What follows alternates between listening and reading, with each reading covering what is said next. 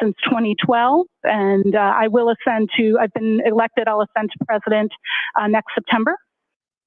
I am also, I do a lot of volunteer work. I also am an associate member of the American Academy of Forensic Sciences, AAFS, and I just recently finished my term as an associate editor for Forensic Science International Digital Investigations, which is a peer-reviewed journal in the academic space of digital forensics. And I'm still a reviewer, but I stepped down from my duties as an associate editor. Bringing me to my next question, what, if any, sort of articles or publications have you published in relation to? Great question. I've published a paper on the standardization of data recovery.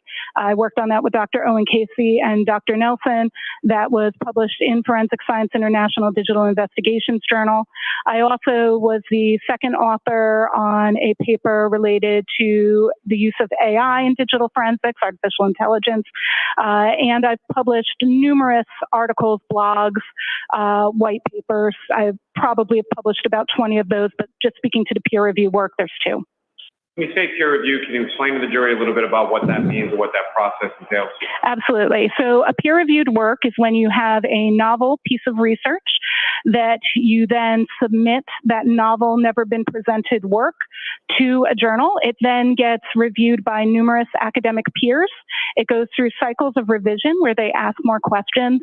On the standardization of file recovery paper, that process took about 14 months for it to be peer-reviewed by experts in the field, and then it is published in a journal.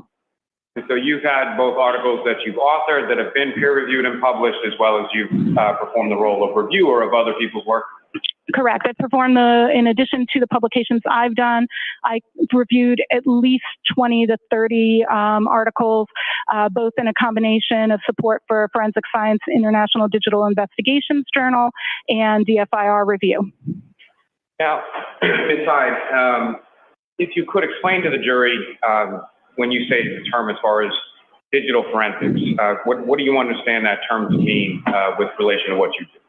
I would describe digital forensics as the analysis of data from any storage medium that can control data, be that a mobile phone, computer, or cloud, for the intention of that data intentionally being used for court. And with reference to your firm, Hexordia, where is that located? What state? We are headquartered in New York State, in Bridgeport, New York, which is outside of Syracuse. We also have an office location in the DC metro area in Tyson's Corner, but we have employees in 6 states. And with respect to your duties and responsibilities in regard to your firm, what is it that you do? Great question. So I do perform digital forensic analysis on cases. I currently work on 2 U.S. government contracts supporting 1 digital forensic analysis and 2 novel research and exploitation of mobile devices. So I'm named personnel on 2 contracts, and then I manage another 3. I also develop training for mobile forensics. My courses have been taken by people all over the country, and Hexordia also delivers that training. I also do research and presentations for journals, conferences, etc. So a combination of casework, education, and research. Now, Ms. Hyde, if I could turn your attention to May of 2023. At some point during that month, were you contacted by the Norfolk District Attorney's Office in relation to this case? Yes, on May 4th, I was contacted by Detective Tully via our website about this case. And eventually, was there a contract that was executed and you agreed to do some work in relation to one specific area of this case? Yes, contract was executed on May 9th and work began on May 10th. Of 2023. And as far as the specific information in relation to this case, what was it that you looked at? I'm sorry. Let me start by saying, what was it that you were asked to look at? I was asked to look at 2 specific Google search terms that took place on January 29th. And with regard to the information that was provided, and we'll get to that in a moment, but with respect to the question that was asked, was it a question that was posed, or were you asked to find some sort of specific response? I was asked to look at the timelines and timestamps related to those Google searches. Now, with regard to what, if anything, was then provided to you, or what, if anything, did you review in the course of your analysis? I received two reports. I received the affidavit from Richard Green, and I received the report from Trooper, I don't want to butcher his name, but something along the lines of Nicholas Garino. Perfect. Oh, good. And is it your understanding that Mr. Green was a person that was retained by the defense in this case?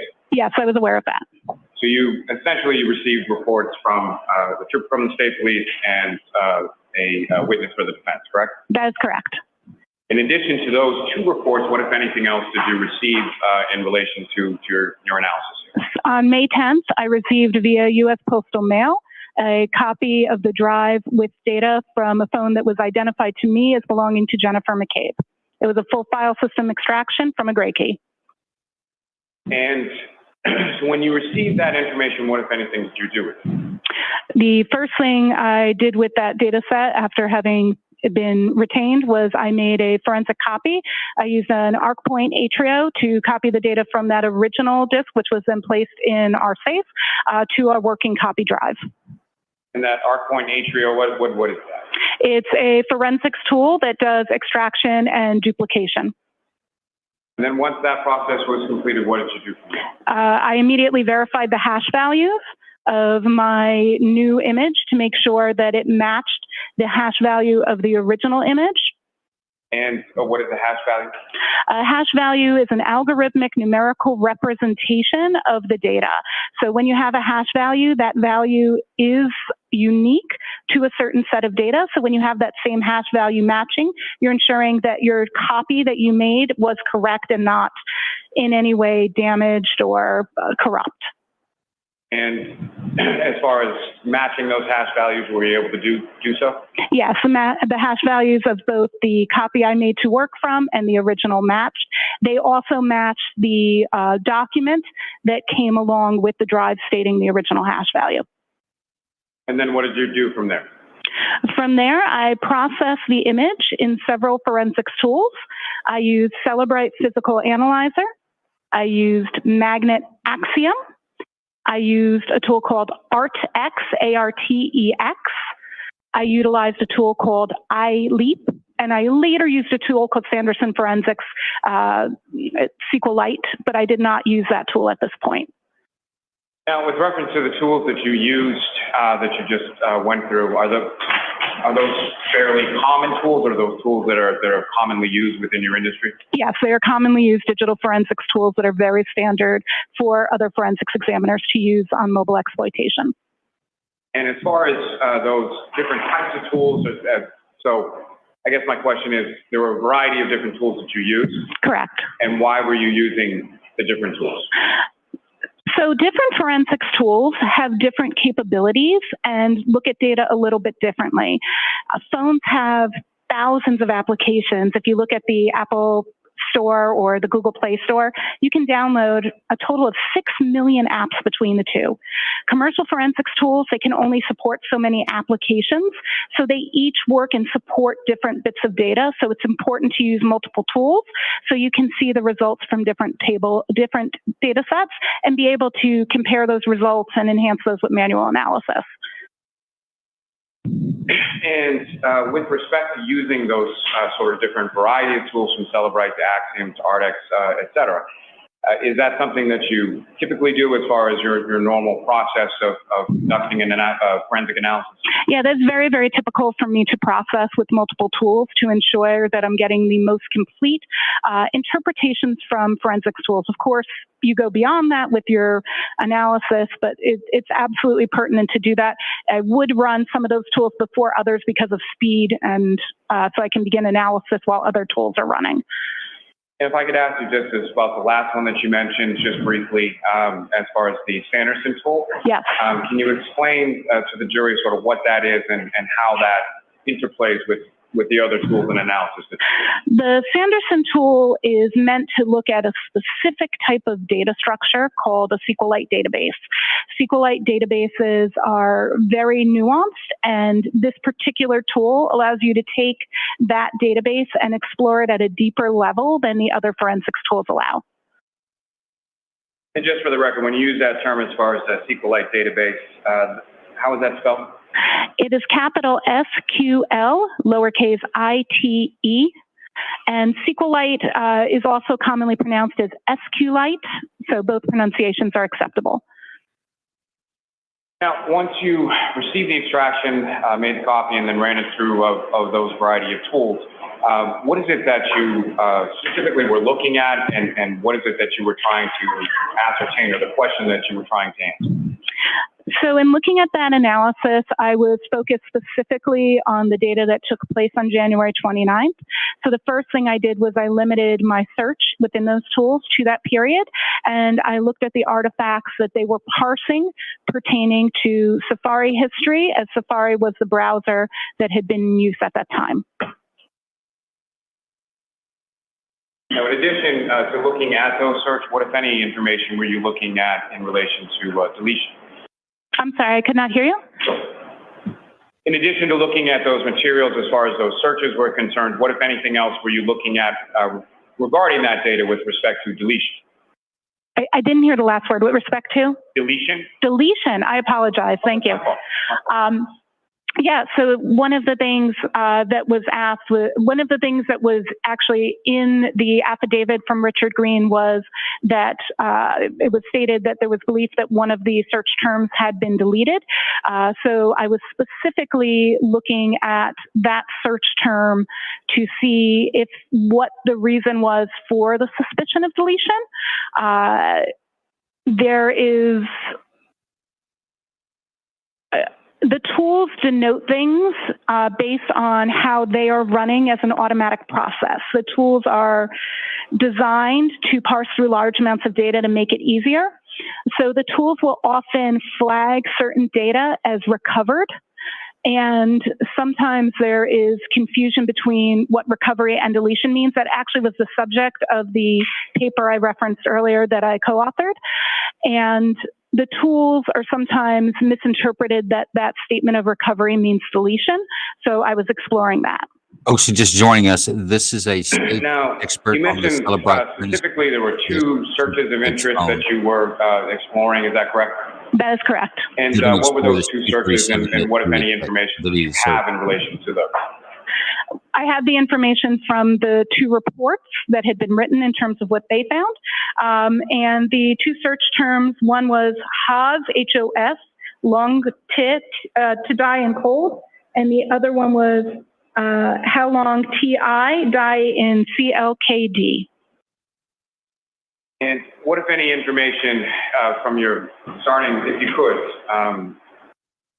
sort of walk the jury through as far as your analysis, what you first observed, and what your analysis consisted of as it evolved?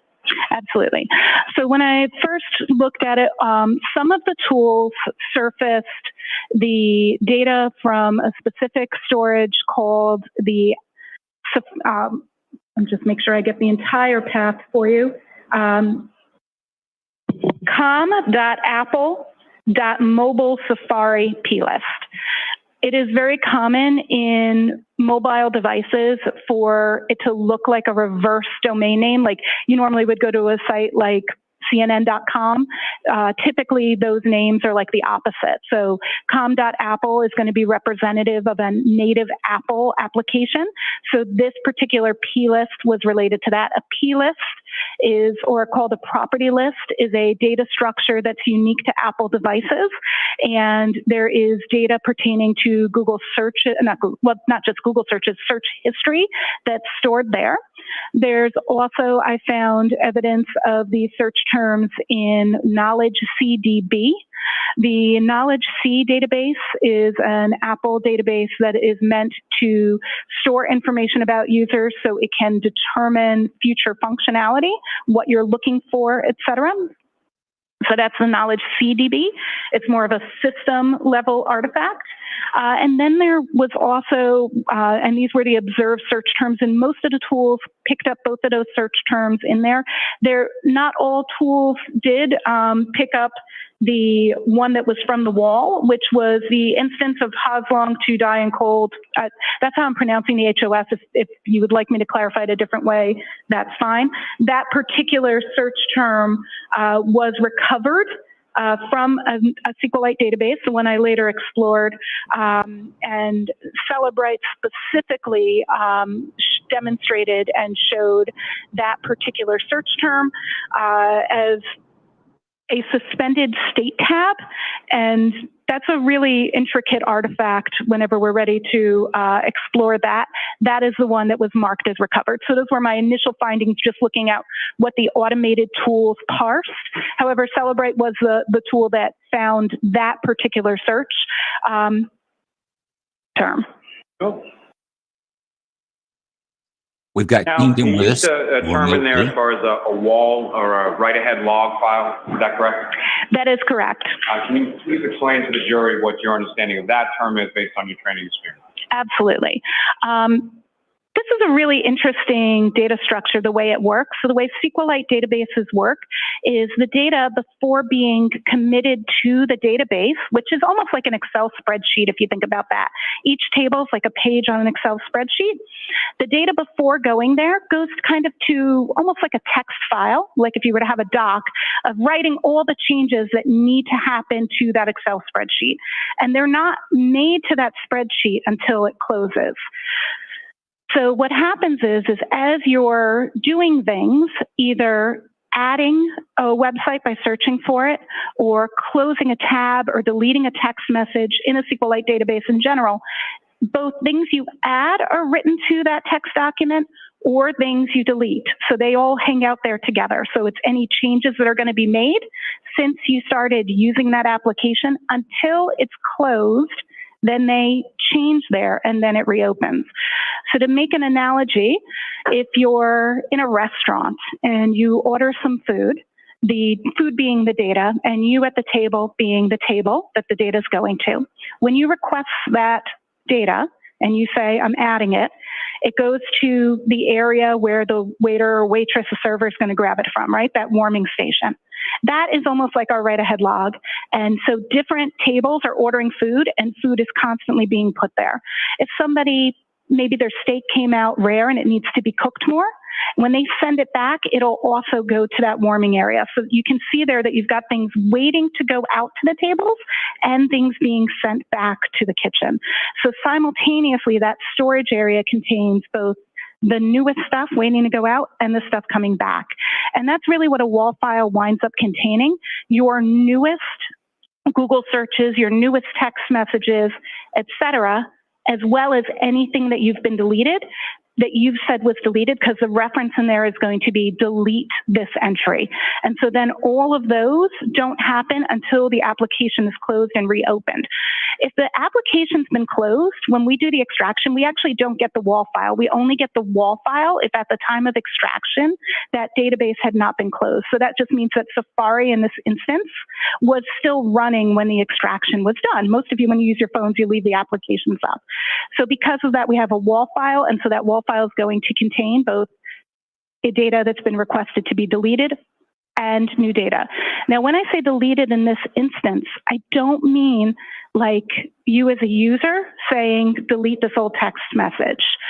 What I mean when I say deleted in this instance is removed from the database.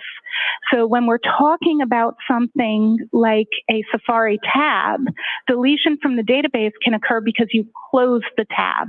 We all open tabs when we use our browsers on our phone, and we all close them. And so closing in that instance would be a deletion in the database, but what that's doing is not a user requesting deletion. So I just want to be clear on that term.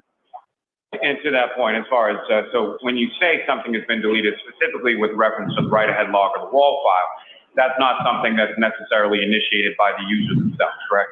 Sounds like a bunch of bullshit to me, Joe. Conception, yes. Your Honor, just in regard to a side issue, may we approach this briefly? Sure. Is this a different angle that we're seeing now? Yeah, it looks like they've gone to the type of angle you'd have when we had COVID. People were testifying remotely to prevent the jurors from being recorded. It's not a flattering angle, I'll say. And the watching this morning, I didn't realize it, but I saw the juror come in. I didn't realize the jurors come in that same door where you see the officer in the white shirt. That must be the only way in the courtroom. They don't have a separate doorway for jurors. Because I saw the juror walk in a pink or red blouse on, walk past, and then all of a sudden the feed died and all hell broke loose. Yeah, normally you would think that a courtroom would have a separate jury entrance into the pew section there to avoid that. They typically do. They usually have a route to bring them in and out. They have their own area that they go to, so that they're isolated from everyone else as they should be sequestered, so to speak. But evidently, this has some issues. Morning, Kingdom. Now, Ms. Hyde, you had used the term earlier in your testimony regarding something within your field called an artifact. Is that correct? That's correct. And can you explain to the jury what you understand that term to mean? An artifact is any trace that's left behind by any action on a digital piece of data. And can you give the jury an example of sort of what an artifact might be or what an artifact might look like? Absolutely. So an artifact of you sending a text message would be that we would find the database where text messages are stored, and inside that database we would see the time and date that you sent it, who it received and who it was sent to. It might not be their name, it might be a numerical representation that we have to tie to another database. Then we would have the message itself. It may be in plain text or it may be encrypted or encoded. And then we may have something called a blob, and that would be a reference to data that's too large to store in the database, so it would be elsewhere. So that would be if your text message included, let's say, a picture or a video.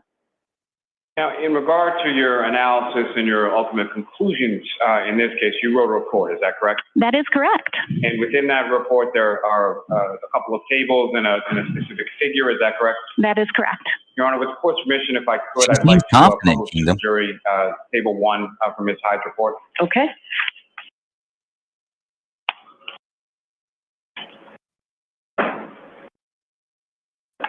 Yeah, I'm not sure what Kingdom's going to do if the state's able to put to bed that. Ms. Hyde, do you have a copy of your report with you as well? I do. Testimony. Your Honor, with the court's permission, just because I fear it may be a little difficult to see from where she's seated, if she could refer to the table in her Sure. report. Thank you. Ms. Hyde, what's up on the screen, and I'm sorry, there should be a laser pointer on the desk before you. Do you see that? I do.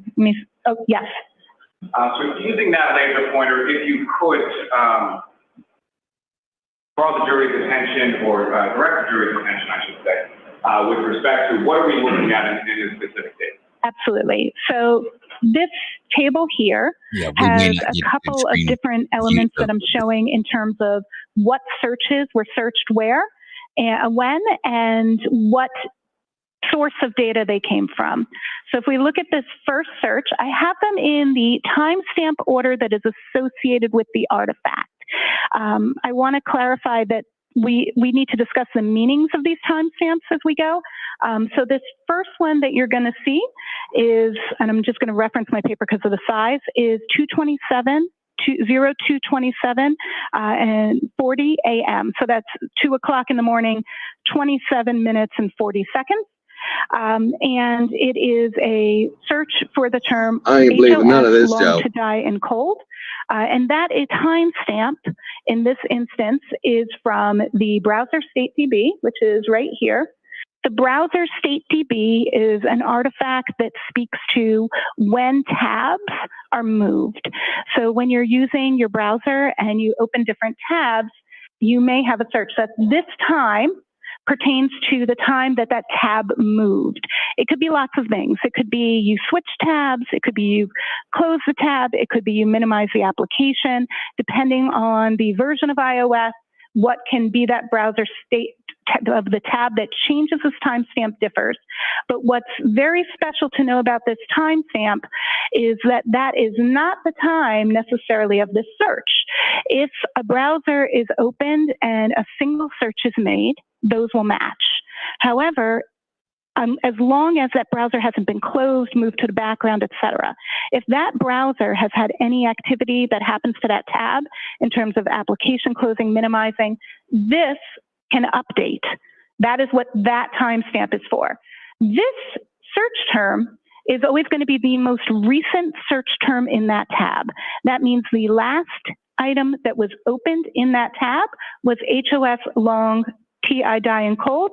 We cannot tell by this particular artifact what time that search occurred. It is a high likelihood that that tab was opened at this time because there was another search that occurred at 2:27 in the morning. It was a sports site. I cannot pronounce it. It began with an H. Hockomock Sports. Hockomock. Okay, thank you very much for the pronunciation. Hockomock Sports. There were a couple of searches pertaining to that done immediately after, but it appears that that's when this tab was opened and the first search done there.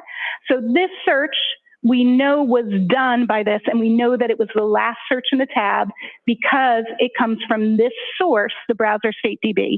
And that means that particular timestamp and search pertains to what has happened with the tab. And that's what allows you to open your Safari browser on your iPhone and then open it on your iPad or your Mac and have the same tab. That's the function there. This search here, this is really interesting. So at 6:22:49 a.m., we have an entry in CacheDB that is specifically, if we dig into this URL, this is an Apple suggested term. So when you use a browser and you start to type a search you've never typed before, the browser tries to help you and say, are you searching for this? So as the user began to type the phrase in the immediate search after, which is how long TI to die in CKLD, this particular suggestion came up, indicating in all likeliness that the search term being typed had not previously been searched, because Apple suggested, instead of a previous search, it suggested how long does it take to digest food. After how long to digest food had been suggested, the user then has a search at that time, 6:23:51, for how long TI die in cold, and that is coming from the mobile Safari plist, the com.apple.mobile Safari plist I mentioned earlier, and the search is also shown in the knowledge CDB. That's commonly what we would expect. We would expect that search to be in both of those, both that plist and that database. Then the, Can I stop you? yeah, absolutely. As far as the expectation, Please, somebody stop her. that being in both of those, Because the unless you keylist and the other click on that database, why search, is it's that? not going to save a code. That is because the search is not being tracked not only by the plist for Safari, but also by the system itself to be able to do that predictive coding. So in the future, when you start to type how long, it gives you what you searched last time.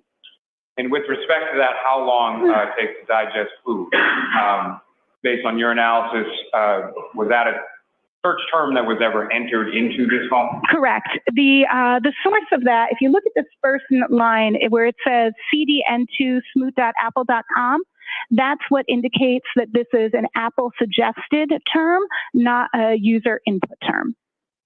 I'm sorry, I interrupted you. If you could please continue with the next. Absolutely.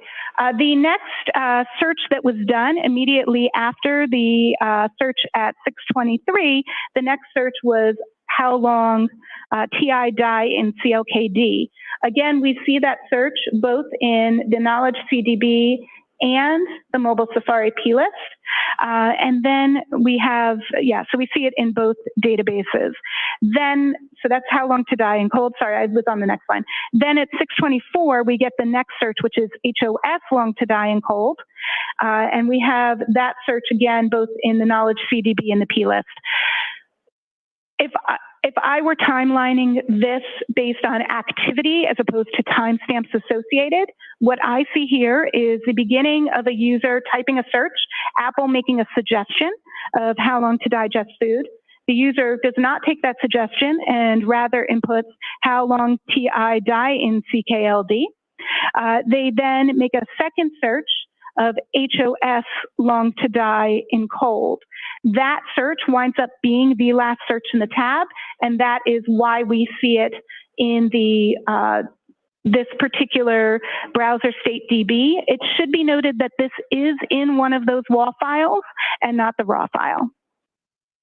And so as far as sort of towards the top there. Joe, is anyone believing this bullshit? This is desperate, dude. But as far as that reading of 227 I'm not believing it at all. In the morning, as far as the timestamp associated with the search. Like I said, I'm trying to process exactly what she's saying. Later on in the morning. Because that table isn't showing the time of that search, it's showing the state of the database. So it's saying that the last time that tab was touched, moved to the background or foreground, was 2:27 a.m. The website, as you search more websites in the tab, that gets updated. So the current state that this is showing is that it was, the tab was moved to the background or opened or some action for the tab at 2:27 a.m. when the Hawkmock Sports, I got it right, Hawkmock Sports website was visited. And then once the Hawkmock Sports website was visited, that tab was in continual use. There are other searches and activity that happens.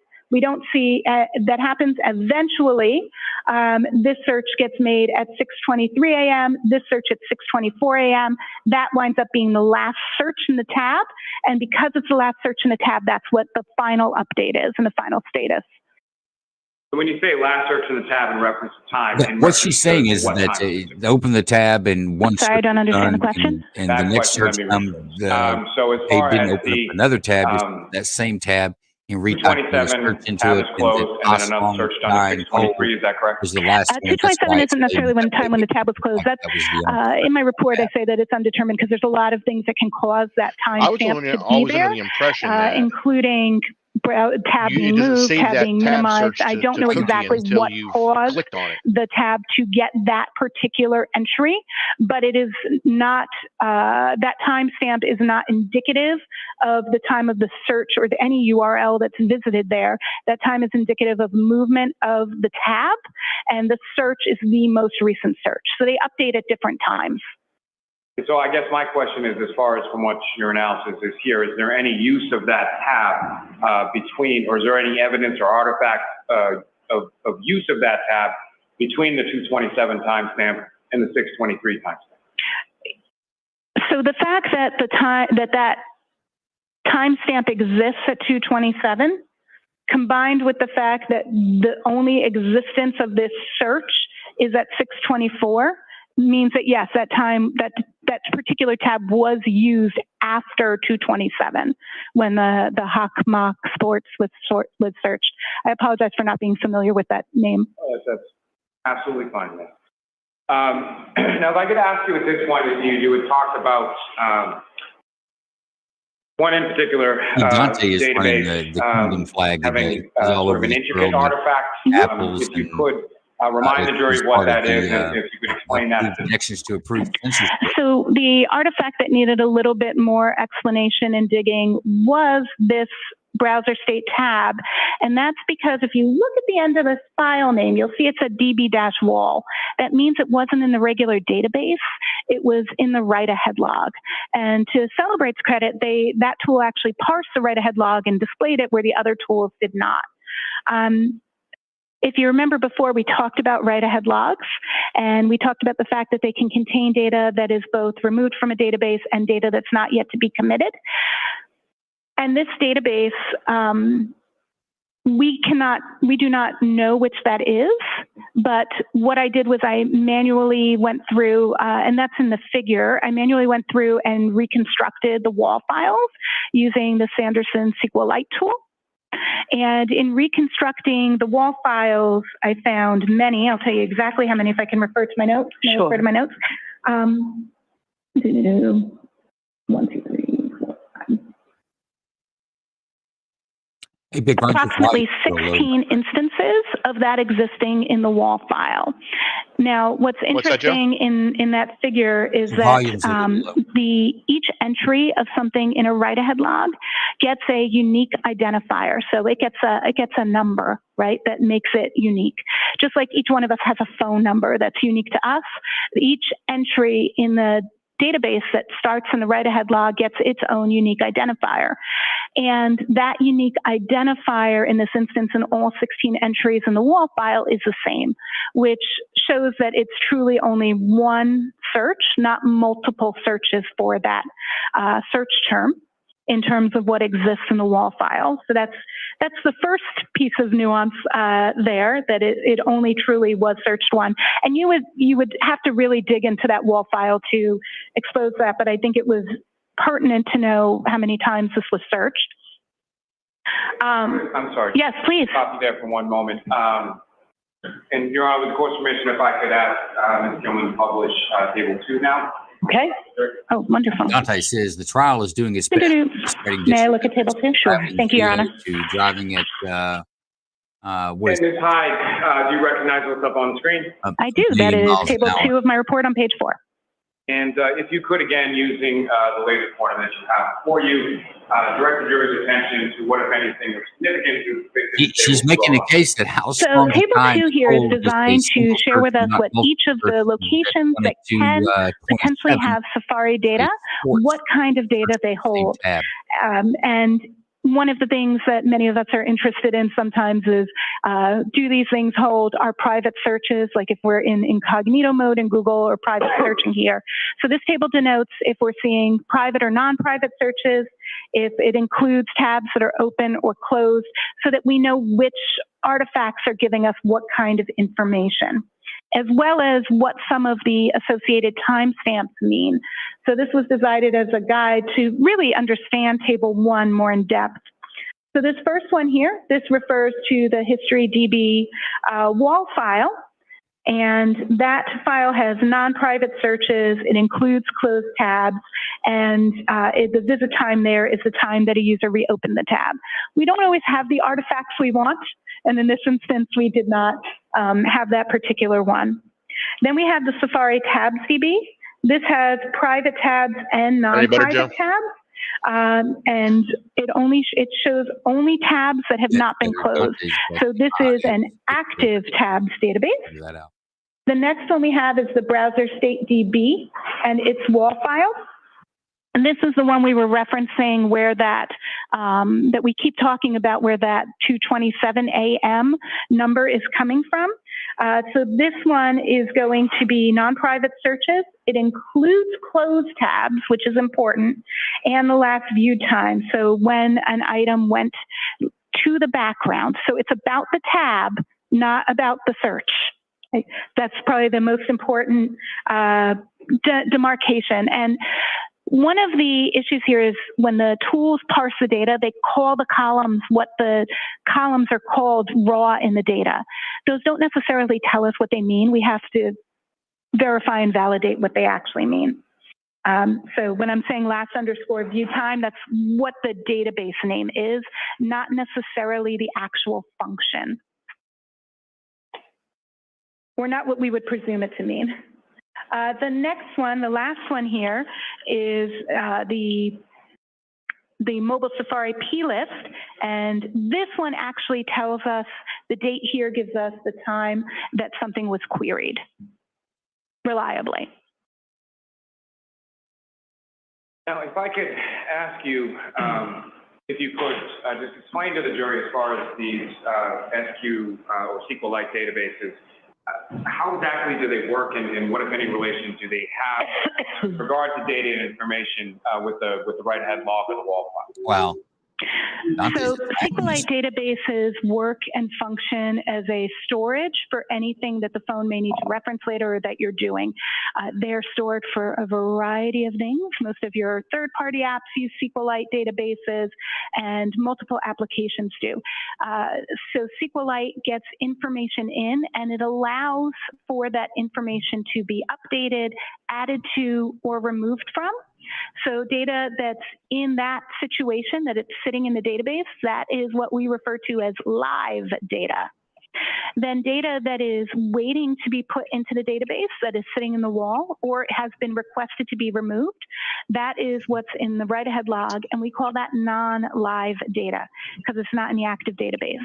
So when you're using an application and it's putting that data to that temporary storage area, that wall, that write-ahead log, what happens is then when you request data by going into your contacts, let's say, and looking at the people who are stored in your contacts, right? Your mom, your dad, your brother, your sister, all those people. When you're looking, your best friend, you're looking up their numbers, that data is all stored in that database. So when you add someone, it does that entry to the wall. Now, so if I just added Sally, how do I know that Sally's in there, right? Well, what happens is the interpretation of the SQLite database goes to the wall, checks and sees if it's in the wall, and uses the wall to incorporate it together to present you everything as if it's in there. Then when you close the application, you close contacts. You don't just put it away like go switch apps. You actually close it. When it closes, all of those changes get committed. So now the items that you've requested to be deleted, that contact you don't like anymore, that X, whatever, their data is no longer in there. The data that you've added is now in there, and now that's all live.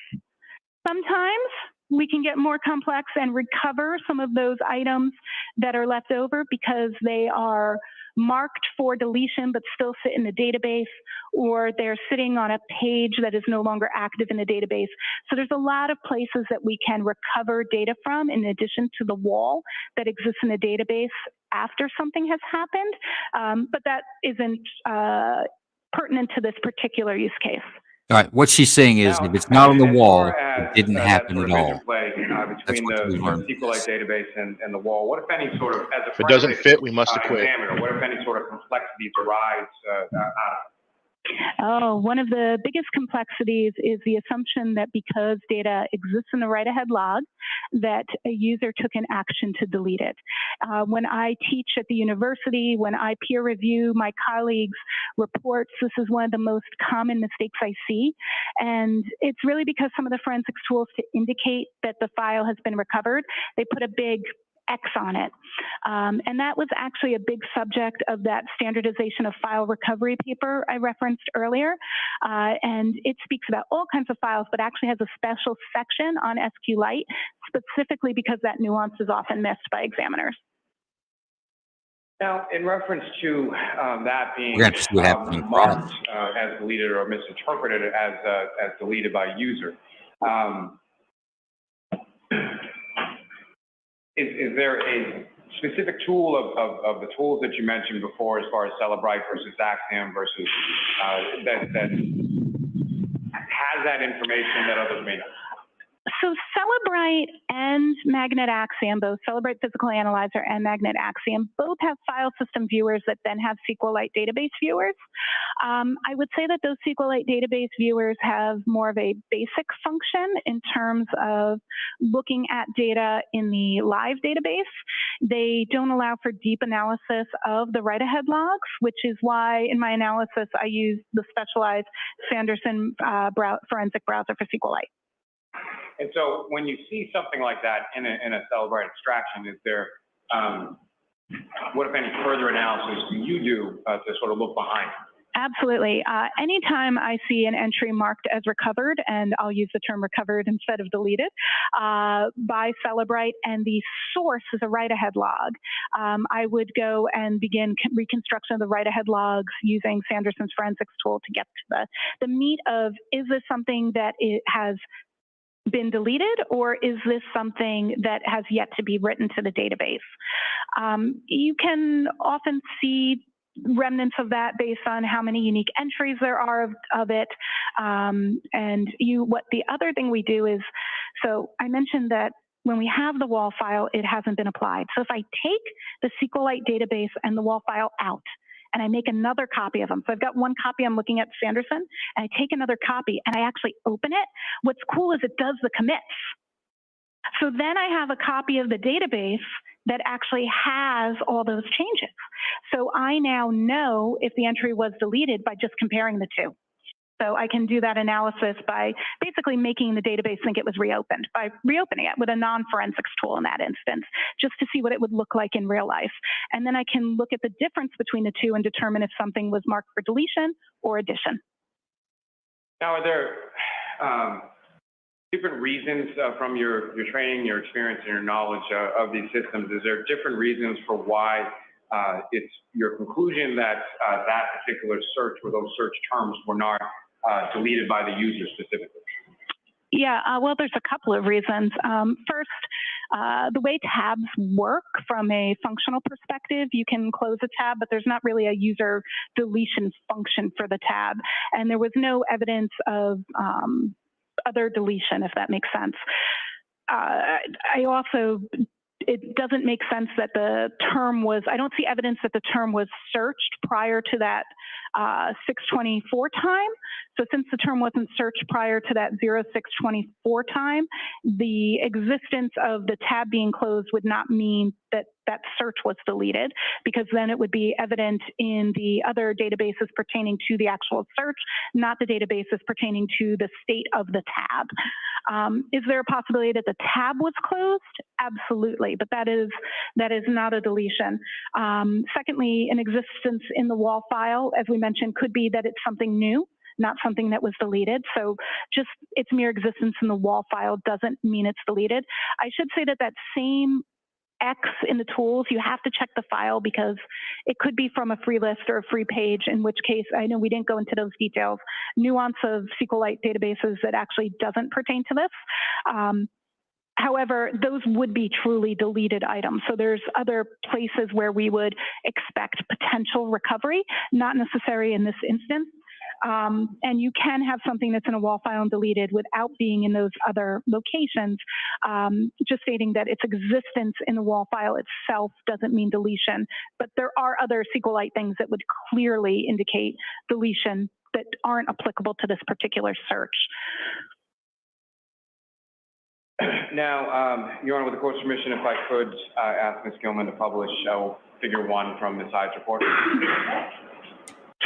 I expect to see some pushback on cross-examination on this, although we could go back to defense pulling off this is their own figure 1. This expert. is a direct screen capture from Sanderson's tool from the browser state DB, limited to the Haas long to die in cold search. If you could, using that laser pointer, again, direct the jury's attention to what, if anything, significant or of note that you observed in using the Sanderson tool that's particularly. Well, you guys are Absolutely. tough. So all Tough of on these this lady. searches are the exact same term.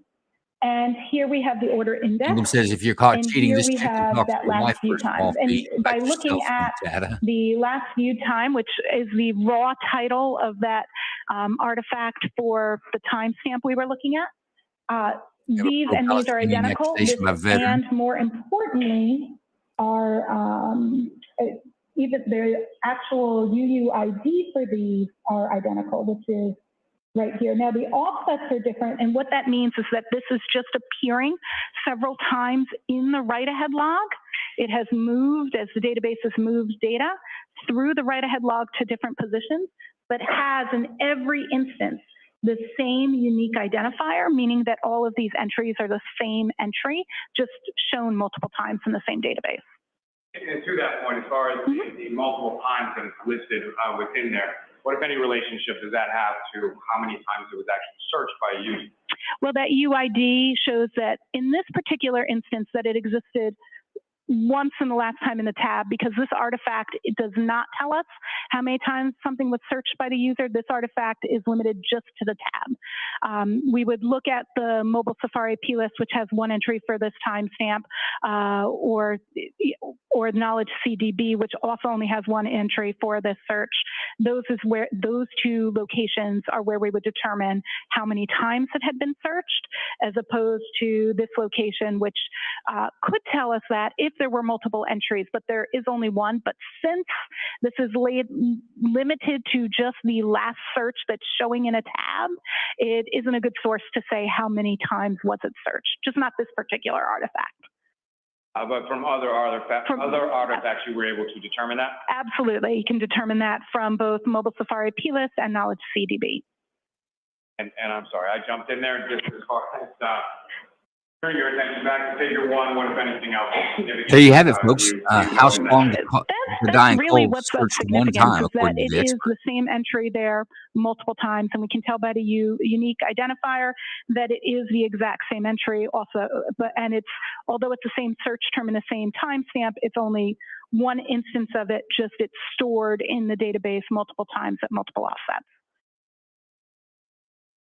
Now, from the timestamp associated with that depicted in this figure, what, if anything, can you say as to or what, if anything, were you able to conclude from your analysis as to the time that the website was viewed? Well, I guess I should really clearly, for people who may not be familiar, that doesn't look like a normal time, right? That's because this is an Apple WebKit timestamp, so we actually convert it to a regular time. But when you look at this number raw, you can actually see that it's consistent throughout, even though you don't know what it is. But if we put it into weak argument a decoder, there, Kingdom. this particular And the timestamp fact is of where how we're getting strong to die in January the cold 29th, is the key point of evidence, and 2022 they at refuted it. 02 It has nothing to do with it. 47 a.m. To be clear, just for real clarity, when we actually translate this timestamp, it's in universal time constant, He's not just listening, in local Kingdom time, Radio but for the sake host, of this is a conversationalist, desperate, I'm using the expert local in time quotes here to the stand. as It has opposed to nothing the in tap time to in do the with universal Karen time Reed being constant, innocent which or is guilty. how this Now artifact it has is nothing to do with it. particularly stored. Prior, it was a hinge With point of evidence. your analysis, And of course, is there some kind of Kingdom Radio testing that response you with conduct, or issuing can you explain to the jury sort of what that is and how it relates to your analysis here? Absolutely. So with this artifact and being able to determine what this timestamp really means, I actually did quite a bit of testing, which is fun, but that's okay. So we went ahead and took a jailbroken iPhone, and the purpose of a phone being jailbroken is we're bypassing the security protocol so we can monitor the data and its storage in real time and bring the data through. We did this manually in terms of pulling the data out, and we also did multiple forensic images at different stages. We manipulated tabs, we did some Google searches, and then we would close tabs, move tabs, and perform several different searches that we scripted out first, what we were testing, and then checked to see how that timestamp was moving. We even did some really interesting things where we tried. Sorry, objection. Yes. Okay.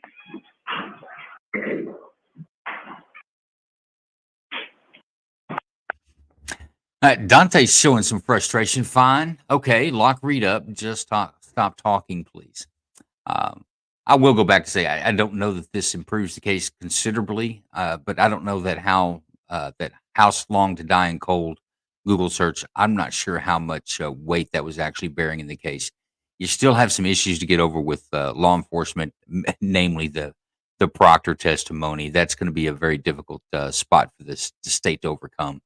They can't bring in an expert for that to explain how that wasn't said or those text messages weren't sent. And yet, folks, we still have yet to see the defense. We know the defense is keyed on this. We know that they've had another expert use the same Celebrite data to analyze it, and they've come up with something different where they think they can prove that House Long to Die in Cold actually was done at 2:27 a.m. So it's going to be curious to see if the defense takes that on cross or if they will bring that up and open it up in the defense's case when they put that case on. By the way, is that lady sitting down right now? Is she wearing a tiara? Is it her birthday? I'm sorry. So you had, I think when you were talking about some of the testing that you had conducted, you used the term we. It's the first time I've seen an attorney wear a individuals suit. that worked on this particular assignment? I had somebody peer review and test my testing, so they didn't work on the case. But as I was testing, I tell you what, if you know this lady, I wouldn't leave my phone laying around that her. I Sounds like she following my could test pick that up plan. in That's just normal Big practice that we D. use peer review. So the testing that you were testifying about is testing that you... I conducted, correct. But I had peer review by my team member on the the script I had made to do my testing. So, and I use when I do testing, I'm following the NIST guidelines for You says she data looks set like a generation and terrorist to me. testing that's outlined by OSAC, which ironically, I should disclose I'm I'm a sure the co-author jury on. will weigh that in their deliberations. And then, if you could, I'm sorry, Ms. Hyde, just continue as far as your test. Absolutely. Concerning your test. Yeah, so then populated the device and looked at all of the different data that came back from the different states while it was jailbroken. And the changes that happened, what I was saying was interesting is then tied it to a Mac and saw how the browser state changed if we change the browser and the tab on a Mac and how that would affect it. And because we could see the differences, and by we, I mean that I had my testing peer reviewed, because I could see the differences of what the data looked like when I was altering it both in the Mac and on the phone, I was getting differences in those timestamps in those different conditions. So in other words, I could get a timestamp that showed in the browser state DB that was earlier than the current search by a variety of means, including manipulating the tabs, closing them, opening them, switching which one was in proper view forward, as well as looking at that tab on an external device, including a Mac and an iPad on the same account. Now, throughout the course of your work, I think you alluded to it earlier in your testimony as far as your experience is concerned. You've had occasion to work both as a forensic, forensic extractions. I'll tell you, it's definitely not a flattering Yes. camera angle. As well as working also in research and development, is that correct? Correct. And so from the R&D side, what, if any, role does that play as far as your analysis? No, this is a horrible, horrible camera in your angle. analysis here when it came to some of the devices. Hey, well, this young the lady's tools Texas that you State. I believe that my experience in research, development, and reverse engineering throughout my career pertaining to artifacts, of course, influences and my analysis the headgear she's wearing is a giveaway. In terms of wanting to ensure I understand how things work. I think it actually gives me a better understanding in many ways of how data moves through devices, as well as how understanding why the tools parse and represent data the way they do, in terms of the fact that they are presenting the data as they parse it using the proper algorithms to that is a loaded question, dissect that data and determine what it is based on testing and knowledge.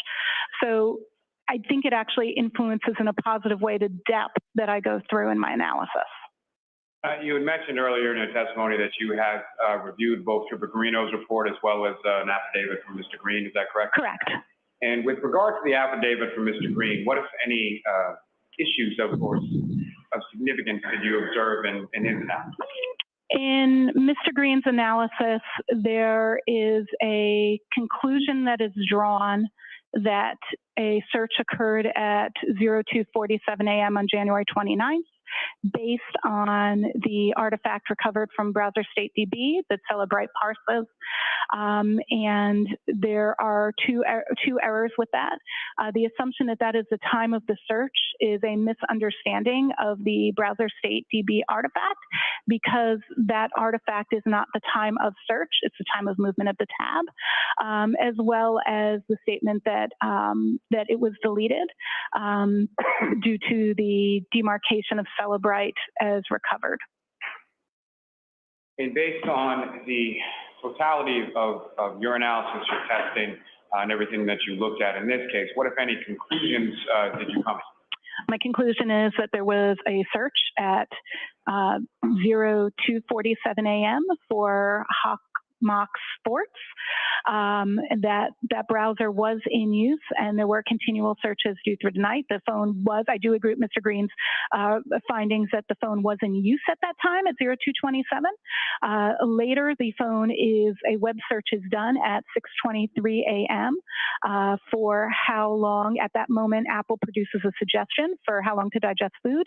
The search is instead completed with how long TI, die, and CKLD at 6:20 2023.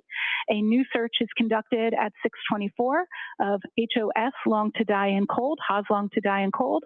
That search is then the last search that is made in that particular tab. And that's my conclusion.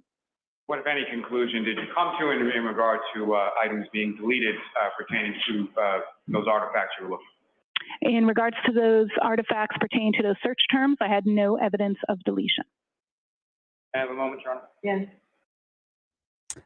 There you have it, folks. The state's expert is saying that House Long to Die in the Cold was conducted one time, not deleted at 24 in the morning, but definitely not at 02:27 a.m. as the defense is asserting, and as our friend Kingdom has asserted. Your Honor, may we approach? The other stance and word out of his mouth has been House Long to Die in the Cold.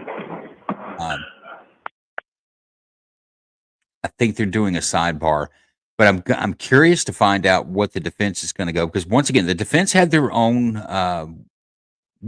expert witness, take the same data and make the same analyzation that this expert has made.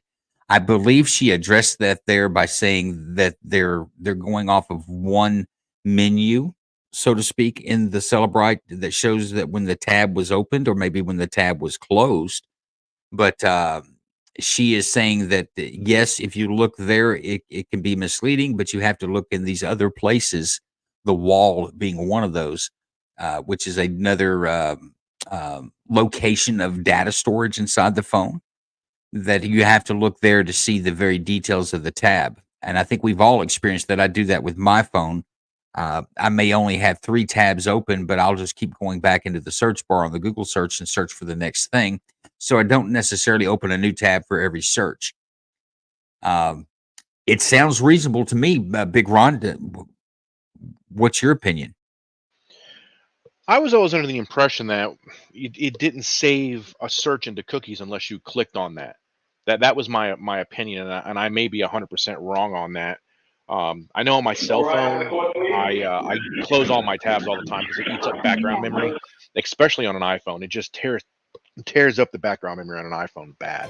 So I always close all my tabs. It keeps it from slowing down and gives me a little bit of a quicker response on it. But I was always under the impression that if I search something, when it gives you those algorithm searches, you put in the first 3 words and it gives you something crazy like how does a squirrel eat chocolate or something like that. Unless you physically clicked on that option, I didn't think it saved it to cookies. But from what she's saying, I'm 100% dead wrong. That's what it sounds like. It sounds like once you that it records a tab being opened, the initial search in that tab, but any subsequent searches after that, it sounds like it changes the title of that tab to essentially the last search done on that tab is what that tab will be labeled. Which really, if you think about it, that's the way it is in your phone. If I search for chocolate chip cookies on open a tab and search for chocolate chip cookies, and then later I search for House Long to Die in the Cold, when I go back to there, it's going to have my latest search, which would be House Long to Die in the Cold. So I think her testimony was pretty good, to be quite honest with you. I don't have, of course, I don't have the knowledge to refute what she says. I kind of have to take her on her word, but she explained it very well. She explained how she got to her analysis findings, and I thought she summed it up pretty good. She may not have been the best looking witness. She may have been dressed funny. She may have had a funny camera angle.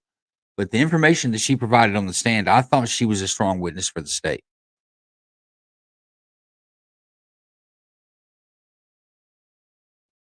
Of course, Dante would like to know, can we get this woman to look at the Sallyport hard drive? I don't. Maybe. She may have the expertise to do that. I'm not sure.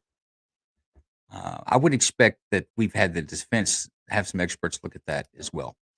Hey guys, on this break, I'm going to step away for a quick bathroom break myself. I'll be right back, but we'll be silent for a moment. I'll tell you what, let's play while we're on the break instead of listening to the news. Let's go to Kingdom's recap of Michael Proctor on day 1 testimony. Welcome to Michael Proctor on King.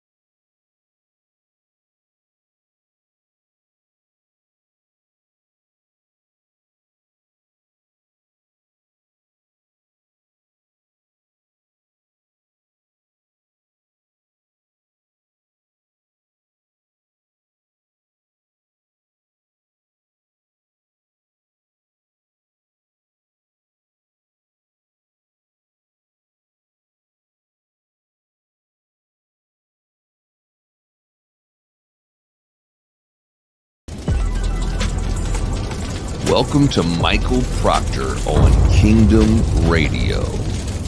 Appears to be a picture of a toy Santa Claus.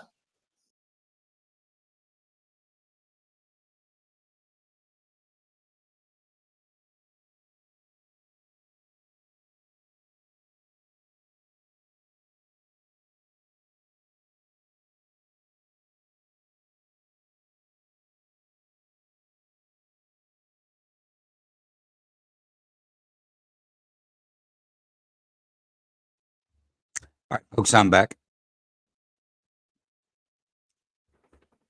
You know what? I don't really know much more to say than that, other than I think she was a credible witness, and I think she's going to leave. She's going to leave a mark.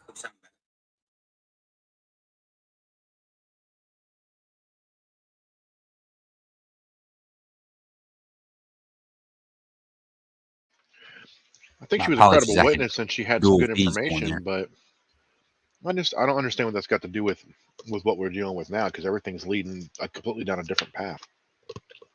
Well, it goes back to the cross-examination to Jennifer McCabe on this Google search. Jennifer McCabe is saying that I didn't ask how long it took to die in the cold. That wasn't a question I had. It was a question that Karen Reed had once they'd found his body. They were waiting for the ambulance to get there. She's saying that Karen was hysterical, upset, and rightfully so. She just found her boyfriend literally dead, laying in the front yard with snow on him, and has obviously been in the cold for a while. She's saying that that Karen Reed asked her, said, "Please do a Google search and find out how long it takes for someone to die in the cold." And that's where the house long, which is a misspelling of how long to die in the cold, was the Google search. On cross-examination, they bring up the same Celebrite data analyzed by another expert that says that you made this search at 2:27 a.m. pacing in your home. You weren't asleep after the party like most people would have gone to sleep. You were awake, kind of leading to believe that Jennifer McCabe had a guilty mind. She was concerned. She was nervous. Instead of being asleep, she knew something was wrong and that it just hadn't been discovered yet, and that she was doing some research to make sure that by the time O'Keefe would be found, that he would be deceased, therefore not being able to say whatever nefarious means that he met his death. This is going on the defense's assertion that whatever happened to O'Keefe happened to inside the house by the Albert family and the party goers that night, which McCabe was one of those people. So this is refuting the defense's assertion that this how long or how long to die in the cold Google search was made at 2:27. If the Google search was made at 2:27, it reinforces the defense's case that this Google search was made prior to anyone knowing that O'Keefe had been injured and that he was laying in the front yard. It would give her inside knowledge that she must have known this. Otherwise, why would you make that search? But this testimony has refuted that, saying that she made a search at 2:27, but it was about some hockey league, I think, some sports quest. And then later at 6:23 a.m., after the body had been discovered, she opens up her phone, goes to the same tab that was opened, and just does another search inside that same tab. This expert, I think, laid it out pretty good, saying that, well, you can't go by just whether the tab was opened or closed, because the one log, so to speak, or one database stores it one way. You have to look at, she said, two others. And these two others show that since it's not there as a deleted search, it wasn't the search was never deleted. And since it's not there multiple times, it was only searched one time, is what she's saying out of this. And she's referring back to separate databases contained within the Apple phone in her expert testimony,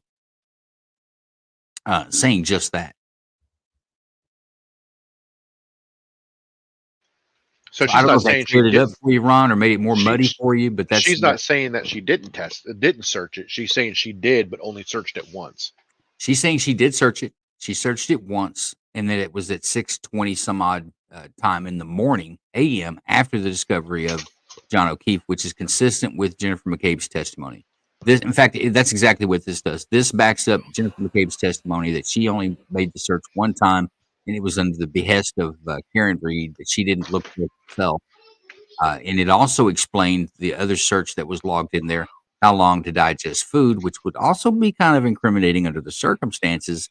But this expert is testifying that that was a search suggestion by Google, not exactly. And we've all experienced that. You start typing in something, uh, we've seen it as conservatives. You type in something about uh, Donald Trump, and you'd get a Hillary Clinton suggestion or something like that.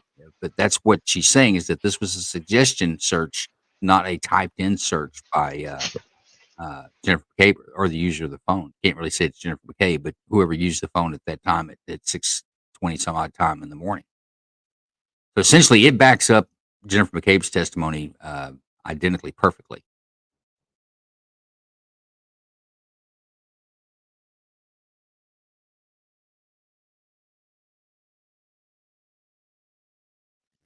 Go back over some of these comments. Dante has said,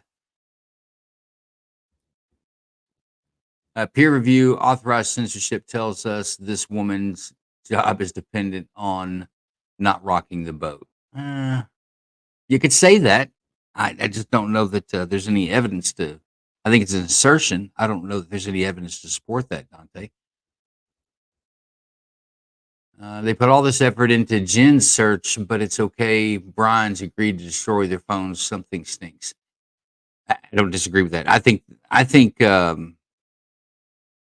Higgins destroying his phone and Albert getting rid of their phone, I think that's highly suspect. But I don't disagree with you on that one, actually, Dante. I just don't know that you can present any evidence that there was any foul play connected to this offense, since there's no evidence to go back on. This guy is way Higgins, the way he throws out trying to pick up on other cops' wives or girlfriends. He could have had some other type of relationship in that phone that he didn't want discovered, that maybe wasn't connected to this case, but could have jeopardized his position as an ATF agent, is the reason he got rid of that phone. Of course, that's pulling on assumptions, just like we're assuming that there was something connected to this case incriminating in the phone that they got rid of. I guess the absence of evidence doesn't mean evidence. Does that make sense?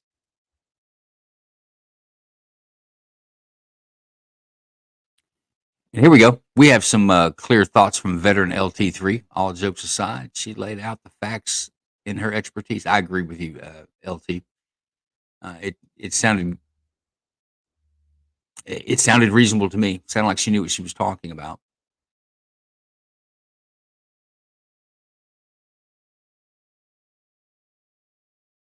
And I didn't catch it that you didn't hear the audio because they were muted from the sidebar when they went to break, but I think they're just doing their morning break, so we should be back here in a few minutes instead of watching Batman and Strawberry Shortcake on this news feed.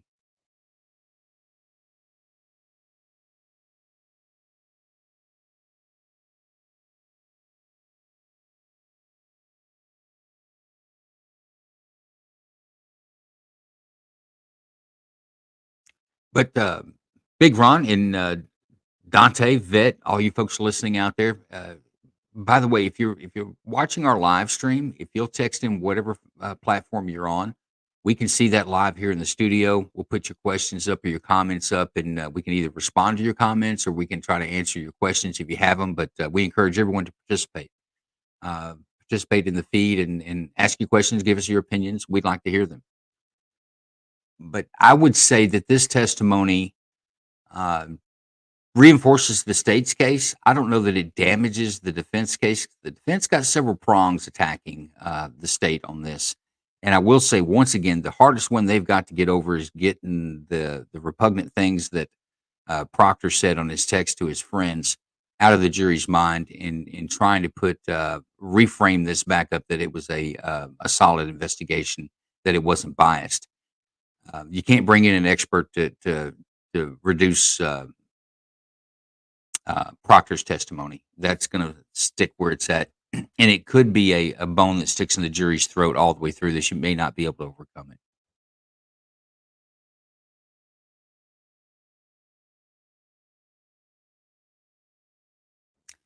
Vet brings up a good point. Wonder how you can cross-examine that witness. Data is data. I would think that the defense would move on.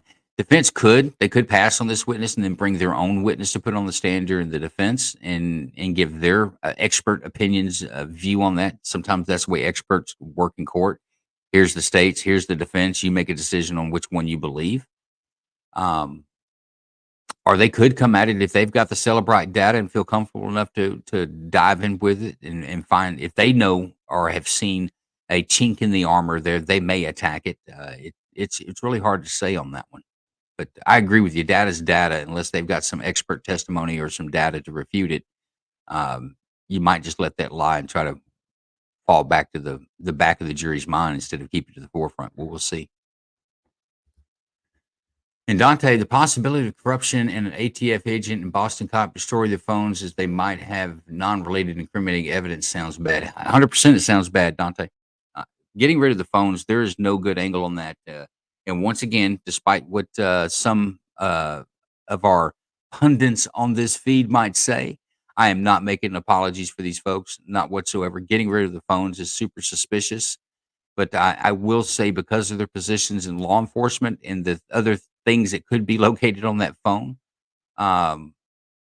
there may be other reasons why they destroyed it, not the fact that they're covering up this actual offense. But it also is evidence that it's not evidence that they're not involved either. It just doesn't look good. But once again, in court, the absence of evidence is not evidence. It's not something that the jury's heard it. The jury can weigh it in, but it won't be something that they can put a sticker on and an exhibit number on that the jury's going to actually use in their deliberation. But no, I agree. I think Higgins is dirty in more ways than one. I haven't heard enough about Brian Albert to actually say that, but I would say that getting rid of the phone is pretty dirty. We've got our friend from Oregon, Robert White, in. Welcome, Robert. And I appreciate you. Thank you, sir. I'm myself and Big Ron are holding down the fort today without Kingdom. So I apologize if we don't give the conspiracy side of this as strong as it's usually pushed.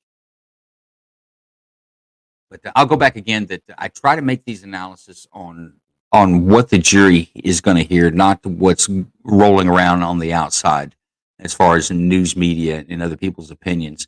And the reason I do that, folks, is that at the end of the day, when the jury comes back on a decision, they're going to use the evidence that we're hearing that comes from that testimony stand. We're using, they're going to use the evidence gets an exhibit sticker, as we've seen that process go through. That's the only stuff by law, and honestly, as we the people, that's the only thing we really want our juries to consider. We don't want our defendants tried in media. Media is not subject to cross-examination. Media they can say what they want under the freedom of speech.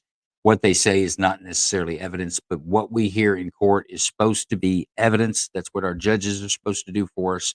But that's when I give my analyzation, that's where I'm coming from on that.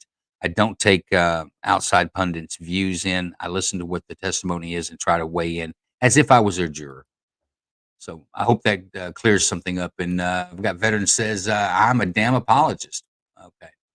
I'm glad you fixed that up with the joking for everyone watching. I'm not worried about that, folks, to be honest with you. If you listen to what I say, I'm not apologizing for anyone. I think I've called a spade when it comes to this investigation as being at the very least incompetent, at the worst there's corruption. I just don't know that I've heard evidence that convinced me 100% that there's corruption. We'll go back to the black sole shoe versus a white sole shoe. You show me that in trial, then I have no other conclusion other than to draw that that there's police corruption and tampering with evidence.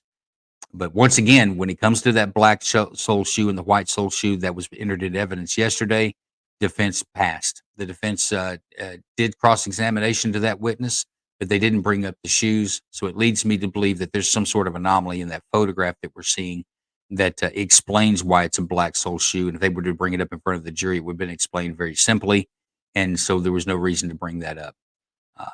That's my assessment on that. But as far as an apologist, yeah, that's my friend Kingdom giving me a hard time. but it doesn't bother me.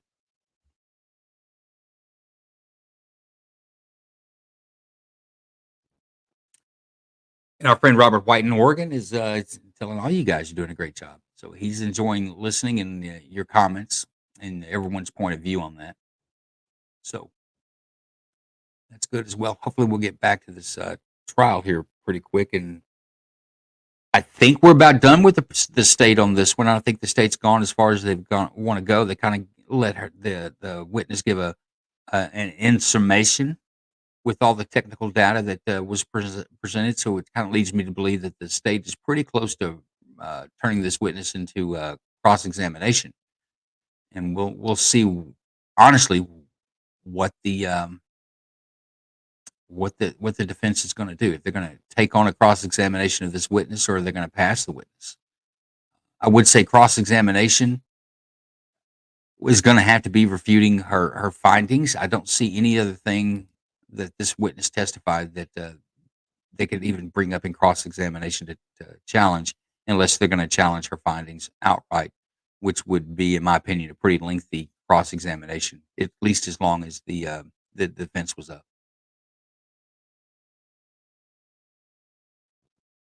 You watch there. There's your weather from Boston. If you're in Boston, looks like you got some stormy weather coming.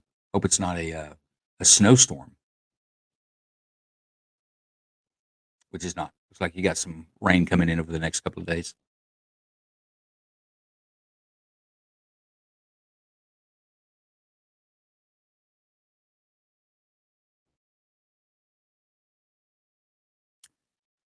While we wait, let me run a little promo for our friend Sig Soda. For those of you that don't know, let me tell you about Sig Soda. Sig Soda designs Pro 2A gear like hats and gloves. He's got some great little stickers. Also, pro Trump stuff. He's a pro Trump guy. He's got a nice hat called Biden, spelled Byeden, like Biden. But he also has produced a hat for our friend Dexter Taylor, who is a gentleman that we know out of New York, a 52-year-old black man who, computer programmer, the type of neighbor that you all would like to have. We've gotten to know Dexter very well.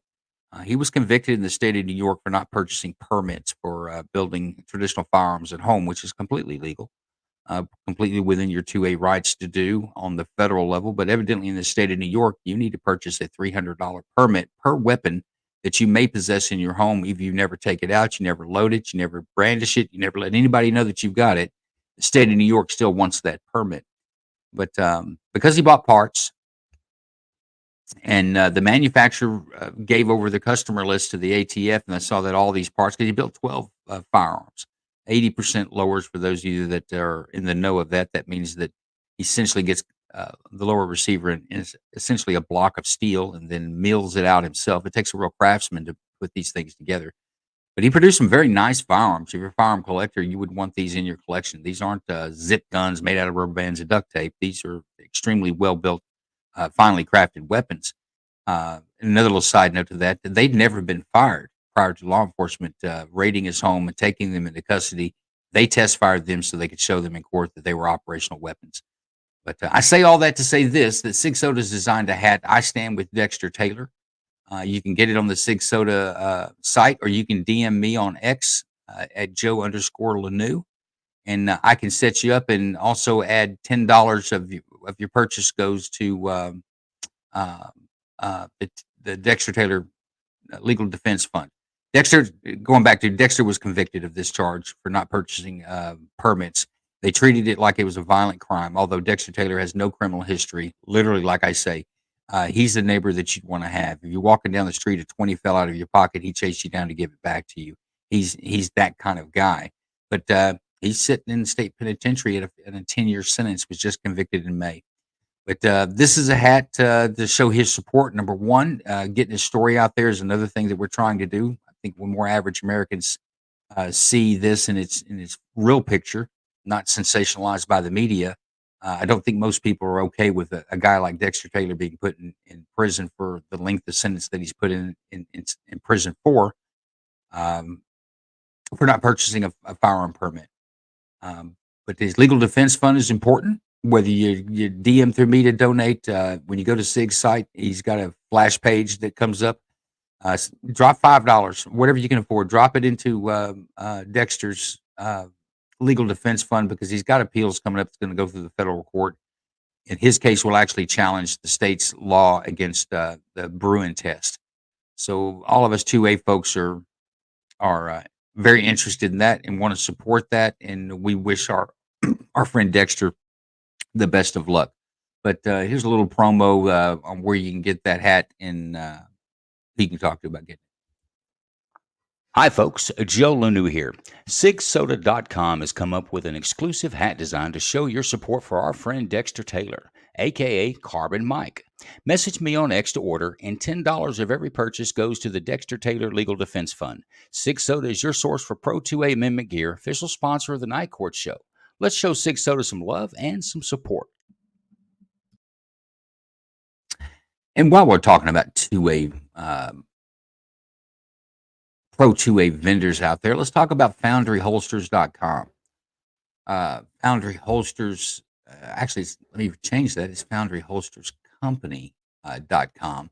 But they make custom holsters. This is a veteran-owned company out of North Carolina, very strong 2A supporters. They, folks, they have a lifetime guarantee or satisfaction guarantee on every holster they make. They will make them custom for you. You can, if you don't see anything on the website that you like, you can email them. They make inside, outside holsters, any type of holster that you want. Each one are custom made. You give them your make and your model, and they will form one for you. Our co-host John Cox had one made to accompany or to accommodate his light on his pistol, and he is extremely happy with that. Said it's the best holster that he's ever had, and that the owner of this company was.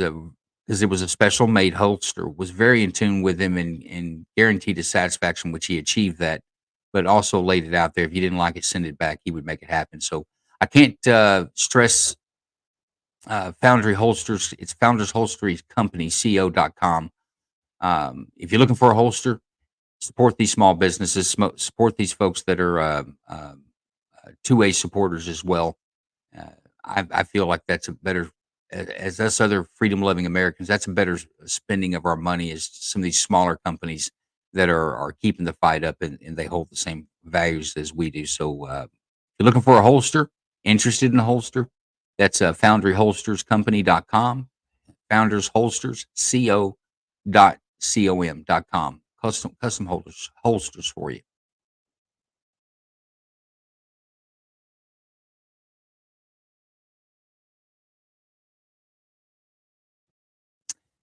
Vet says really curious on which direction the defense is going to go, and also where the state will go next.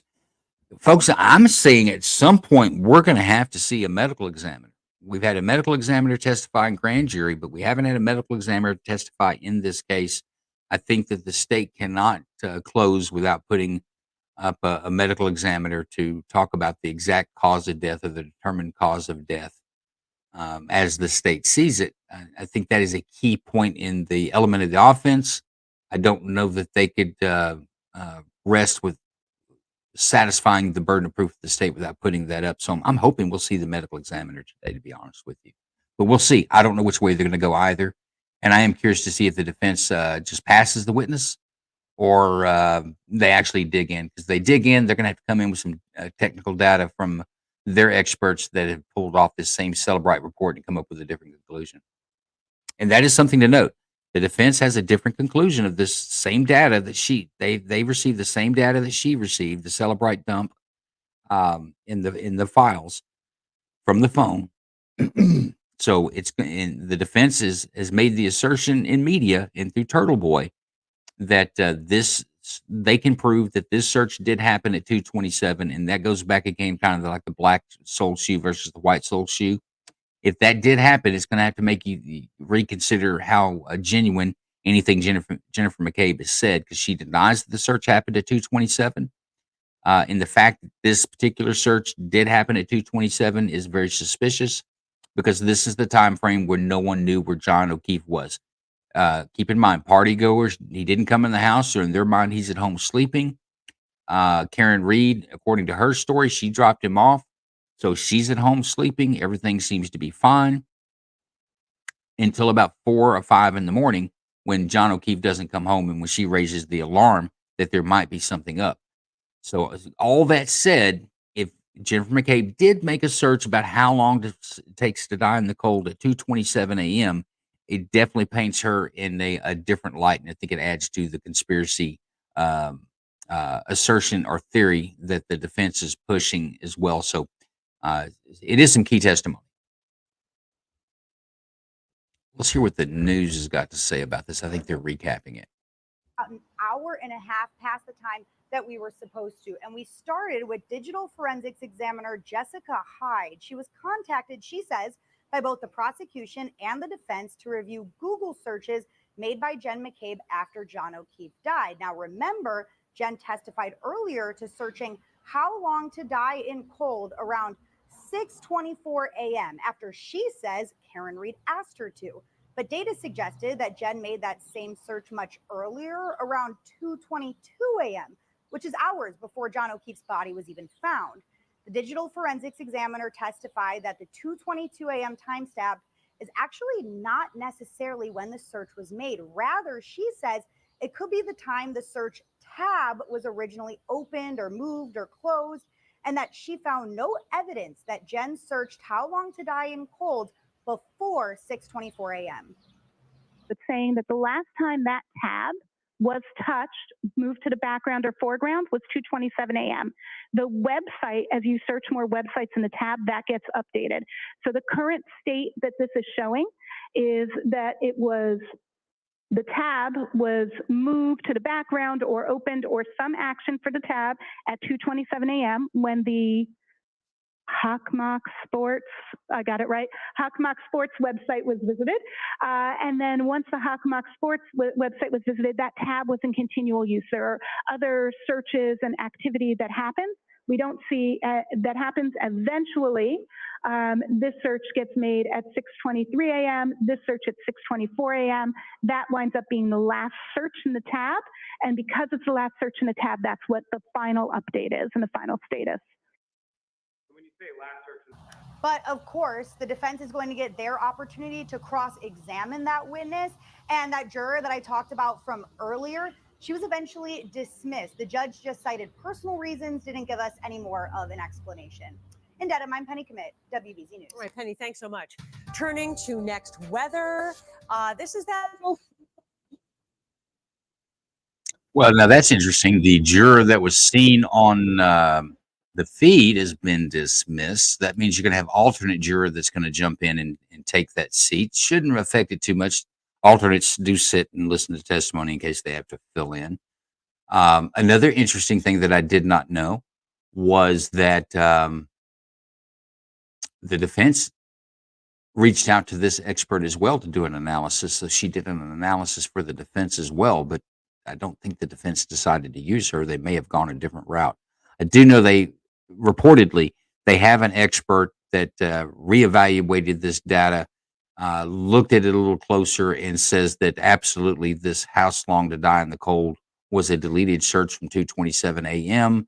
and that the exact same spelling, misspelling, house long to die in the cold was a duplicate search, another search. Again, it's at 6 in the morning. The theory behind that that Kingdom is proposed, and I think he's gotten this from other outlets as well, is that she intentionally misspelled it on the second time to try to cover up the fact that she deleted the search before because she was worried that that could be discovered, and that her effort to get around that was delete the search and then repeat that same search in the same tab at 6 some odd time in the morning, and that that would cover up and make the 2:27 a.m. search not be discoverable. So I guess kind of the question is that, what do you, if you're the juror, what do you think? Do you see it? Which way do you see it? Do you see it on the defense side, or do you see it on the prosecution side? If you're an unbiased juror, and the only thing that you're taking into consideration is what you've heard on the witness stand, not other pundits reporting or podcasters reporting or my opinion, anything else that all of us on the outside are saying. What conclusion could you come to just by listening to the evidence in its totality of the whole trial? And I know Dante's pretty familiar with this case. I think Veteran and Ron, you guys are somewhat familiar with the case. I'm pretty familiar with the case. I know Kingdom is as well. But I would be curious, like Dante or some of the other folks that have been following this, even if you're not commenting, if you would drop a comment, is if you had to go into deliberations today, which way would you go? Would you side with the defense or would you side with the state? Dante, if you can give us an answer on that, or Big Ron, you as well. Now, everything I've seen, especially the yesterday's testimony, we were looking at that tail light, those different views of the light still red without white light showing through. I'm convinced that she didn't do it, or at minimum wasn't the cause of the death. I still think there was an altercation inside the whole text messaging stream that we have between her and the one guy pushing the whole sex scene pretty hard. And I don't know, this just has a whole feeling of one of those lifetime stories of the jealous guy that wants the girl, but the girl doesn't want to be with the guy because there's a boyfriend. And I'm definitely on the defense on this one. And it looks like Dante said he'd have to go with the defense too, Dante. You know, I'm torn. I don't know if I had to do it right now. I don't know where I'd go. I do have issues with the taillight lens. I think there is, once again, very poor investigative work on memorializing what really is happening there. We have days that have gone by before we really get pictures of what that taillight looked like on the vehicle, when there was plenty of opportunity for law enforcement to do that. Once again, is that a conspiracy? Because if you're going to try to cover it up, then you would try to what am I trying to say? Choreograph how things are seen. So I see that. Oh, Dante says there's a rumor going about that a juror was talking to a witness in the waterfall last night doing their own investigation. That's not good. Boy, wouldn't it be something if there's a mistrial for a juror's misbehavior? That would be incredible. Because a mistrial, by the way, folks, and something like that would pretty reassure the state to recharge the case and go back at it again, start from the scratch, first witness and all the way back through again. But back to what I was saying, if I was a juror and I had to deliberate today, I think I would have reasonable doubt. I would have to go with the defense, although I'm not 100% sure that she is a complete innocent in this. Now, whether it was intentional, whether it was an accident, whether she even knows that she actually struck him, I just don't know on all that. I haven't seen evidence other than anecdotal evidence, nothing empirical, that says that he went into the house. I've heard that there's some data off of a cell phone. Initially, it was an Apple Watch, but I think that's been disputed now. I've heard a lot of things in the media. But when it comes down to what I've heard in court, which is what a jury would have to go off of, I haven't heard anything that for sure puts him inside that house. What's Veteran say about this? Veteran says the light beginning intact on the flatbed tow truck, and now the incompetence of the investigation, how Proctor laser focused on Reed. I agree with every bit of that. I still say there is no conclusive evidence of exactly what that tail light looked like, with exception of I'll give the Dayton police officer, the sergeant that testified. I think he was professional, and I think he told us what he really saw, and what his recollection was is that it was a cracked tail light, but it was mostly intact. He thought maybe one piece was missing, which I will say that is in my mind, that's a far cry from what I'm seeing with the tail light assembly as presented in court, which more than 90% of the lens is gone.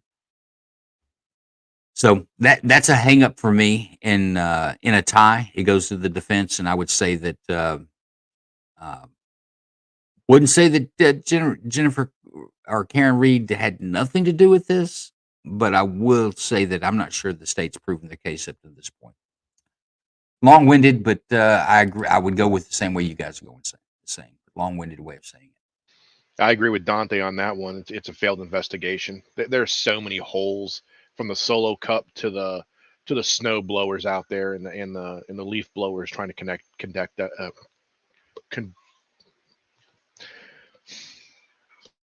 trying to pick up evidence. So I'm with you on that one, Dante. On that basis alone, it should be dismissed. No, and I don't disagree with you, Dante. I agree with you as well. I don't know that it's a clear-cut case of police corruption or cover-up, but I will say that, and go back to the O.J. Simpson trial. I think most people would believe that O.J. Simpson absolutely had something to do with the death of his estranged wife and her boyfriend or her friend. But the police in that case, carrying the blood vial around, they did things that they should not have done, either out of laziness or incompetence. I don't think they tried to frame OJ, but I think out of laziness and incompetence, and I think the jury got that right. It's really sometimes not a statement for the jury to absolutely find in this single incident a person needs to go to prison or a crime has to be punished. If the state doesn't come right, I think the jury needs to kick that back, and that sends a message back to the state: is that don't bring us bullshit.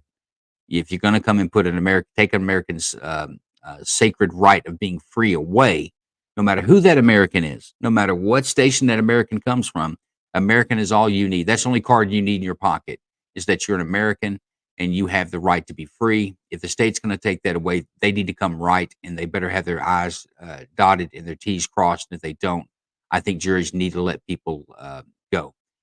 I do believe that it's better for a guilty man or guilty person to go free than it is for an innocent person to be subjected to prison. Imagine that.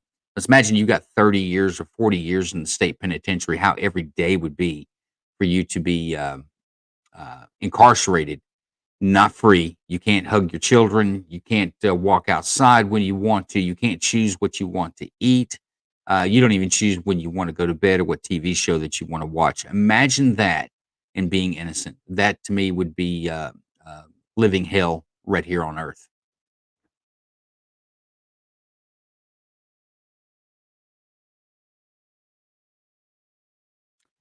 I have seen that a few jurors said that it was payback for Rodney King. I have a problem with that.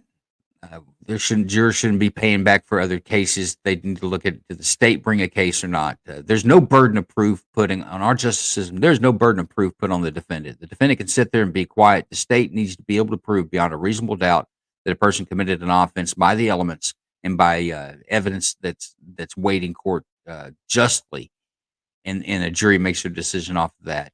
I think if you're doing it for another case, that's bullshit. I have heard that jurors have said that after the fact, but I think at the end of the day, if the state had brought a better case against OJ would have been convicted, in my opinion. If they hadn't taken one of the biggest issues, if maybe some of you not old enough. Oh, hold up. I think we're back live.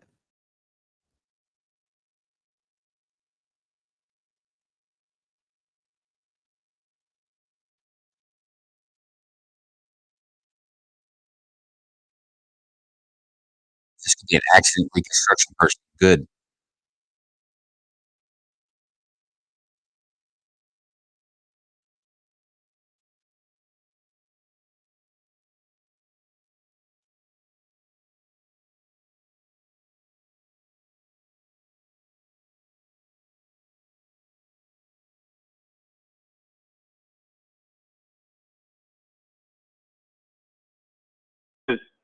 It's certified for 5 years, and within those 5 years, you still have to maintain a certain amount of education to reapply for ACTAR again. And with respect to that ACTAR examination, are you familiar with sort of the success rate or the passing rate when it comes to that examination? Correct. And what is it? It's fairly low. I can tell you within my unit at the time I took it, there were probably 20-something of us that took it, and only 3 of us passed it at the time. Yeah, it's not a very high pass rate. Now, over the course let me ask you this. When you first sort of enter into the cars units, are you just sort of, you go through the training and then you are on call and get sent out on the road by yourself, or how does that work? No, you first get initially assigned to a field training officer, and then at that point you shadow the field training officer to various crashes. And is there any sort of set time period for how long that shadowing process goes on for? It's not really a set time. It's more based on experience, on how many crashes you go to and how much experience you have in the field. And then they basically, well, if they feel like if you're deemed qualified, then they'll send you on the road on your own. Credentials. Dante, And over the I think course it's either of short your or years within further back from the mic. cars of the reconstruction unit, approximately how many crashes have you responded to and investigated? As of now, I've been to approximately 196 crashes, and I've probably assisted another 100, 150 crashes. And of those, of all those crashes that you've responded to, investigated, if you know percentage-wise or number-wise, approximately how many of those have been crashes involving pedestrians? I know I've been to approximately 55 pedestrian crashes, and I've assisted others on pedestrian crashes also. So, I mean, 55 out of 196. Now, with respect, if I could turn your attention to January 29th, 2022. Do you recall that date? I do. And Here we go. at some point over the course of that date, were you contacted by somebody in regard to a pedestrian collision that occurred, in the town of Canton? I was. And do you recall who was it that first reached out, or how did you first become aware of it?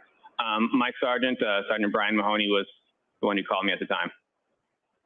And initially, as far as your involvement was concerned, what was your understanding as the initial request for your involvement? My initial request was to image the airbag control module, do a inspection, test the vehicle, and map the scene out. Now, you've used that term a couple of times, and if I could just ask you to explain it a bit for the jury. When you say an airbag control module or an ACM, what is that, and what do you understand that term to mean in the context of crash reconstruction? The ACM is the module in a car that controls the airbags and the seatbelt pretensioners. And what you were referencing before as far as being a CDR, having taken CDR trainings and being a CDR instructor, what, if any, relationship does the CDR have to ACM? CDR is just a crash data retrieval software. It's the software that we use to image or download an airbag control module. And can you explain to the jury sort of the process of physically sort of how that's done as far as what are you doing to the vehicle in order to download that information? Yes. There are two ways really to download a vehicle. It's either one is direct to module or just direct to the vehicle through the DLC port or the diagnostic link connector. Direct to module, we don't use the direct to module if a vehicle had no power. Then we would have to go directly find the module inside the vehicle and go right to that specific module. But if the car has power, we would go direct to the DLC port, which is it's the same port that you see when you're like a technician would do the diagnostics on a car. They would plug underneath the steering wheel, and then we'll get there, extract the information from there. Now, once that information is extracted, what, if any, training have you received in regard to reading or interpreting the data that's extracted from? Yes, I've been certified as a CDR analyst, and I've taken 2 classes on it now. Now, sir, turning your attention to February 1st, 2022. On that date, where, if anywhere, did you go in relation to your investigation in this case? I went to the Canton Police Department. Now, at some point prior to that, were you made aware, or did you do any research into sort of what the weather was like around the time? What was reported to you initially as around the time of that crash occurred? Before that, I know it was snowing and turned to a blizzard at the time. Now, initially on February 1st, 2022, where did you go? To Canton Police Department. Now, sir, at some point in time on that date, did you also have occasion to go to a residence or a street called Fairview Road in the town of Canton? I did. And specifically, there was a address that you were directed to. Is that correct? That's correct. And who, if anyone, did you go there with? I believe it was one of the captain police officers, Lieutenant Paul Gallagher, I think his name was. I met him there. And without anything specific as to what was told to you by Lieutenant Gallagher, what was sort of the purpose of having Lieutenant Gallagher there with you at that time? Of course, he wants to get to the He point. was going to show me where Paying another basically the witness evidence that they have at that point was. Now, in addition to that, were you also able to, you familiar with another specialized unit within the state police called 13? I am. And at some point, did you have access to certain diagrams created by Dante, I was about to say that.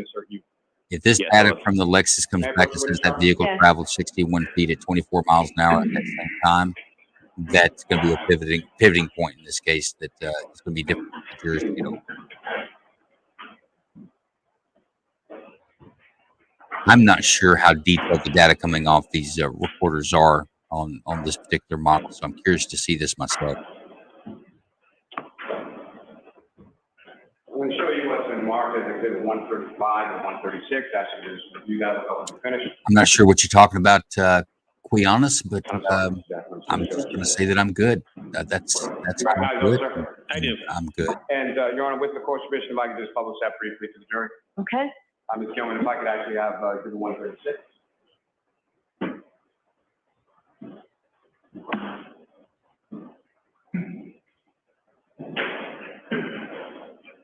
If you recall, do you recognize what's up on the screen as Exhibit 136? I do. This is the diagram that you were able to view from the created by Lieutenant O'Hara from 13. Yes, it was. And what's contained, at least when it's overhead shot, is that fair and accurate portrayal of the roadway or the conditions of the roadway, absent obviously the weather at the time that you went out there on February 1st. Correct. Tell me you can take that down. Thank you.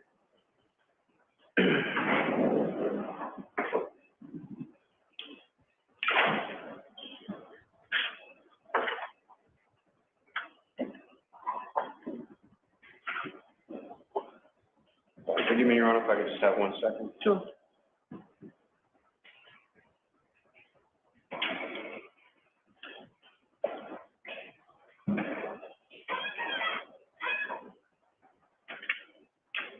Monty says, I think the reverse speed could be argued as a wheel spin, depends on the sensors on the car regarding the crash assessment. I agree. You could try to lock it up. It's just going to be interesting that if it's at the same time and it indicates a distance. And do you recognize those, sir? I do. Yeah, what do you recognize those? Hard to get around. They are pictures that were in my report. They're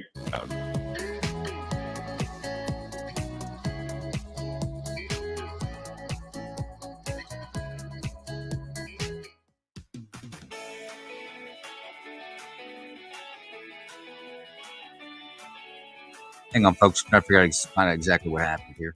I think they lost feed from the courthouse.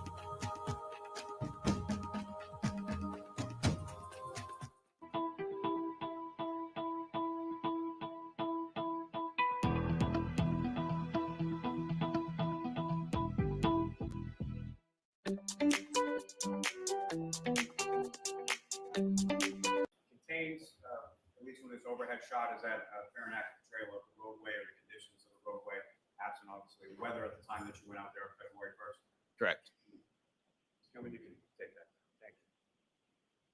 Thank you. Try another feed.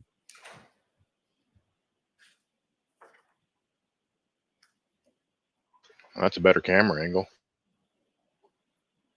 Forgive me, Your Honor, if I could just have 1 second. It looks like they switched back to the regular camera angle, I guess. Maybe that's why the feed died with the news.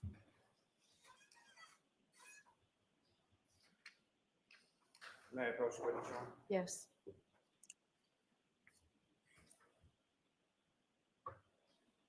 I think it's Qualnius on the YouTube feed. It's giving me a hard time about how I do it because I was up till almost 2 o'clock And Central Time on a space, and he's saying, "How do I do it? Be back up this early in They the are morning." But folks, pictures that's that are what we do to that were try in to my put good report. content. They're Google images of the roadway. And one facing from the northbound direction, one facing from the southbound. Is that correct? That's correct. Your Honor, may I approach?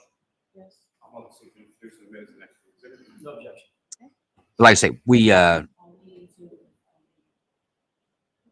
Kowal Nias is how his name is pronounced there on his YouTube feed. But no, we do this to try to bring good content. We're trying to expand our reach and honestly just spread our message of pro freedom Americans getting together and having conversations and some sharing of mind and thought is what we're trying to do. And yes, James, I know that you Paul Nias is our friend James on X. I made the comment of I'm doing this so folks can buy me a cup of coffee. We do have a donation link for folks that can support the show. I'll throw the link up in a minute, but it's simply a site that buy me a coffee where you can make a donation to the show. Yes, it is. By the way, folks, we do appreciate that. That helps us with some expenses to putting the show together and some equipment that we're saving up to buy. And we're also working on getting to a trip to All right. Iowa in July. We'll talk about it a little bit later. So this is Ferry Road. It's facing northbound. 34 Fairview Road would be onto the left in this area. Now, with regard to the roadway, when you went there, what if any observations or what if anything did you note about sort of the roadway surface or markings on the roadway or general overall condition of the roadway? The roadway was, there's no significant difference. Anything significant with the roadway. As far as the roadway material, were you able to observe whether or not it was sort of asphalt, concrete, or anything? Right. else? Yes, it was an asphalt roadway. And as far as the markings within the roadway, what if any observations did you make of those? There was double yellow stone line, white fog lines on both sides of the edge of the road. Is that what we're going after? The roadways? And then as far as adjacent to the roadway or adjacent to the fog line, what if anything did you observe there? So as you look at the picture, the left side has asphalt curbings. These are about 5 inches tall, same on both sides. And there's a sidewalk along the right side of the roadway here. And the side with the asphalt curbings, that's the same side that 34 Fairview is located on, is that correct? Correct.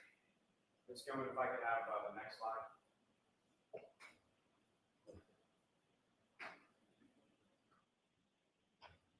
And Trooper Paul, if I could direct your attention to the next exhibit before you, I believe it's 583.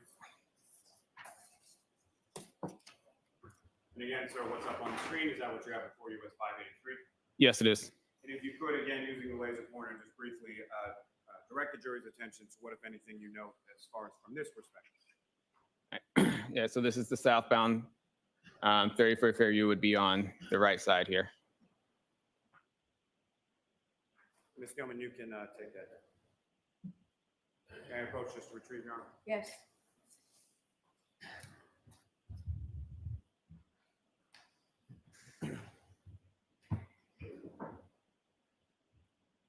Now, Trooper, with regard to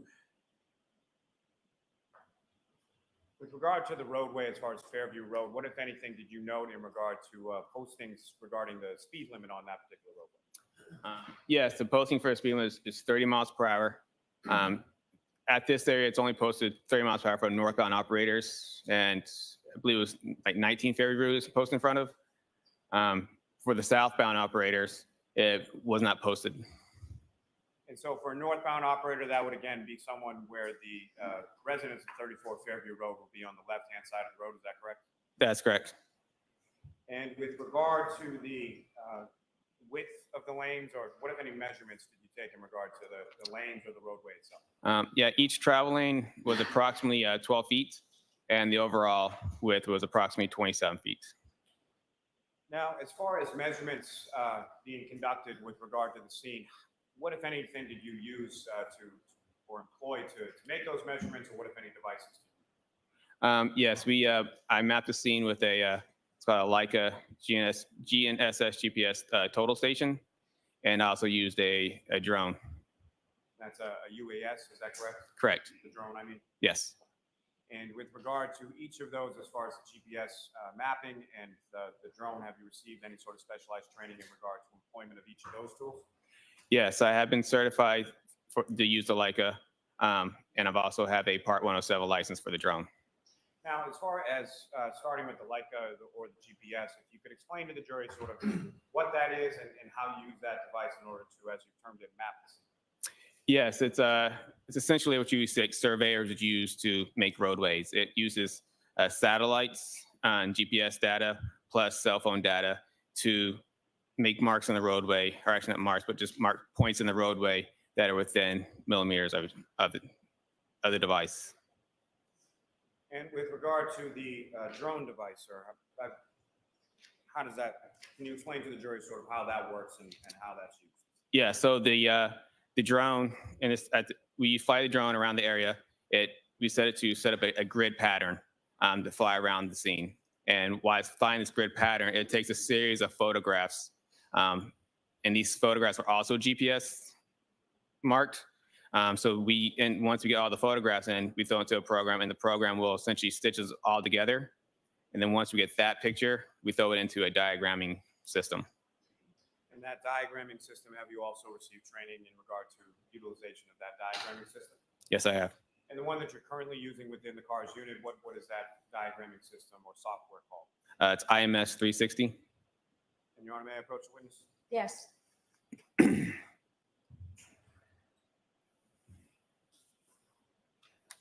Sir, I'm showing you 4 documents. Ask you to just review those. Okay. Finish.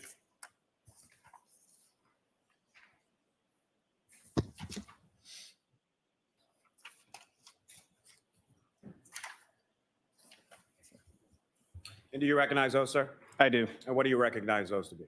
These are the diagrams that we print out through the program. And the last one is the drone image, is that correct? Yes, they're all drone images. The last one is just one that was put into my diagram, and I labeled it as a drone image. Your Honor, may I approach? Yes. I'm also seeking to introduce the witness to the next 4 exhibits. No objection.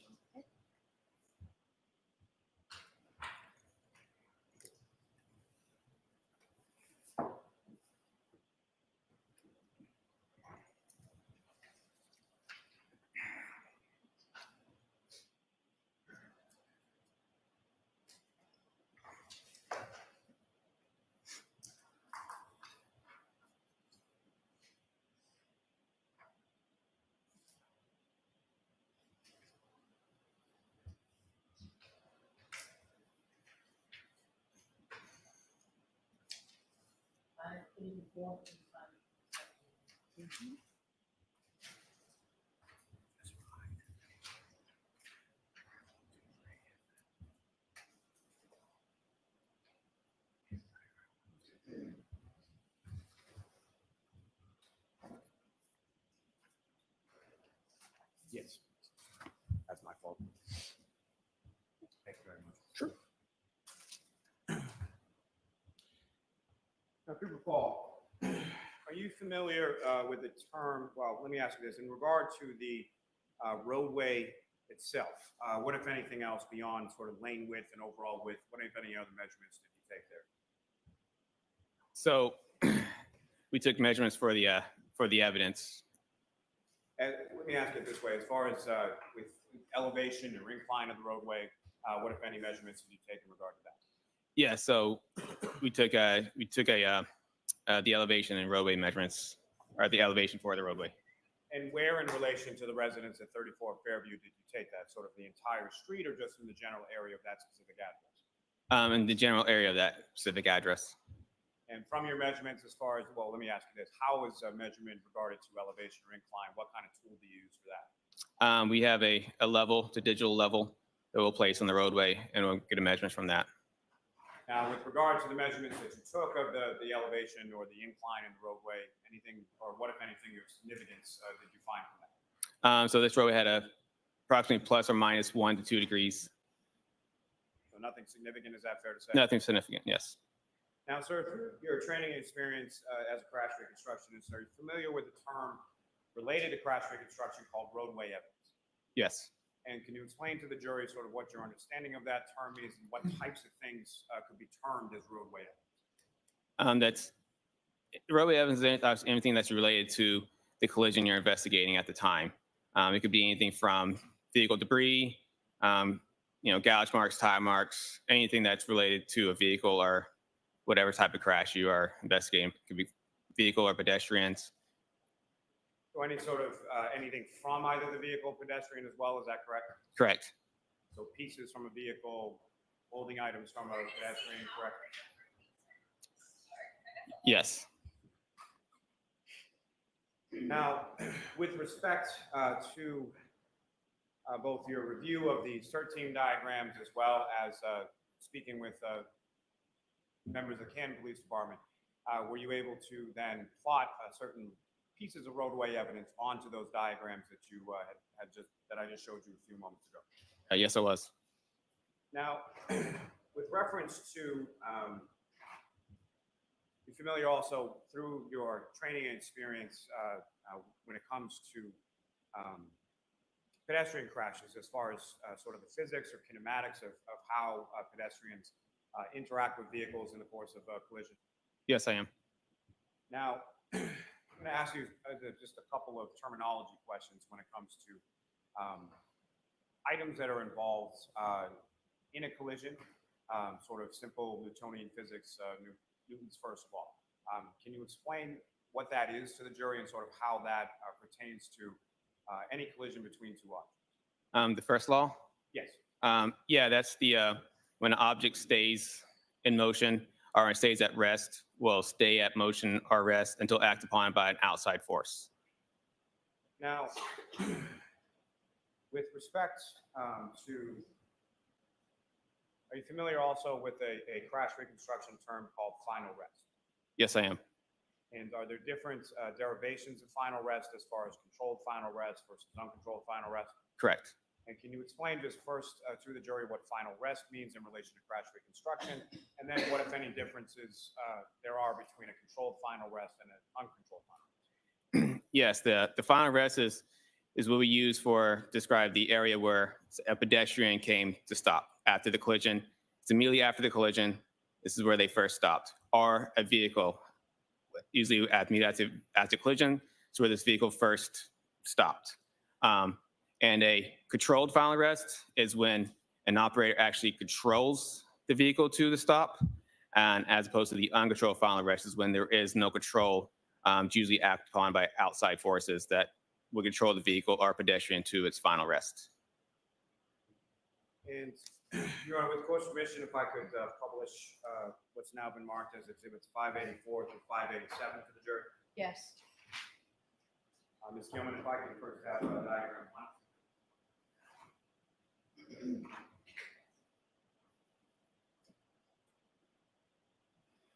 And Your Honor, may I approach this to return the exhibits to the witness?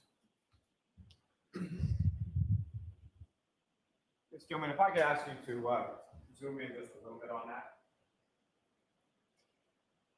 And now, Trooper, what you have up on the screen, is that what you have before you as first in that set of exhibits? Yes, it is.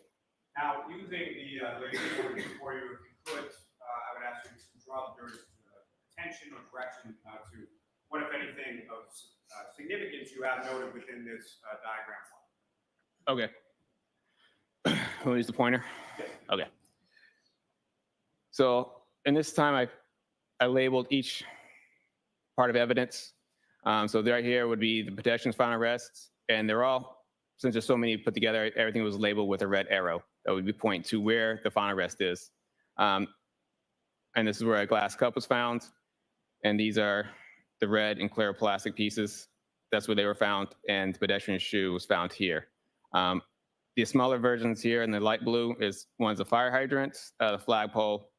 This is a label for the street 34, and I'll see the street name Fairview Road here.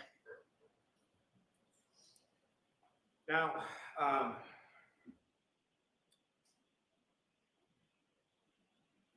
we've got Kingdom weighing in from his remote viewing today. It says after the BS testimony, trying to cover up the house long to die in cold pool search, can't believe an effing word roadway from the evidence, or crooked specifically ass from cops or the uh, Commonwealth going the forward. pedestrian or Mr. I'd O'Keefe's like to see some final foundation arrest behind in that. reference to other items that you have depicted on the diagram.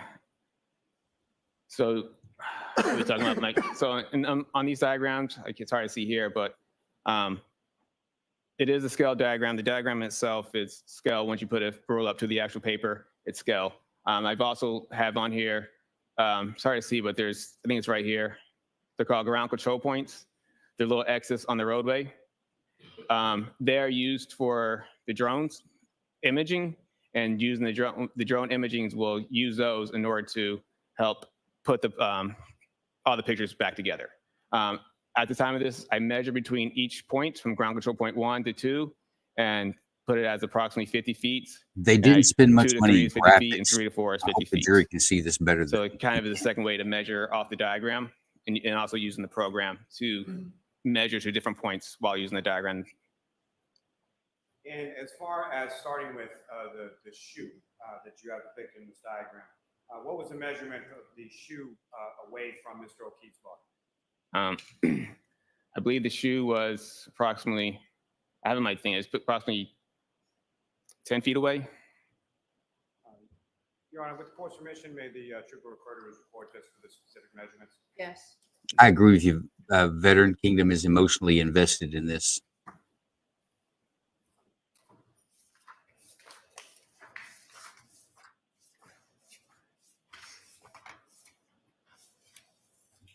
Okay.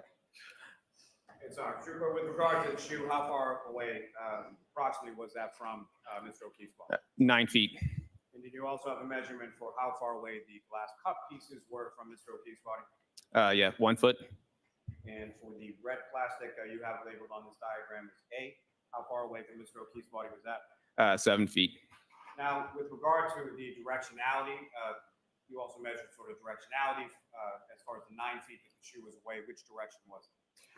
Each evidence was measured from the pedestrian's final rest. So the shoe was 9 feet southeast from the pedestrian's final rest. And if you could, using the laser pointer on the screen, as far as the directionality of the support, if you could first direct the jury's attention to where Mr. O'Keefe's final rest is, and then as far as the directionality of southeast from that, where is it? Okay, so right here, pedestrian's final rest, it's more right there. The shoe is right here, so it would be kind of southeast. I have an arrow pointing north to kind of give an extra. And the glass cup that was 1 foot away, in which direction was that? It was about 1 foot north. It was, I think it was found like within, right next to him, so. And the red plastic that you have labeled as A, again, that was 7 feet. In which direction was that, sir? That one was east, so it was right here. And as far as the clear plastic, what was the measurement and what was the directionality for that item, sir? 10 feet southeast, so about over here. And the red plastic that you have labeled on the diagram as B, how far was that and what directionality was that? That was 12 feet southeast, and that was found right here. Thank you. Sir, if I could direct your attention to the next exhibit before your diagram number 2, and just if I could have that, please.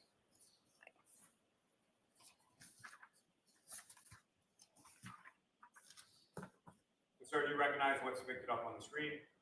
Yes, I do. And if you could, again, using the laser pointer, what, if anything, of significance to observe in this particular diagram in reference to the roadway evidence? It's just essentially the same diagram. It's just a closer up version of it. So you had, yeah. So you saw the pedestrian's final rest, glass cup, plastic pieces, the shoe.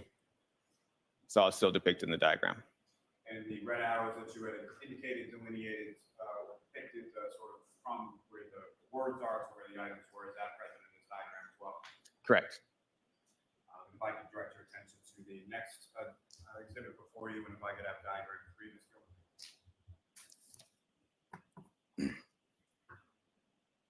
And again, Trooper, do you recognize what's up on the screen? I do. And if you could just describe to the jury, what are we looking at in this diagram? Yeah, so this is just a closer up to the the evidence. It's a little smaller scale. And these diagrams are created from photographs that you took with the drone overhead on that day, February 1st. Is that correct? That's correct. And if I could direct your attention to the last exhibit within those.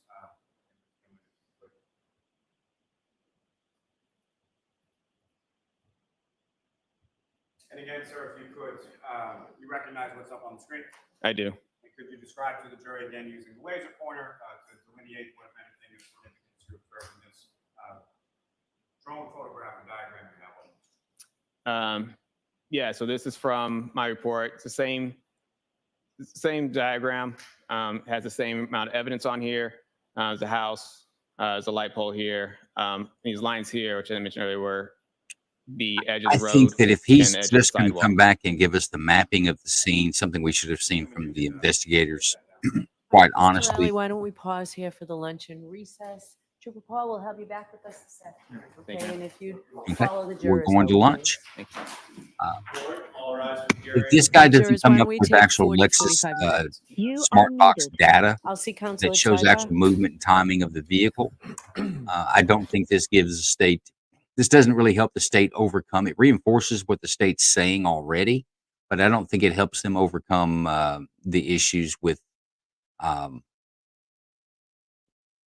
Proctor and some of the either incompetence or some of the corruption, however you want to look at it, that's been alleged by the defense. I don't think this is going to weigh much in the jury's mind, other than being kind of boring, quite honestly. So we'll see. We'll see on that. I say we have the infamous Johnny Coxerin, as King Bill calls him, with us. Welcome, John. Have you been watching any of this? Do we need to catch you up? You need to catch me up. I'm in the drive-thru at the Chick-fil-A. All right. Well, you get yourself a free sweet tea for me, and just know that I think you're a bastard for getting free sweet teas at Chick-fil-A. Well, I'm not there yet. I'm not there yet, Joe. I don't know that I'm gonna get a free sweet tea. All right. Well, you enjoy your chicken cuisine there, because it is some of the finest. I'm not Chick-fil-A is not a sponsor of the show, but I do support them as well. Yeah. We've had an interesting morning. Let me give you a rundown. Initially, the camera feed was cut from the courtroom for about 2 hours, a little less than 2 hours. There is a rumor floating around that a juror was dismissed. Originally, they said the feed was cut down because a juror was caught on camera. And initially, I thought that the camera was at a wide angle and the jurors were coming in the same door. I've since changed my opinion. I believe this juror was called in to speak to the judge because there was an allegation that she was at the Waterfall Bar, the bar that Reed and O'Keefe were at the night he died, drinking, and that's been testified in this trial, that she was at the Waterfall Bar asking questions. And somebody reported that back to the court, and this juror was dismissed. So we've had one juror dismissed this morning. We're down to an alternate juror that has taken in a real seat on one of the 12. After that, we had some more things happening. The state puts up a data analyst that went through the Celebrite data on Jennifer McCabe's phone. So the state has answered back on the how long to die in the cold. The search at the defense alleged happened at 2:27 a.m. This person got on the stand and explained that, yes, that tab was opened at 2:27 a.m., but the original search on that was a sports reference to something local sports, I believe. And that tab remained open, and that Jennifer McCabe, or the user of the phone, again at 6:24, I believe, 6:20 something in the morning, on the behest of Karen Reed, according to Jennifer McCabe, asked her to Google how long it takes to die in the cold, where she misspells how long. She spells Hos, H-O-S, long to die in the cold. She was emphatically adamant that this search, according to the expert, this search only occurred once and was not deleted. Oh.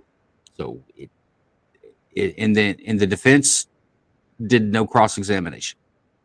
They did put it out that the defense also requested this expert's testimony or analysis prior to trial, and that this expert provided the defense with the exact same analysis that she gave in court. And we don't know if they'll actually call her. I think they've gone to a different expert that we may see on the defense side. But absolutely, Very interesting. puts a dent in that. Of course, Kingdom, he's following this remotely. He's traveling today, and his response was, after that BS testimony trying to cover up the house long to dying cold Google search, you can't believe an effing word from the crooked ass cops or the Commonwealth going forward. So Kingdom weighed that with a open mind, it seems, and come up with a different conclusion. Yeah. Well, and like I think we've said before, it just goes to show if you've got the money to defend yourself, it can pay off. Because if she had not had the means and the funds to have these people brought in, I think she'd have been hung out to dry. Well, I agree. I do think the state has, as we stand right now, of course, the game's still playing, but I would say the state is in the lead on the house long to dying cold. The witness they brought testified well, seemed to be very knowledgeable, explained things that I've never heard on a phone. And I've got some experience with the Celebrite data, but she used a couple of other tools as well. And she explained what the difference was between them, how one could look at the Celebrite data and say that, yes, house long to dying cold was a deleted search at 227. But she explained that that's not true, that the log that they're looking at is about when tabs are opened. And if that tab was not closed and another search was put into that, but she said there were two other databases logs that you can look at that would tell you more detail about each individual search, and that on those logs, this search was conducted at 6:24, I believe, in the morning, and it was only conducted once and was not deleted. Also explained how long for food to digest in the stomach. Says that was a search suggestion by Google. When she put in the first how long, it said how long for food to digest. So that was not actually a user search, but that was a suggested search. Makes sense. Wow. You know what the problem is? It did make sense. The only way you could just outright refute her testimony, in my opinion, is going to be emotion. And of course, Kingdom's got us covered on that side of it. Yeah. We've got Range Minded back. Welcome back, Range Minded. So that's where we're at right now. We have an accident reconstruction expert. We're at lunch now. An accident reconstruction expert on the stand. Initially started talking about taking data out of the Lexus, but has since kind of digressed from that and gone into a drone overhead mapping of the crime scene from where the body was, where the glass was, how far the shoe was at, the road conditions. That's kind of where we're at. I was just saying before you got in, and we got Big Ron with us back. Welcome back, Big Ron. But I would say that if this guy doesn't come up with the actual onboard data from the Lexus itself, talking about a reverse speed of 24 miles an hour and a travel distance, which I'm not sure if the Lexus can gather that information or it's obtainable. I've heard rumor that it was. I've heard rumor that the state had that. If they don't bring that to bear, then I think this guy's testimony is not going to sway you. If you're in the reasonable doubt camp, I don't think this is going to pull you out. If you're in the she damn well did it camp, I don't think this is going to sway you anymore. I don't think this testimony is going to make a hill of beans compared to this. You guys got to remember, the state's got to overcome Proctor. Proctor's testimony was damning to the state. One, it showed unprofessionalism, no matter whether you think corruption or not. It shows unprofessionalism 100%.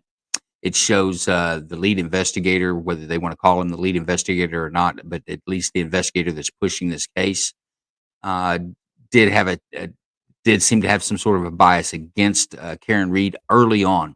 It's significant to listen to his testimony about the time frame. I know we all like to look at everything in the package and give it an overall assessment, but go back and look at it chronologically.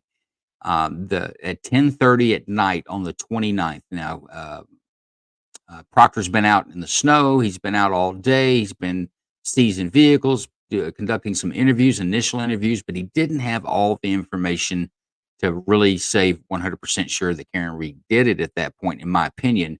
But yet he's texting his friends, talking about her balloon knot. He's talking very negatively about her, but also basically says she's effed. She's done for, and that he disparaged her quite a bit in that. And this is just hours after the investigation started.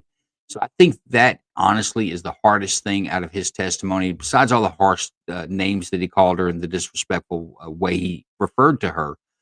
I think you look at the timeline on that and say, early on, not even 24 hours into the investigation, you've got your mind made up, which would lead one to believe that any other course of investigation would not be traveled by investigators. They would just go for the one that reinforces what they believe already, which, in my opinion, goes to the defense. I think most people want our law enforcement investigators to chase down every lead, when in some cases that's not possible. Or the way law enforcement sometimes looks at it is like, well, the evidence is leading me here, so I'm just going to keep taking the breadcrumbs where I'm going, and that'll get me the story that I can prove in court, whether that story's true or not. I think most people don't want that from our law enforcement. They want to bring a truthful story into court, where sometimes it looks like law enforcement brings in the one, I can prove this one, so this is the one it is, even though there may be some other ways to explain some of the evidence. But I think that the most difficult part that the state's got to come over with Proctor is that at 10:30 at night, sitting in his easy chair, sucking down a beer after this investigation, literally talking smack about Karen Reed. I think that's going to be the most difficult thing for the state to get over at this point, from what I've heard. So I was wondering, when you have technology in a big case like this, where it plays a crucial part, do you foresee in cases in the future where the state just goes ahead and says, yeah, we're going to have to call in experts, and it be on the state's dime versus the defendant's dime? Ask me that one more time. So where you see technology playing a crucial part in a case like this, do you see the courts and the judicial system saying in cases from, let's just say from this point on or in the future, coming up and saying, well, this, technology is going to play a crucial part in this, and to make sure that a defendant gets a fair trial, that the state picks up the dime on paying for these expert witnesses? Or is that going to fall on the defendant and the defendant's attorney to see that that's done?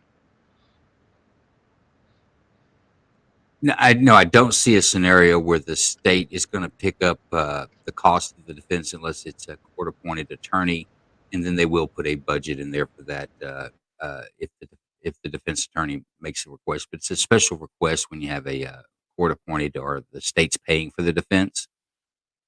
They will pay for certain experts, but each expert's got to be justified by the defense attorney's got to justify the expenditure with the court. It's kind of like some separate motions that go on. But no, I don't see an all outright. If you need an expert, we'll provide that expert for you. Yeah, I was just wondering, because it looks like, and I may be wrong, like you said, the game's still in play, but just looks like the technology aspect of it is going to put the reasonable doubt in the jurors' minds.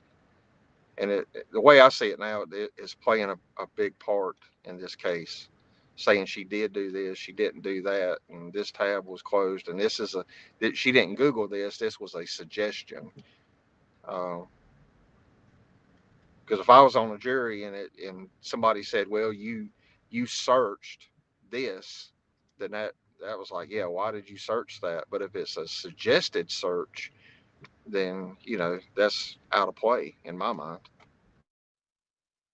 Well, no, absolutely. I just don't see a scenario where the state or the government is going to pay for your expert testimony to defend yourself in court. I just don't see that as a scenario that comes into play. Now, things are different if you're indigent, you can't afford an attorney, you can't afford representation. The state does have to provide you with funds and expense for representation. But then once you look at it in levels, once you receive that representation, then in that representation, the attorney says, "Hey, we need experts in this. We need this much money for this," and then the court will essentially give them a budget to operate within to find their experts. Which I don't know if that's. I just don't know that you get the exact same representation when you have the state's paying for your defense. Oh They, yeah, they, I they mean, limit you. They'll throttle you back with the dollars.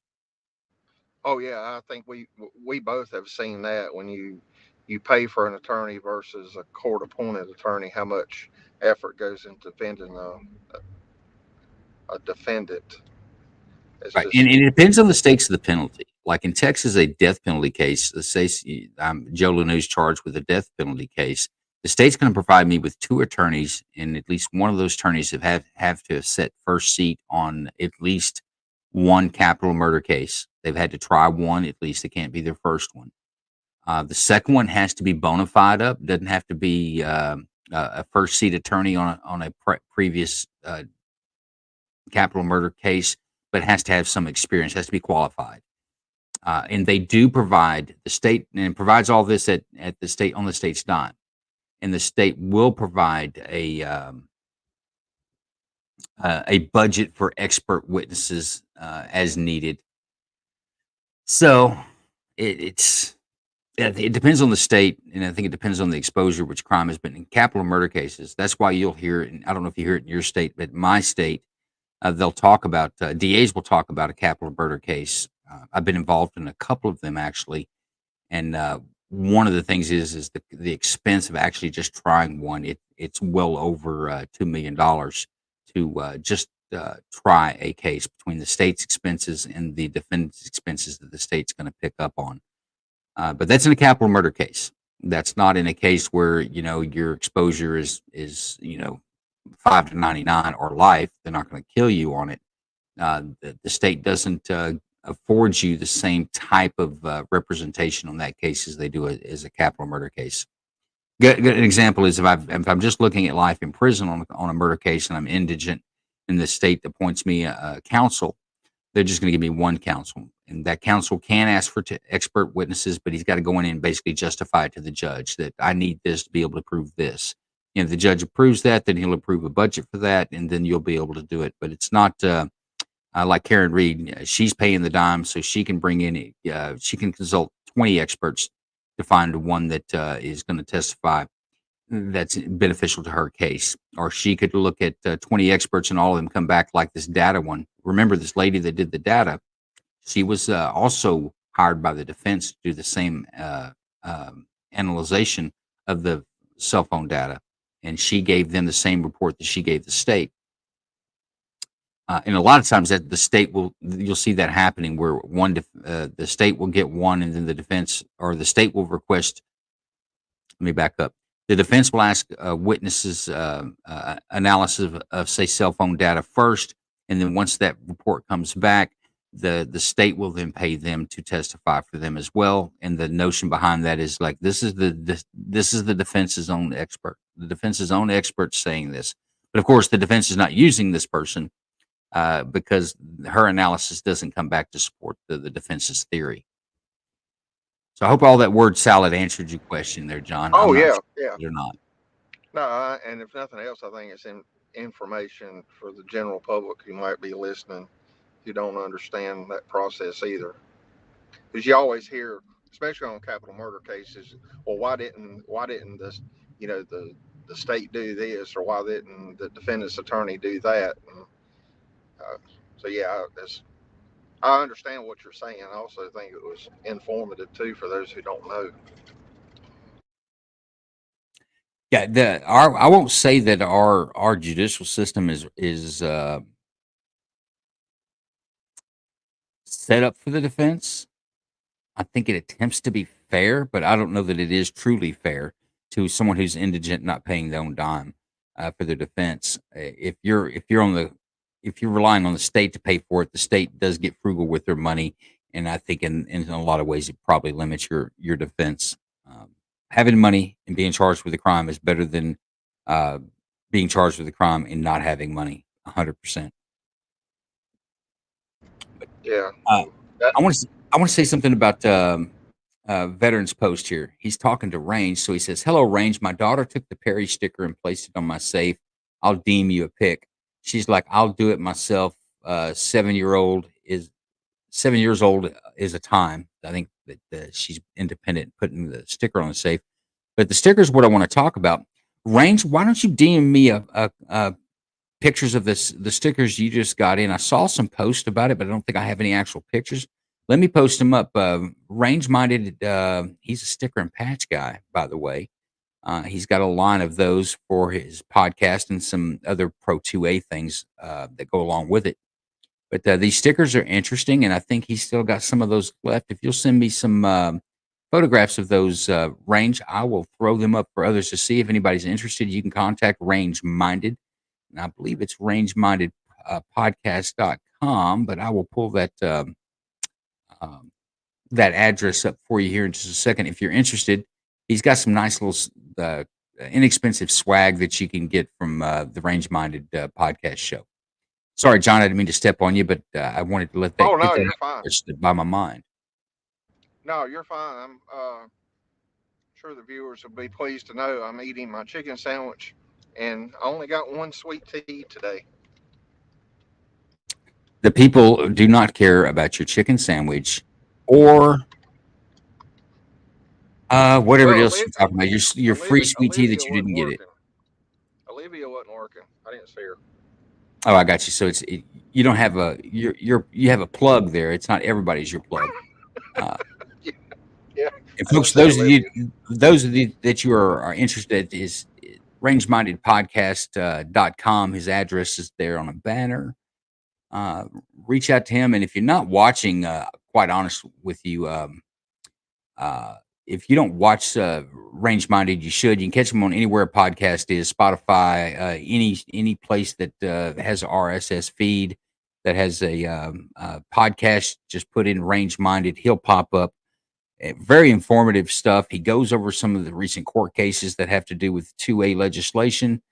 He digs into those in any ongoing legal cases. He digs into those as well. But the guy's actually pretty entertaining. I hope he's not listening. I don't want his head to swell up.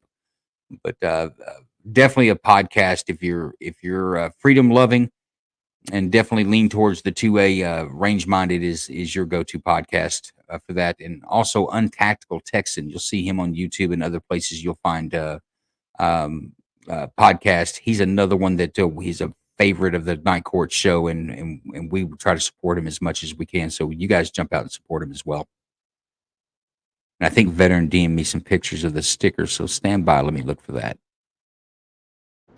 I'm glad Vet found them, because all I kept finding was pictures of kiwi on pizza, which is an abomination. Yeah, I don't know how that even happened. That's ridiculous. Yeah, I Kiwi actually on watch pizza. Range's podcast so I can grow up to be like him. Some big shoes to fill. Range is Oh, yeah. he's got a natural knack to that, quite honestly.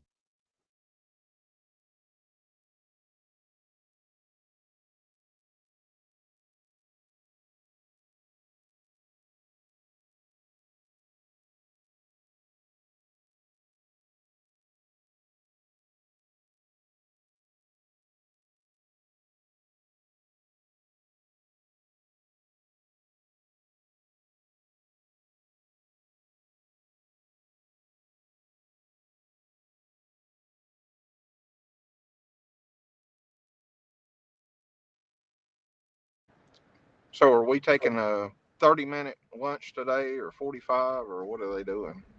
You know, they cut the feed off or the audio off before they got to that. I probably doing a 30-minute lunch. I think she said that yesterday they were going to try to get through a lot of this full day today. So when she says that, usually she does the 30-minute lunch to try to get folks back.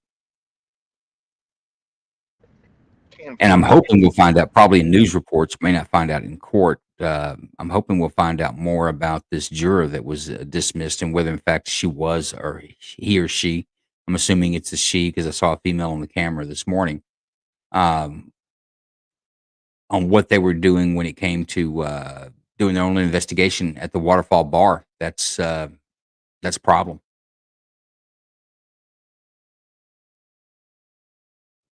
You know, if you have jury misbehavior that it reaches a high level, then you could actually have a mistrial. And think about it on a mistrial for this one, folks. A mistrial would mean that the state has to dismiss the case, or the case is dismissed. The state will have to go back, refile the paperwork. In some states, you even have to go back to a grand jury to go through the whole grand jury process again. It will set this case back 2 years. Then they'll have to get their dates in court, come back to court. You'll hear the same series of witnesses, and the state may have learned something here and there, but you'll see the same series of witnesses hit the stand again and tell this whole story over again to a brand new seated jury. So that would be shaking if that happened. Of course, it sounds like that's not what happened in this case. They dismissed the juror. They've got the alternates there. Another way that can happen is that they don't have enough alternates, and you have enough misbehavior by the jury that gets so many people dismissed that you don't have 12 people to sit on it. That would also be a mistrial. So interesting, very interesting.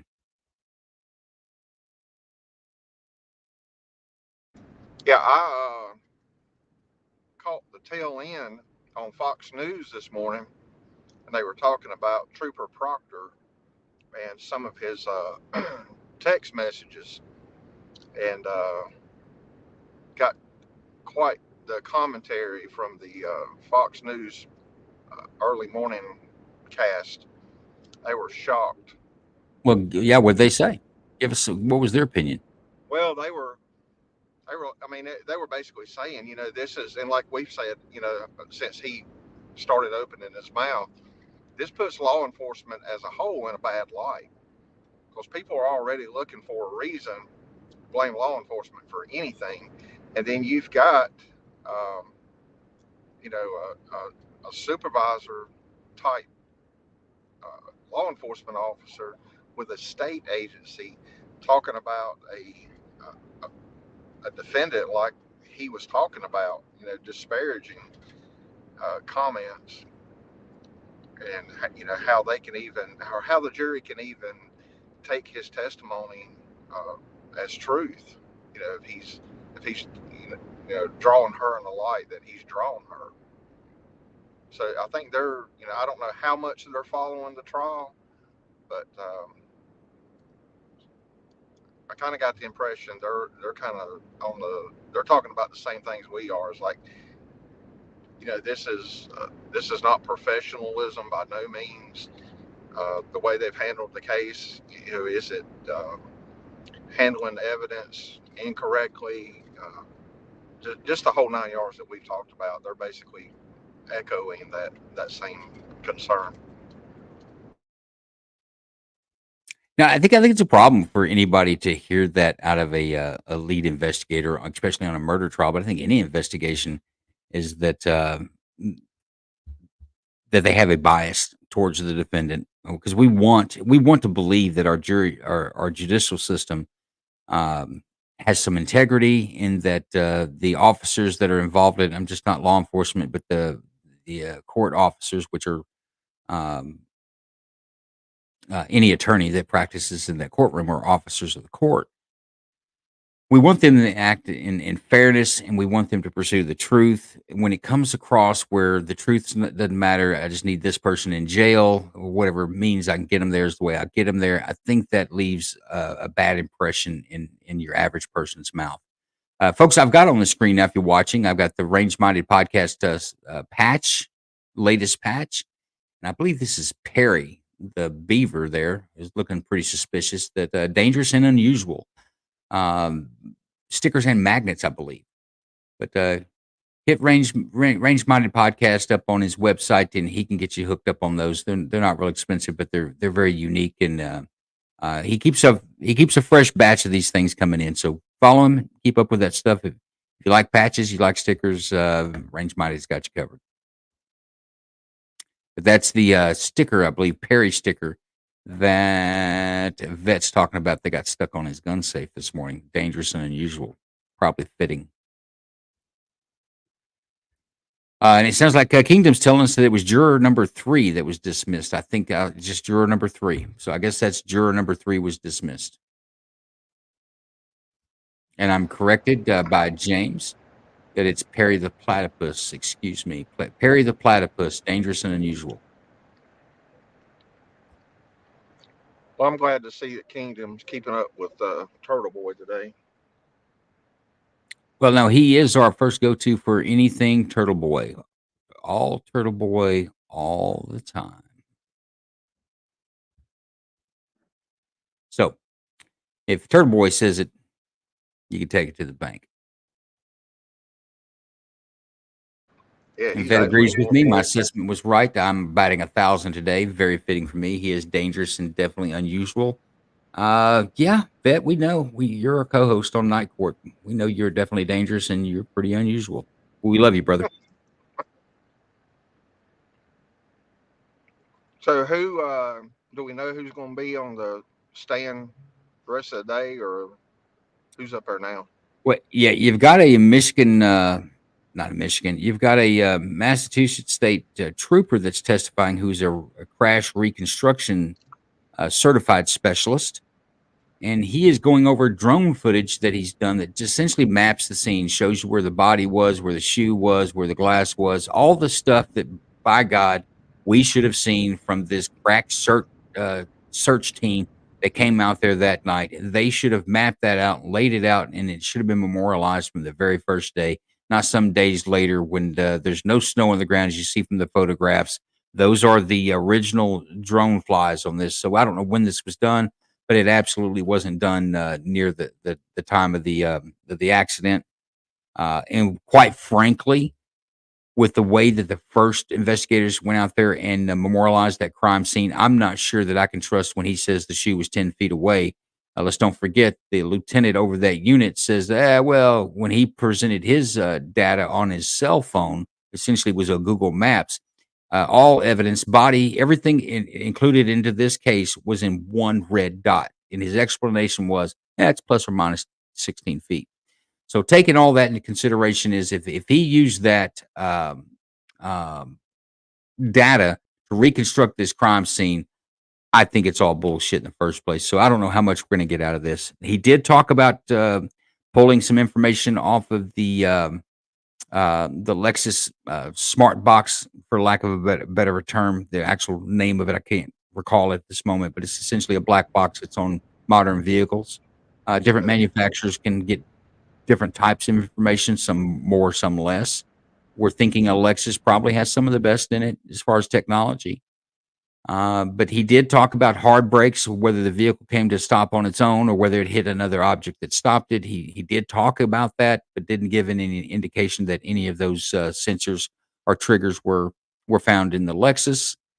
I believe there are some of these devices on vehicles that can tell you vehicle speed and vehicle direction, and braking, especially hard braking, would come up as an event that would be recorded on these recorders on vehicles. But I haven't heard him mention that yet. To me, that would be damning evidence for the defense if they could say at 12:31 a.m. on the 29th, this vehicle moved for 61 feet in reverse. The gear was in reverse. The vehicle would know that. 61 feet at 24 miles an hour, as the state alleges. If it said that, then this would be a very difficult case for the state. I mean, for the defense to overcome. But we haven't heard that out of him yet, so I don't know that he's going to bring it. He seemed to have jumped into his subsequent drone surveillance of the area, giving us an overhead with some little dots and some little lines, and still yet a very poor graphic for the jury to analyze to see exactly what he's showing. But either way, He's just showing where the state alleges the body was, where the state alleges the shoe was, where the state alleges the broken glass was. I haven't seen anything on the tail light pieces, but that may be coming up next, and maybe he's mapped those out. But I questioned that, to be quite honest with you. If the guys on the scene that when they started picking up evidence that picked up the shoe, that picked up the body, removed the items he's talking about from the crime scene, if they didn't document exactly where that's at with anything more accurate than a plus or minus 16 feet, then everything he's got is conjecture and guess in the first place. My opinion. Yeah, I agree. So on the talking about the vehicle data, I call it an ECM, electronic control module. So I was reading, and I believe it was on all higher end Lexus models. So you've got the sensors in the bumpers that basically tells the computer that there's enough force to activate the airbags. And I don't remember what the speed was or how that was calculated. Say, yeah, you need to activate the airbags. Poof. But what I did read was that they would be able to tell, like a speed range that she would be going, like either say, let's just say 0 to 20 mile an hour or something like that. That the electronic control module would actually tell them how fast she was going in that period of time before the sensor detected some kind of a resistance, I guess you could say, if that makes sense. So I guess if it was there, that he would have testified to that. To answer your question there, John, 8 to 14 miles an hour is the minimum that's required to activate an airbag if it hits a stationary object of similar size, 16 to 24 miles per hour or higher. So 8 to 14. Oh, okay. Well, thank you there, Ron. Well, I think it also depends on what it encounters. It depends on how formidable the object that it strikes, but also it depends on where it strikes it. If you're backing up at 10 miles an hour, or you're driving forward at 10 miles an hour, and you hit some low hanging bridge at the windshield, I don't know that your airbag sensors are going to detect that. I think it's a bumper contact or where these sensors are at. Am I wrong about that? No, I don't think you are. The NTSB, I think it was the NTSB, specifically says, I'm sorry, it's the National Highway Traffic Safety Administration, specifically points out the front bumper that does have impact sensors in it that have to make contact at those speeds to get the airbags to deploy. With newer cars, which hers would have been, do have sensors that will act for side curtain airbags, along with rear impact airbags. I'm not sure how that would work with windshields, though. Well, and I talk about the tail light. Once again, we don't really see any damage on the bumper area of her vehicle. The only damage seems to be around that tail light area. And if you go with the state's assertion that she did this, and you believe that, there's many ways of many positions that O'Keefe could have been in when he made contact with that vehicle that he could have avoided the making contact with the bumper, in only being struck in the upper part of his body, i.e., the head. It is possible. There are scenarios that would make that possible, is what I'm saying. And folks, on the screen again, Range Minded actually just sent me a DM of some better photographs of his little swag, his stickers and magnets of the Range Minded podcast, and Perry the Platypus, the unusual and dangerous. So once again, if you're interested in any of that stuff, hit him up at rangemindedpodcast.com, and he will get you taken care of. He would be excited to do so.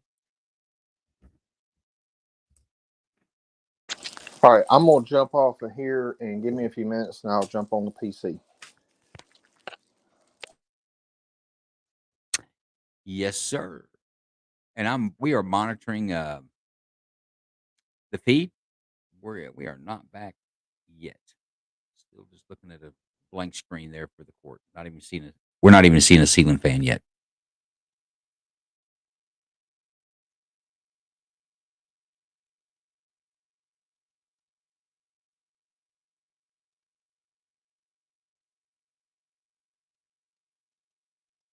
And James is saying basically detecting a change in the impedance in the metal when it deforms, that is how it deploys on side impacts. So a little information on how that side impact sensor works. But once again, I don't know that even moving at 24 miles an hour and striking a person, that you would have those sensors go off in the area that the state is alleging that this impact occurred, if that makes any sense. And you also, if the tail light was the only thing that connected the dude, then it would be possible. It would be possible to hit fairly hard without deploying airbags because it wouldn't deform the frame hitting a body. Um, it sounds like we agree, James. That's my assessment as well. That it's possible for this to have occurred. I guess is what I'm saying, without these sensors going off. So the fact that there's not a sensor signal or sensor record recorded doesn't mean it didn't happen. It just doesn't support that it did happen as well. Once again, I think if this guy doesn't come with some actual the data says empirically that the vehicle moved in this direction at this speed at this time, I think this guy's testimony is just a bunch of blah blah blah at this point. I don't think any juror sitting on the fence is going to be swayed by it, and any juror that's sitting on their proposed side of the fence, whether not guilty or guilty, I don't think this is going to sway them either.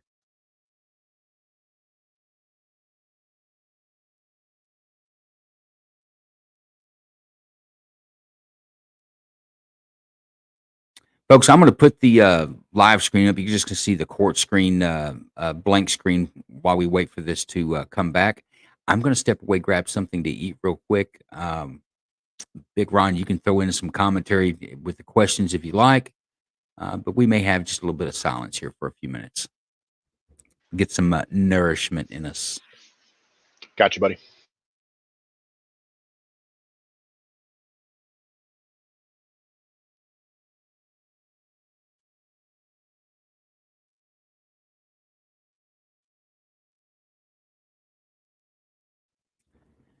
There you go, folks. We should see that pop up with. Well, I don't know if we're going to see the ceiling fan or not. They played around with the cameras. It looks like we're back to the old view, but I'm not sure what they're going to come back with. But when they go live, we'll get it live here.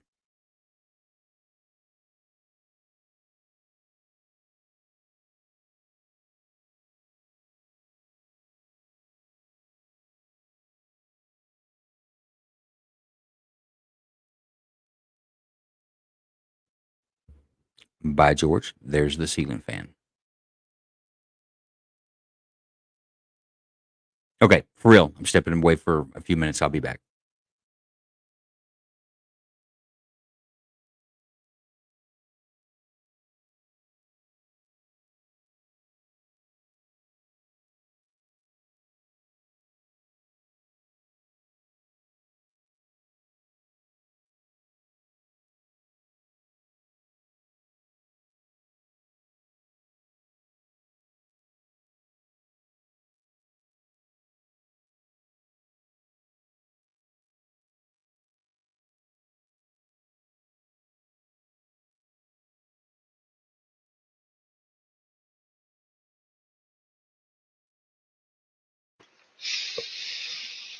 Are you arguing with yourself, Q?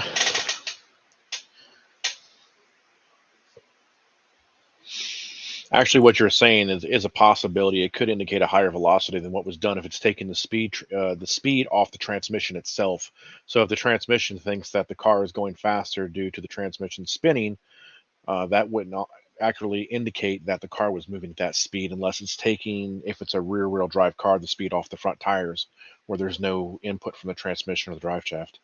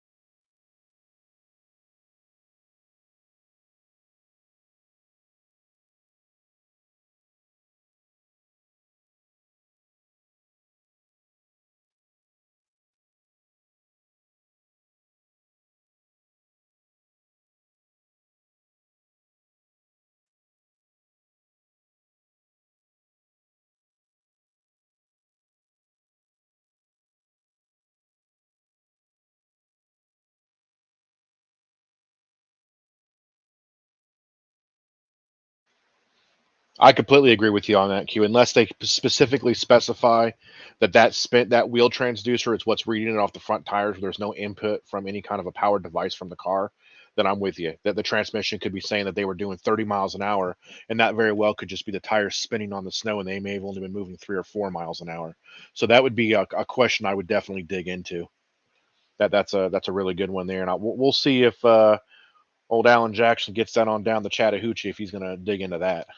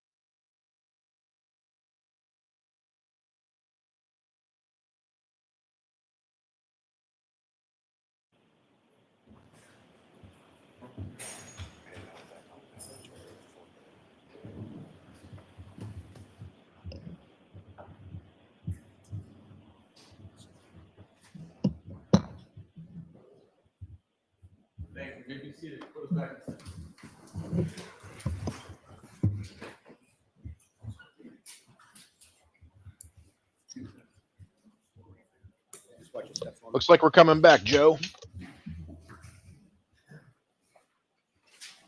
Afternoon, Trooper.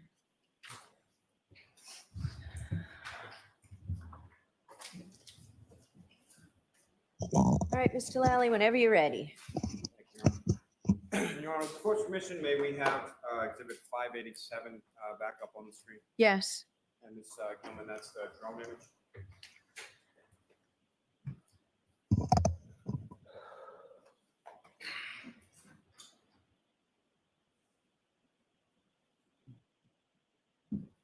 Trooper Paul, direct your attention to what's up on the screen that's now been marked as Exhibit 587. Again, this is the last in the set of 4 diagrams of drone images that I presented before you before, correct? Correct. Now, with Hey, respect Range, to the, answer your question, evidence specifically, like we were talking about earlier, I don't know if you caught that. A lot of newer cars use a speed sensor inside the transmission casing to sense the direction of the car's movement, depending no, on it's which not. direction the transmission's spinning. A lot of it's not used by transducers in non-powered wheels. That's correct. Now, with respect to this particular area of Fairview Road, understanding that you were there in the daytime, correct? Yes. However, when you were there in the daytime, what, if any, note did you take as to sort of overhead lighting or available sort of ambient? I think you're right, Q. I think my Charger uses a combination of wheel hub Yeah, sensors so on the top in transmission, corner, I'll try to, but I'm not right exactly here, sure off the top of my head. there's a light pole right there, overhead light pole. And with relation to where you've marked as far as the final rest position of Mr. O'Keefe and the other areas of items of evidence that were recovered from the scene, was there any lighting in that particular area? There wasn't. Ms. Gilman, you can take that down. Mr. Officer, we can have lights back. Thank you very much. Sis. Now, turning your attention, sir, back to February 1st, 2022. At some point, you were at the Canton Police Department, correct? Yes. And where specifically within the Canton Police Department did you go? To the back in the garage area. And within the garage area, what, if anything, did you do in the garage area? In the garage area is where we imaged the airbag control module. And so, I'm sorry, is it fair to say the vehicle, the defendant's vehicle, was located in that garage area? That is correct. And you imaged that vehicle, and what, if anything, else did you do with respect to that vehicle that day? At that point, we just analyzed the damage to the vehicle. Now, at some point,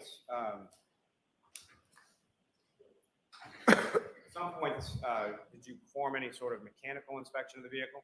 Yes. And was that day or at some later? It was that day.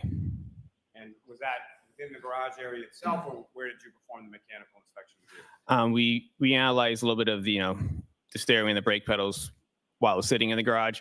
Then we did testing with it on the in the driveway next to Canton PD. Now, sir, starting with a visual inspection of the vehicle.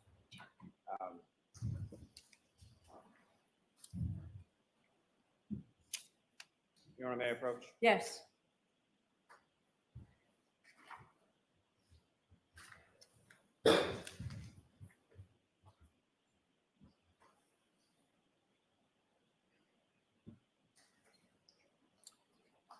I'm showing you 2 photographs. Ask you to just review those. Look up when you finish. Yep. Do you recognize those? I do. And what do you recognize those to be? They are crime scene photos that I've attached to my report. Your Honor, the Commonwealth is seeking to introduce and admit as the next 2 exhibits. Objection, Your Honor. Thank you. Yep. Sorry.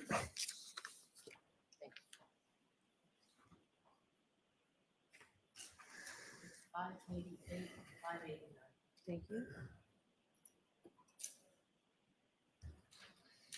Your Honor, may I return those to the witness? Yes. And Your Honor, with the court's permission. Yes. Thank you.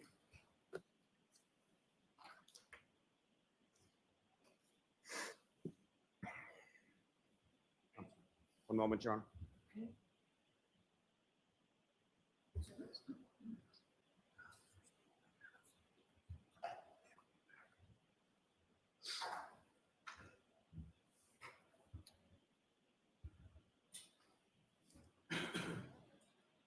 And Trooper Paul, do you recognize what's up on the screen right now? Yes, I do.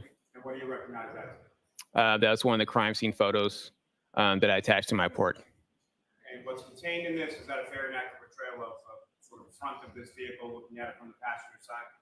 Yes. And Ms. Gilman, if I could have the, Looking to see if there's any sensors in that front bumper. I know I've got a K-band radar on my front bumper that would sense, and I've got small K-band yes, I do. sensors in my back bumper. I'm not seeing. The crime scene It looks photo like there may that be the attached to my K-band report sensors there with on the round notations that portion I of the made bumper. on it. and what's contained in this photograph, is that a fair and accurate portrayal of what you observed in the rear passenger side area of the defendant's vehicle in the garage on February 1st? Yes, it is. Now, step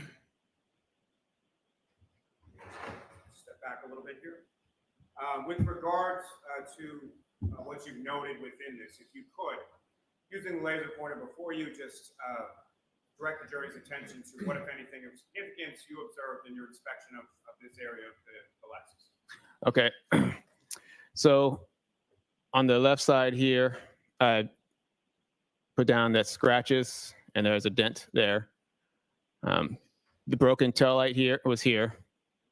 There's some scratches on the bottom right rear bumper here. And there was glass from a cut back on the bumper. As far as the glass on the bumper, what, if any, observations did you make of that in relation to the vehicle itself? Yeah, it appeared to be from a cup as opposed to any glass that came from the vehicle. Objection. So I'll strike the first part of the answer, but the second part will stand. I have no objections to the second part. Thank you. Now, with regard to the dent that you've delineated within this photograph, did you take any measurements from the ground as to where that was located? Yes, I did. And how far did you measure the dent to be approximately from the ground? Approximately 48 to 50 inches from the ground. And what, if any, measurements did you take as far as from one part of the vehicle to the other, as far as where the dents were located? Yeah, so it was approximately 19 inches from the right side of the vehicle. Now, the scratches that you were talking about before, where were they in relation to the dent? Right above the dent. I can see right there. As my hand's shaky. Now, as far as you obviously also made observations of the driver's side taillight as well. Yes. And so, from what you observed of the driver's side taillight versus the passenger side taillight, what, if any, observations did you make as far as the color of the pieces that you found missing from the passenger side taillight? As compared to the left side of the taillight? Yes. So on the left side of the taillight, there was red and clear plastic pieces. Now, the scratch marks along the bumper, did you take any measurements with relation to them? Yes. And specifically, did you take measurements from the ground to where they were located? Yes. What did you measure those? They were approximately 27 to 28 inches from the ground. Thank you, sir. Mr. Gilman, you can take that down.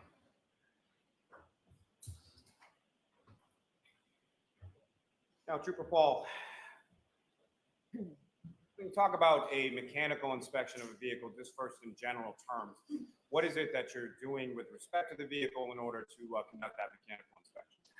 So when we do mechanical inspections, we're obviously checking the steering, make sure the steering moves properly, the brake pedals, make sure they are firm, make sure the accelerator pedal moves back and forth. Just generally looking at the tires, make sure there's no issues with the vehicle. And what, if any, observations did you make of the vehicle itself as far as any defects or anything to do with the braking, the tires, or any of the other areas that you inspected? We didn't observe any mechanical defects with the vehicle. Now, with relation to the weight of the vehicle, what, if any, analysis, or what, if anything, did you determine as to the weight of the Lexus? The way the Lexus side was on an analysis was just based on I think I have the gross vehicle weighting for the vehicle. And how much did the vehicle weigh according to the gross weight? I think it was approximately 7,000 pounds. Now, with respect to the lights of the vehicle and being the tail lights and the headlights, what, if anything, did you determine those to be as far as what type of lights were they? They were LED. Both they were headlights and taillights were both LED. And if you could just expound a little as far as LED lights, what if any significance does that have to you, or what kind of lights are LED? How bright are LED lights? LED will most comparison to what most people think in car and taillights, where I have the bulbs, where they have the filaments.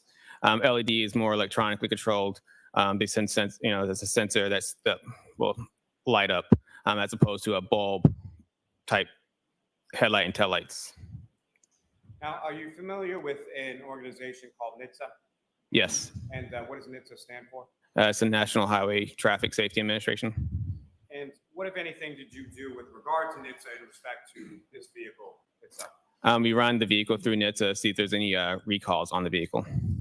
And what, if any, recalls did you discover when you ran this particular vehicle through NHTSA? There were no recalls. And to be specific, we're talking about this specific vehicle as opposed to just Lexuses in general, make and model, correct? Correct. Yeah, we put the VIN into the system, and it will tell you if this vehicle has any recalls to it. Now, you indicated on February 1st at some point you did some testing with the vehicle. Is that correct? Correct. And where was that testing done, and what did it consist of? It was done in the parking lot of Canton PD on the same day. We did a forward braking test, a reverse braking test, and a reverse acceleration test. Now, the parking lot of the Canton Police Station where you did this, what kind of roadway surface was that? It's an asphalt surface. So similar to the asphalt surface at 34 Fairview Road, is that correct? Correct. And what was the condition of the roadway as far as how dry or wet was the roadway when you conducted these acceleration and braking tests? It was wet at the time. And with respect to your understanding of January 29th, 2022, with the asphalt surface in front of 34 Fairview Road, what was the condition weather-wise as far as that roadway surface at the time of this collision? At the time of the collision? Yes. What I understand is it was snowy, so the asphalt road had been fairly wet from snow. Now, when you conducted these acceleration and braking tests with the defendant's vehicle, what, if anything, what, if any, tool or what, if any, implement did you use in the course of that testing? We use a device called it's called a V-Box. This one's a V-Box Sport. The device is attached to the windshield, and then it's also attached by an antenna that goes to the roof. And then basically V-Box, do you want to explain what V-Box is? Please. Okay. So a V-Box is just, it measures performance for the vehicle. It uses GPS data to measure the speeds and its location. And use that just it'll give us how fast we were stopping, a drag factor for the roadway for that specific vehicle and type of road, and acceleration factors. So we attach that to the windshield, just kind of give me a way to check its acceleration, check its performance. And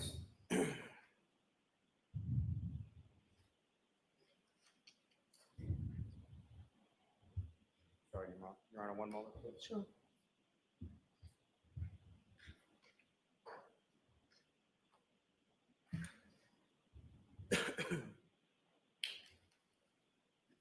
So the V-Box is attached to that vehicle, so it's what specifically is it measured?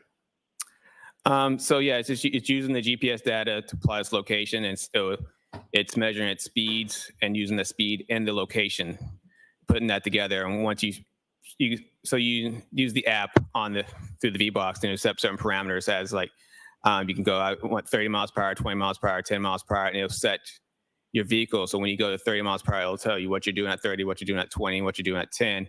And then it'll know if you're doing braking or acceleration tests. And it'll use those numbers that you have to give you, your acceleration factor or braking factor for the vehicle. And so from the V-Box Sports device that you use, and you've received training as it applies to using that device? Yes, I have. And certification as well? It's usually just training on it. Now, with respect to the V-Box Sport as it's attached to that vehicle, that's measuring specifically from that vehicle with those tires on that roadway surface that day, correct? That's correct. Now,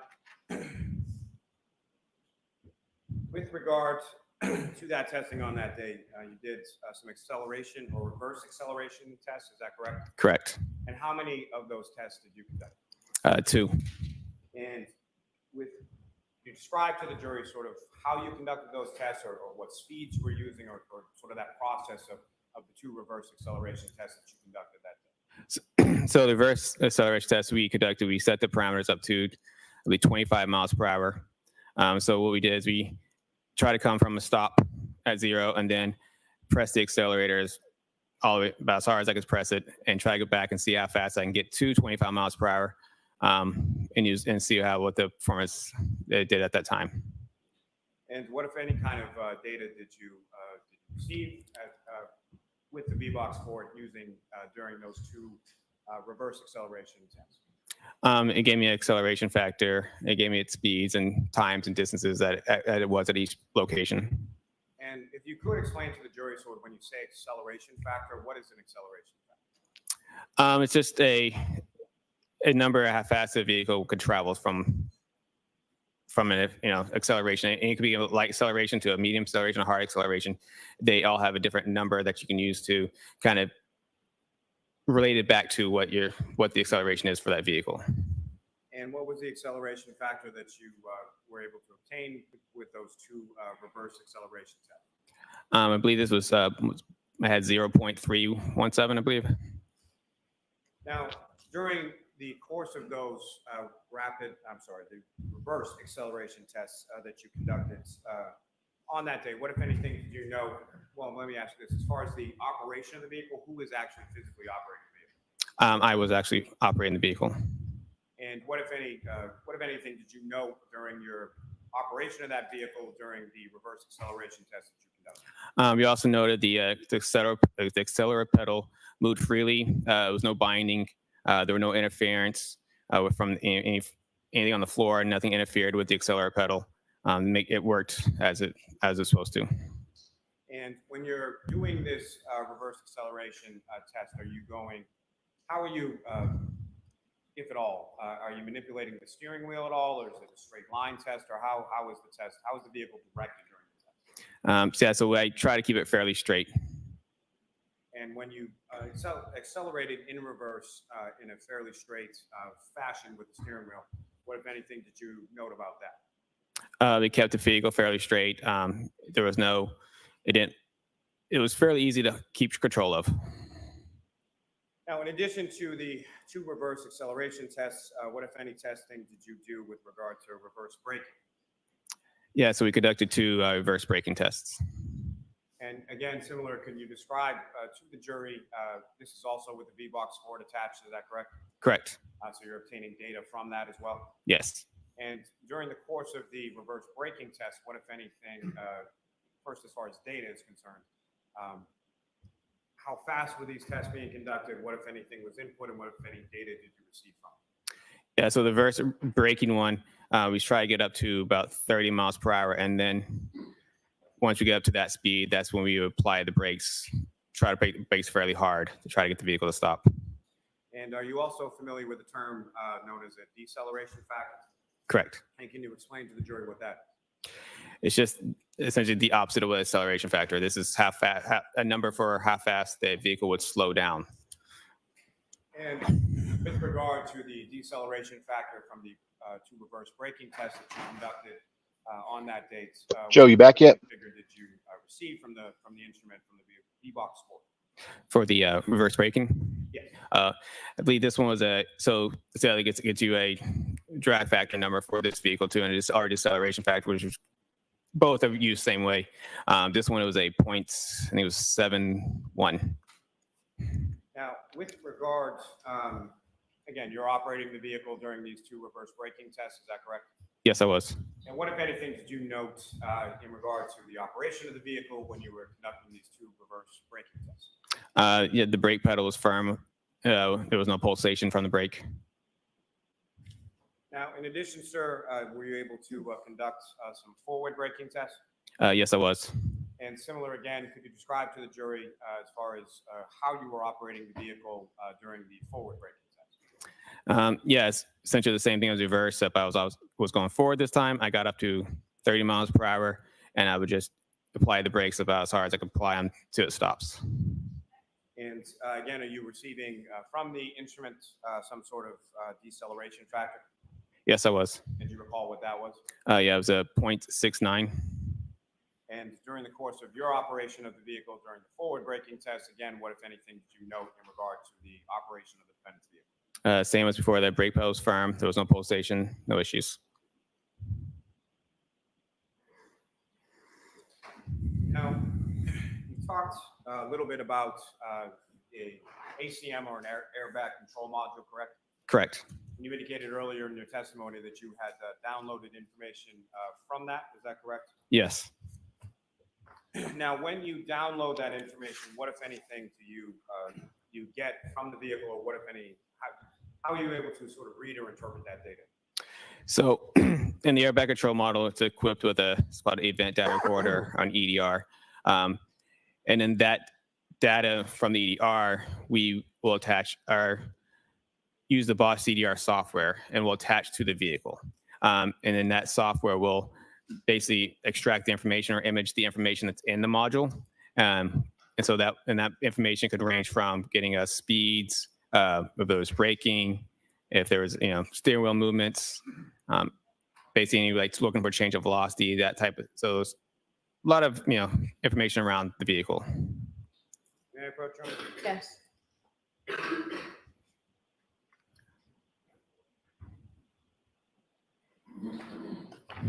Showing you the document, sir, 7 pages in length. Just ask you to review that when you're finished.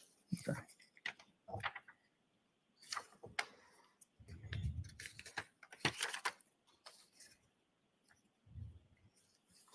Do you recognize that document, sir? I do. What do you recognize that to be?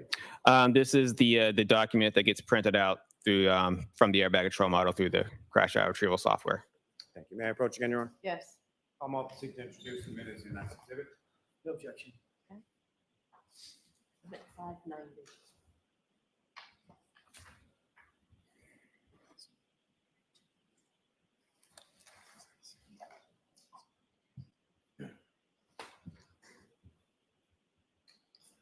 Now, sir, when it comes to the CDR printouts, or let me ask you this. When it comes to the airbag control module, who is that designed to protect or to apply to in respect to safety measures with the vehicle? Applies to the occupants inside the vehicle. And this may sound a little terse when I say it, but essentially the airbag control module is typically not designed to protect people on the exterior or the outside of the vehicle, correct? Correct. Now, you've been involved in a number of crash investigations involving pedestrians, correct? Yes. And as far as this particular case, what, if any, sort of useful or significant information were you able to interpret or retrieve from the ACM? And this through the software, there was no data recovered or no events recovered. And when it comes to pedestrian crashes in general, and as far as there being no data in this case, is that something that's abnormal? It is not. Explain to the jury sort of why not. So what an airbag control module is doing, as it's running, it's constantly monitoring the vehicle. It's looking for like a sudden change of velocity, and like a collision. So once it feels that sudden change of velocity, essentially will wake up and monitor the vehicle, see if there's people wearing the seatbelts on, what's the speed of the vehicle, number of different things that it could look for. And all it wants to do is either do I deploy the airbags or do I tighten the seatbelts? So most motor vehicle crashes with a car-on-car crash, there will be a higher change of velocity. So that's usually kind of what it's looking for. Pedestrian crashes there's not going to be much change of velocity to the vehicle. That means when they both interact with each other, the pedestrian is not going to change that vehicle's velocity in such a quick manner as, say, two cars would strike each other. Now, with respect to crash reconstruction in general, are you familiar with a term called delta V? Yes.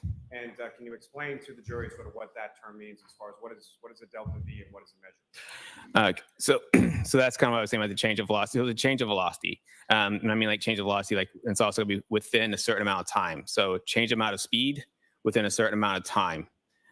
So. And with respect to the vehicle as it applies to crashes or collisions involving pedestrians, and I think you've said a little bit about this, but what, if any, impact on the velocity of the vehicle would striking a pedestrian typically have? Very little. Now, specifically when it applies to pedestrian collisions in general, are you familiar with the concept of linear momentum? Yes. And can you explain to the jury sort of what that is and how it applies with pedestrian crashes in general? Linear momentum. Momentum is just essentially when two objects interact with each other.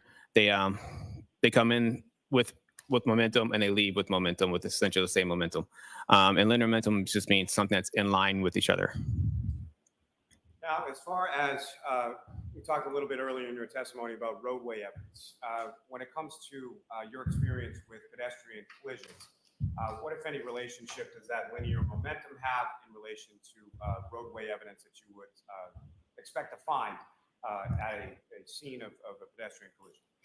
So when a pedestrian strikes a vehicle, they will go in the direction where the vehicle was traveling. So if the vehicle is traveling one way, the pedestrian strikes, it will go essentially that same way, depending on what part that vehicle strikes. Now, as far as other items that the pedestrian may either have in their hand or other items of looser fitting clothing, what, if any, experience do you have as far as observations of those on collision scenes involving pedestrian collisions? Yeah, so it's not uncommon for pedestrians to lose essentially any sort of loose clothing. So shoes, belts, hats, anything that's not very strapped on very well, could leave the body. And as far as directionality is concerned, when it applies to that linear momentum that you were speaking of before, those sort of loosely held or handheld items, or would glasses be included within that as well? Correct. So those types of items, as far as directionality is concerned, what, if anything, can you tell the jury about that? Yeah, so they will go in the same direction the pedestrian travels post-impact. We usually use that as kind of a post-impact path of travel for the pedestrian, showing that this is the direction that they would have traveled from where they got struck. Now, are you also familiar with the reconstruction terms known as area of impact and point of impact? Correct. And can you explain what those terms mean excuse me, in a crash reconstruction context for the jury? Yeah, so an area impact is essentially the area where the crash happened, where these two vehicles or vehicle pedestrians, where their initial impact happened. Point to impact is the same thing. It's just more down to like that specific point at that specific area. Area can mean a little bit broader in that sense. And what are is this something that is delineated somewhat, at least by roadway evidence? Correct.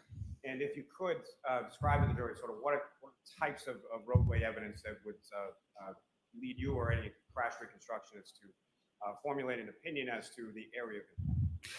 Yeah, so like I said earlier with the path of travel, so a lot of collisions most of our collisions we start where the final arrest goes, and we follow the debris or the clothing, we're back to where, follow that path back to where it came from.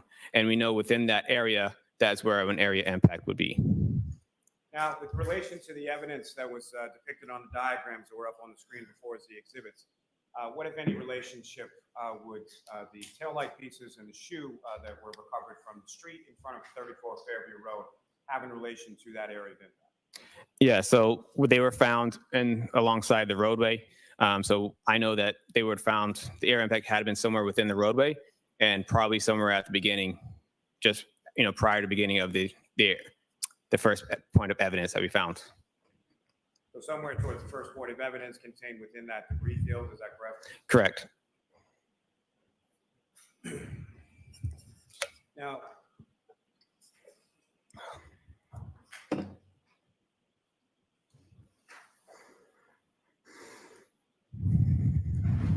could have one moment?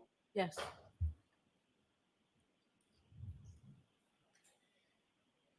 Now, sir, are you also familiar with a safety system specifically applicable to Lexus vehicles? Yes. And have you seen training in regard to downloading information in regard to that as well? Yes. And what is that safety system? What is that called? It's called the Toyota TechStream software. And so the Toyota TechStream is a software similar to the crash data retrieval or CDR software that you're talking about, but just specific to a Lexus. Yeah, but it's between Toyota and Lexus has software. The TechStream it's similar in the fact that they both record data to the vehicle. TechStream was created by Toyota for their technicians to diagnose vehicles and use that information to help, any kind of mechanical issues that they would have with the vehicle that they can do when you bring your car to them. They can look at the TechStream and just kind of find out what caused the mechanical issue. Now, with respect to the Toyota TechStream data that's available, what kind of data are we talking? So TechStream, yeah, they obviously the diagnostic stuff. So they're looking for any engine defaults or anything else. But they also have what's called a vehicle control history in it. Sorry, I missed that. Called what? A vehicle control history. Thank you. And the vehicle control history it's basically monitoring people's driving behavior. So it has certain, they call it triggers that they have listed. And when those triggers are met, they will record data related to that trigger. And what type of data, in general terms, what type of data are you able to recover through the Toyota TechStream? Dante, I don't think it had colored bulbs. I know my car's got so LEDs each trigger in place of incandescent. It's the same as the and my front lights are projection. Brakes. So I think that may be what he's going at. Is that the tail lights were LED bulbs, not colored bulbs. Engine RPMs, all that type. I looked that up the other day. The replacement bulbs for that model, and they're clear. Now, in addition, is it possible? But are they LED or are they incandescent? Vehicles that have they are from the made, factory. They are accessible to incandescent. Toyota TechStream. Gotcha. Well, there's your answer there. Then he may be. So Lexus He might be misremembering. That's Is that correct. the proper way to put it? So in But some I think my vehicles, car's LED in the back, and I'm gonna have to check Toyota that or now. Lexus vehicles are made by that manufacturer are equipped with. I think that model was a 2021, if I'm right. Now I may be wrong, but I thought it was a 2021. What, if anything, in relation to the camera system, is it possible to collect from the vehicle control system? The camera systems in certain vehicles can record photos, like little grainy black and white photos. And were you able to recover any black and white photos or photos of any kind from the defendant's vehicle in this case? I was not. Now, with respect to the sort of physical process of the downloading using this Toyota TechStream tool, can you explain to the jury sort of how that's physically done or what you're doing to the vehicle in order to download that information? The same process, just different software as we would for the airbag control module. As I said before, we plug into the DLC port and then open up that software program, and we follow the steps and we extract the information from the vehicle. Now, the extraction of the Toyota TechStream data in this particular case, when was that accomplished? For this one, I believe it was February 2nd, 2023. So a year and a day after you had conducted the braking and acceleration test and inspected the vehicle in the Canton Police Department garage? That's correct. And so as far as the timing of that being February 2nd of 2023, why was that? I was at the time of my initial inspection, I didn't really know much about TechStream at that point. So over time, I kind of learned about TechStream. And so once I learned about it and I thought, is this relevant to our case? And I looked more into it and found that it is relevant. So. And the Toyota TechStream, as far as that applicability or that tool, is that a relatively newer tool in the area of crash reconstruction? It is getting fairly newer, as in it's getting spread out. It's getting bigger. It first got created on one vehicle in 2014. So it's been slowly trickling into the Toyotas and Lexus vehicles over time. But it's definitely gotten bigger within the past couple of years. Now, with regard to this information, when you were then able to download that information, you received some data. Is that correct? That's correct. And you mentioned that it goes, or it's measured sort of by triggers. Is that correct? That's correct. And from the data that you were able to obtain from the defendant's vehicle, what type of data were you able to retrieve as it relates to the vehicle control history? Yeah, so this had like a page and a half full of triggers that over the vehicle's time span that it captured. And with respect to the triggers, how many triggers did it capture? It's like a page and a half. I don't know exact numbers of how many triggers that was on each page, but there was, it's at least a good page and a half full of triggers. Your Honor, may the trooper refer to his notes in regard to that? I agree with Dante, unless he's about to get into some specifics of things that happened at 12:30 a.m. on the 29th. I think this guy's a nothing burger. But he's said a lot of words. A lot of people say a lot of words. It doesn't mean that those words have significant meaning. Right. And how many triggers was it, sir? Can we count them? Does he have to count them, Mr. Lally? No, I don't think he has to count them. Sir, if I could direct you to paragraph 23. Oh, yeah. So 22 separate triggers. So in my report, it says 22 separate triggers that occurred on odometer mileage 12665 to 12666. And with regard to the mileage that you noted as far as being between miles 12665 and miles 12666, that's 12,665 to 12,666, correct?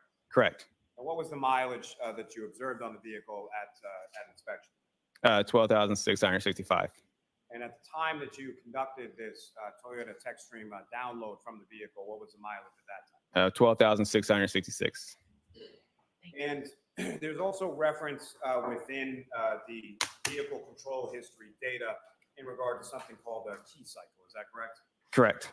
And can you explain to the jury sort of what a key cycle is and what are the different things that could trigger a key cycle? Key cycle is essentially, so it's from the ignition cycle. Let's take a here. So a key cycle is essentially from when the vehicle's off, it's pressed on. It doesn't necessarily need to be running or turned on. It just needs to be turned on and then off again, and that would be one key cycle.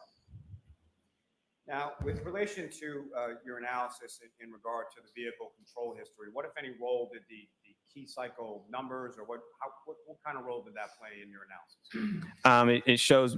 It shows me where how far away they were from each other. The key cycles were. And how far away in what terms? So when I turned the vehicle on, when I did my testing, it shows me what key cycle was that I was on when I did those testings, and then the odometer mileage in relationship to that. Your Honor, may I approach? Yes.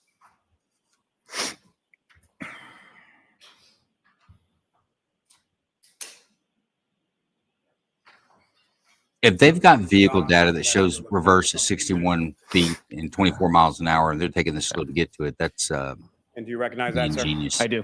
And what do you recognize that to be? That is the table from the vehicle control history from my report. And Your Honor, may I approach? Yes. I'm off to seek to introduce in the minutes the next exhibit. No objection, Your Honor. Okay. The 591. Your Honor, may I have a moment and then return it to the witness? Yes.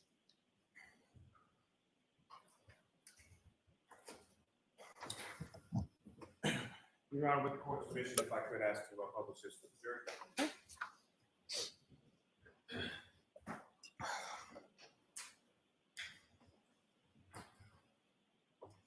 Now, Trooper Paul, what's up on the screen? Is that the exhibit that you have before you? Yes, it is. Now, if you could, using the laser pointer before you, just direct the jury's attention to what we're looking at in this exhibit and what type of information where it's located within this exhibit. Okay, so this is the vehicle control history. every single point here, this is where the triggers are. This is the labels for each trigger. Odometer mileage is on this label here. You see elapsed time and key cycles. I have noted through arrows here, these were when the vehicle was with us, and a lot of this is related to my testing with the vehicle. And these right before that were the triggers that were prior to those testings. Now, from the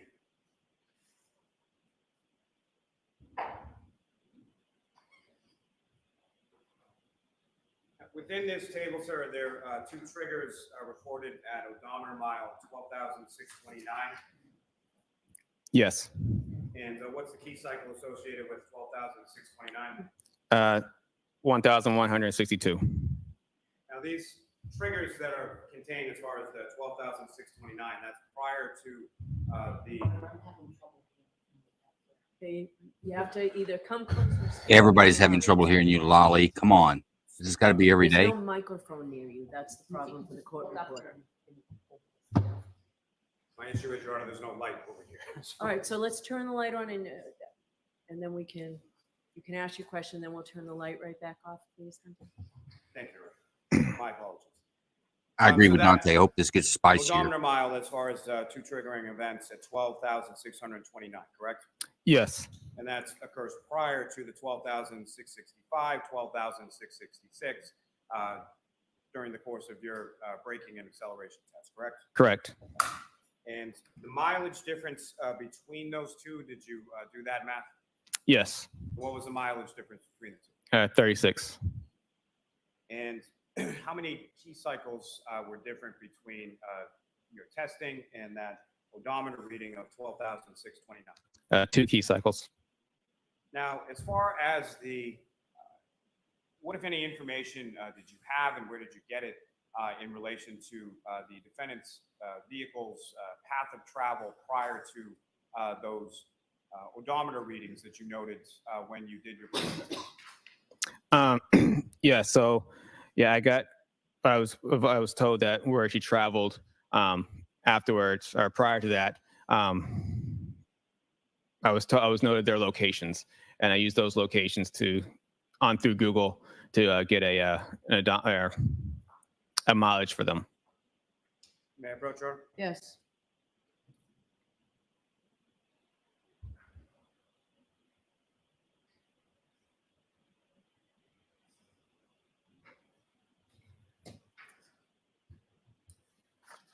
Showing you another document, sir, do you recognize that? I do. And what do you recognize that to be? Those are the Google directions. I put them in a table and put in my report. And may I approach her? Yes. I'm wanting to introduce you to the next exhibit. No objection. Exhibit 592. Thank you. I have 1 minute, John. Yes. Okay, so it looks like he's trying to put together between the mileage Yes.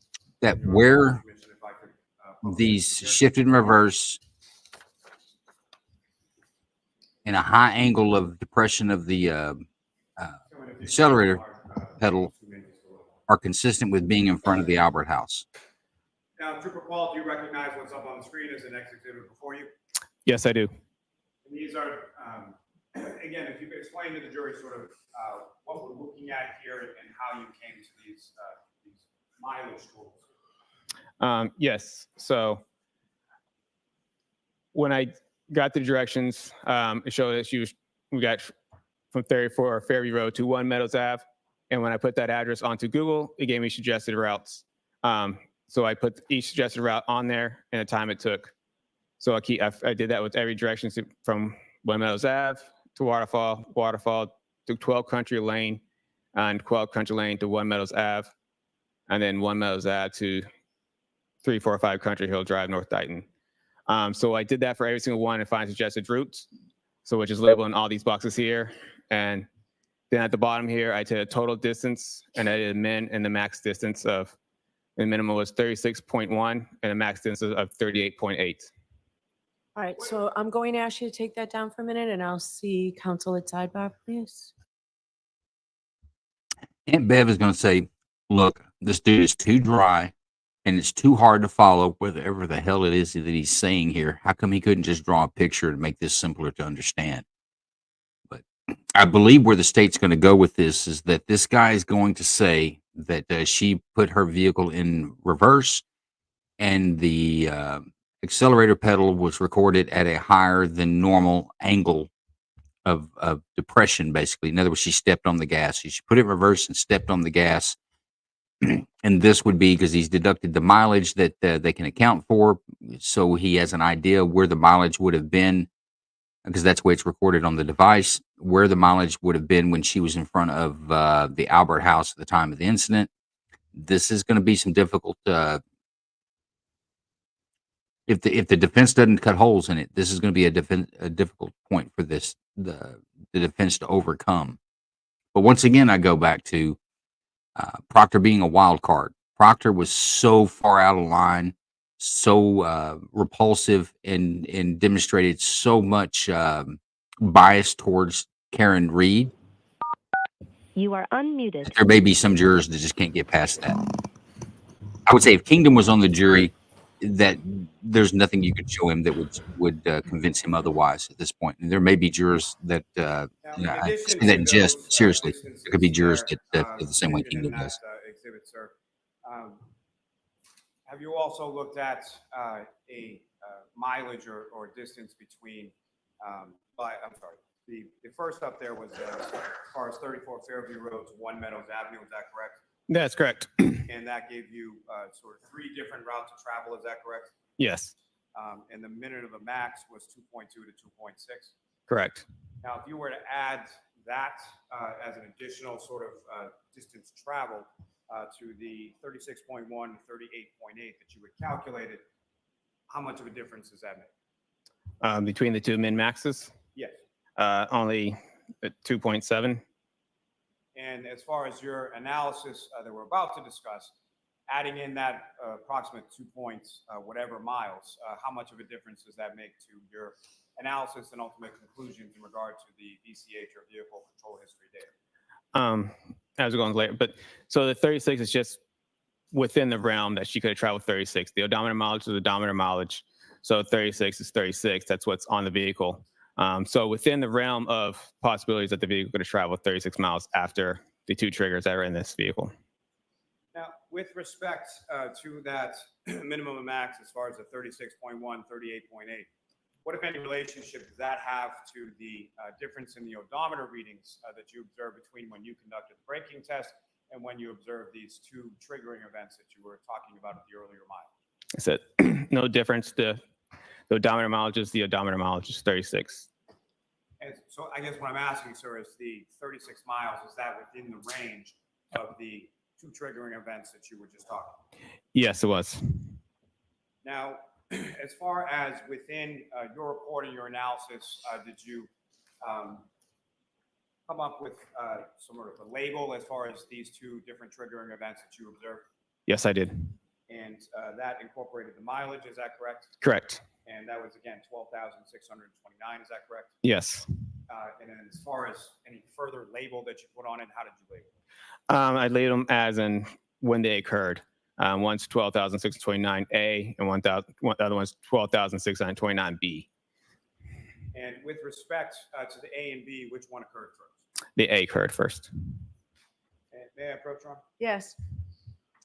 Dante says we're told by insurance companies, or told insurance companies can tell if our premiums need to go up from car data. This guy's convincing me otherwise. Dante, I think that's a program you volunteer to. You put a separate device on it that actually records more detail. Okay. Yeah, I've got one State Farm. I do. It's the data chart from the 12,629 miles A chart. May I approach again, Your Honor? Yes. Almost seek to introduce the minutes of the next exhibit. No objection. Okay.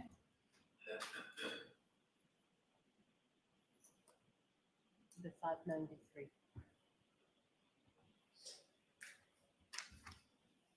And again, if I could just have a moment, Your Honor. Yes.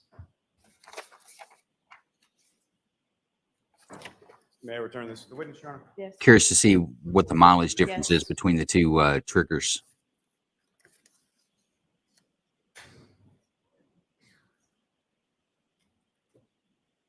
So with the document before you, what's now up on the screen, do you recognize that as what's now been marked as the next exhibit?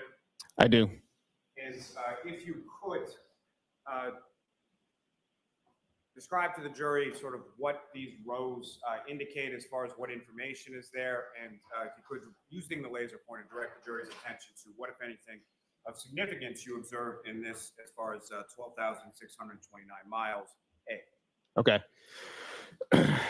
This guy brings in So a each dry row starting from the top chart. is the vehicle control history time, which is the time that's recorded in the module itself, or in the software that gets recorded as each time, and it's recorded as seconds. This time is the time from the start of the key cycle. So it starts off with 652.8, and each one is incremented in approximately half-second increments up to, let me show it, right here where the trigger, this is what's called where the trigger happened. So right here is where it kind of goes from 4.5 to 4.6, and then goes up to 5. Then everything after that is about half-second increments from each other. Recorded 10 seconds of time, which is labeled in this one, total time of 10 seconds. And I'll just put time from trigger, just kind of label it back to, here's the trigger right here, and that's the time between each one. Sorry if I can read this right. So right here, this is the vehicle speeds.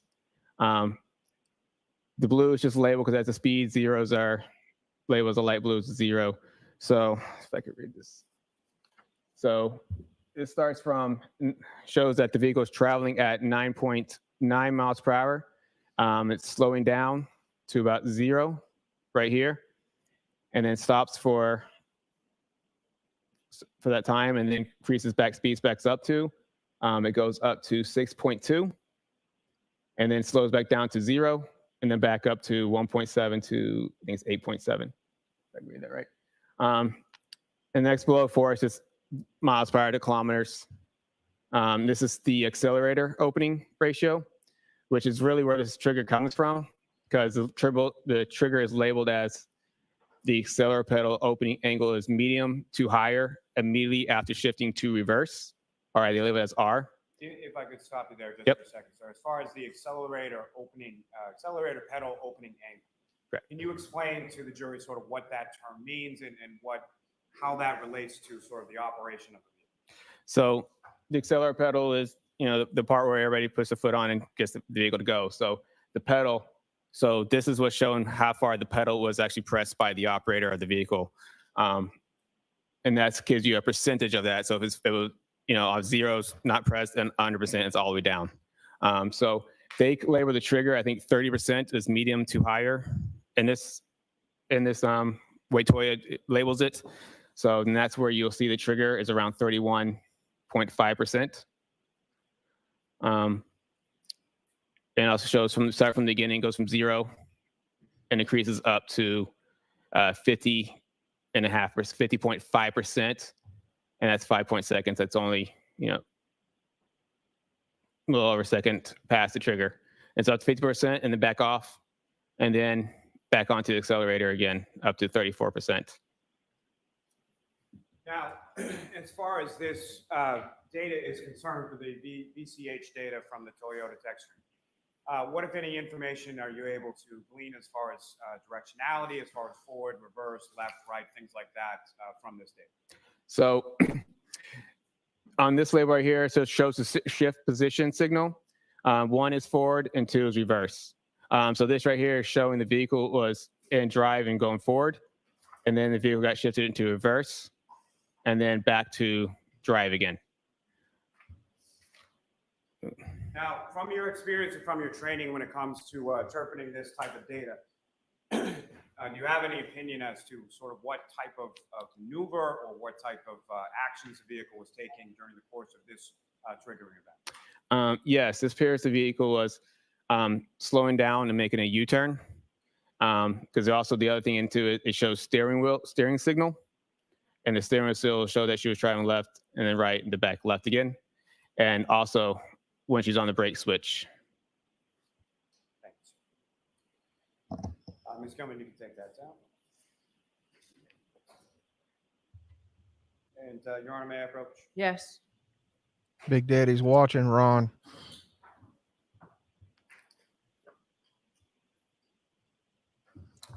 Ron, you're right. I think you do have to apply a different piece of equipment to your car to insurance to give you a better rate because they're recording A document that I everything. just handed you now, do you recognize that? Yes. And what do you recognize that to be? It's the one, the 12,000, the. Yeah, I'm the pretty DAT, sure sorry, you've got to from have that before, OS, labeled the OBS 12,629 dongle that miles plugs speed. into the car for them to actually So that's record the that. I don't think second there's any way triggering they can pull event the data within this remotely same from the car. mileage reading In on fact, the I don't think they odometer, can do it same key legally. cycle. Correct. You want a may approach? Yes. No, you have to consent to that. No objection. You guys following this testimony? Does it make sense to you yet, or does it make sense to anyone at all?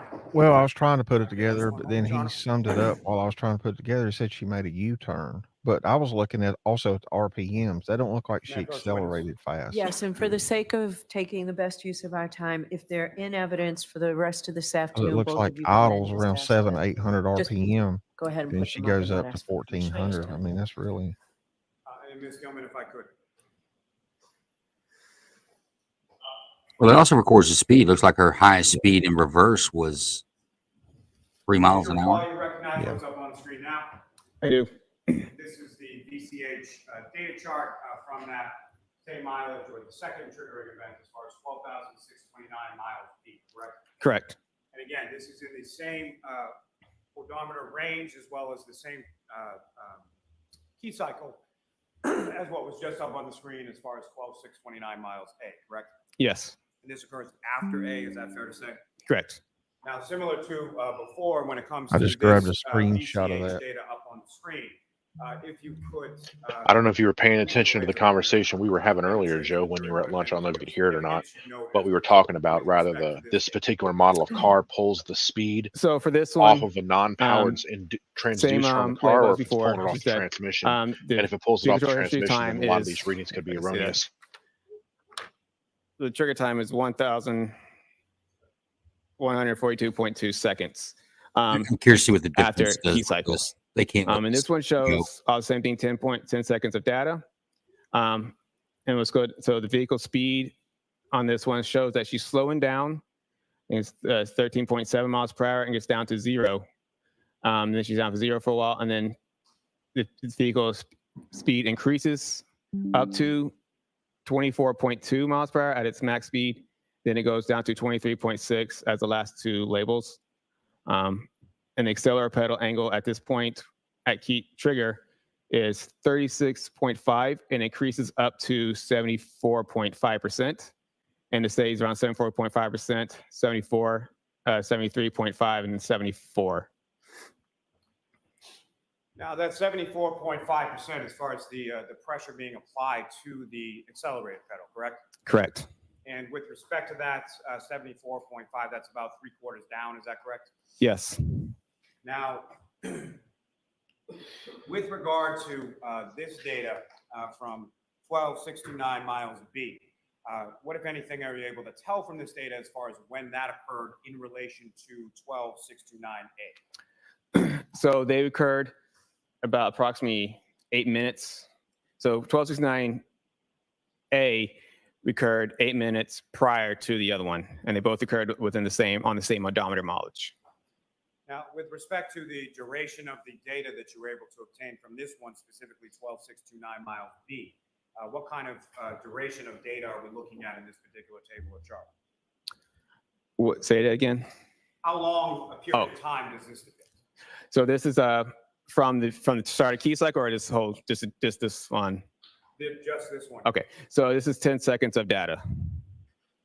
And with respect to that 10 seconds of data, as far as the 24.2 miles per hour, when does that occur within the 10 seconds of data for this particular event? So the 24.2, as I'll point out, is right here. It's actually around the 9-second mark. Now, similar to the other charts for A that was up on the screen a moment before, is there an indication as far as the accelerator pedal opening angle? Yes. And what, if any, significance does that have, or what, if anything, does that indicate to you from this data on the screen? It shows that the accelerator pedal angle went up to 74.5%. I had to read that twice. So but yes, as you out are of 100%, it went up to 74.5%. Now, with respect to directionality for this, what, if any, data is contained within this chart in respect to that? Yeah, so on the bottom row, it shows the steering signal. It should show slowing down zeros like 0.5, 9, 13.5, 13.5. I think it's 13.5, 0, 4.5. And we're talking about steering wheel. How far does the steering wheel move from left to right? So that's the degrees of a steering wheel angle.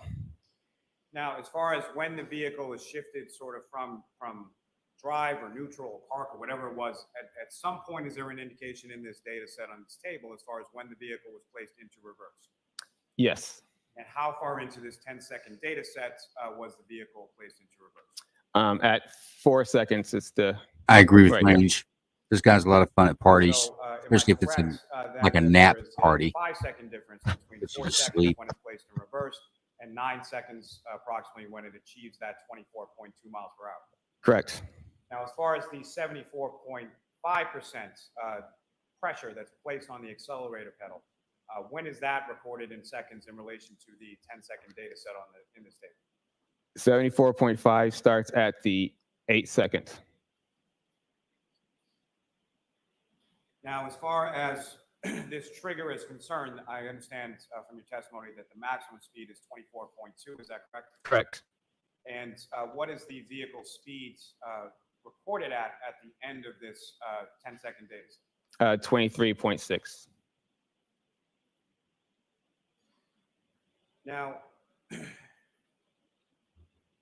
as far as the vehicle being in sort of different sets, as far as drive, reverse, things of that nature, what, if anything, did you observe within this data set as far as how it is at the beginning, how it changes at all? What happens with regard to that in the data set? So this one shows that the vehicle was in drive. It starts off in drive. It's slowing down to 0, and it goes to 0, which is neutral. Then it goes down. Then it goes into reverse. So it's going straight. It stops. Then it gets placed in reverse, and then goes back. Goes in reverse. Now, as far as the reverse is concerned, you indicated there's also some steering angles that are recorded with this data. Yes. And what, if anything, was recorded in this 10 seconds of data? Specifically, I'm asking from the time that it goes to. Kingdom wants to know about spinning tires in the snow, even though there was no snow on the road, I believe, this time. With reference to the change in the steering angle of the steering wheel. So I guess you would. It does not change much. It's only 13. I think the far it goes is left is at 13.5%.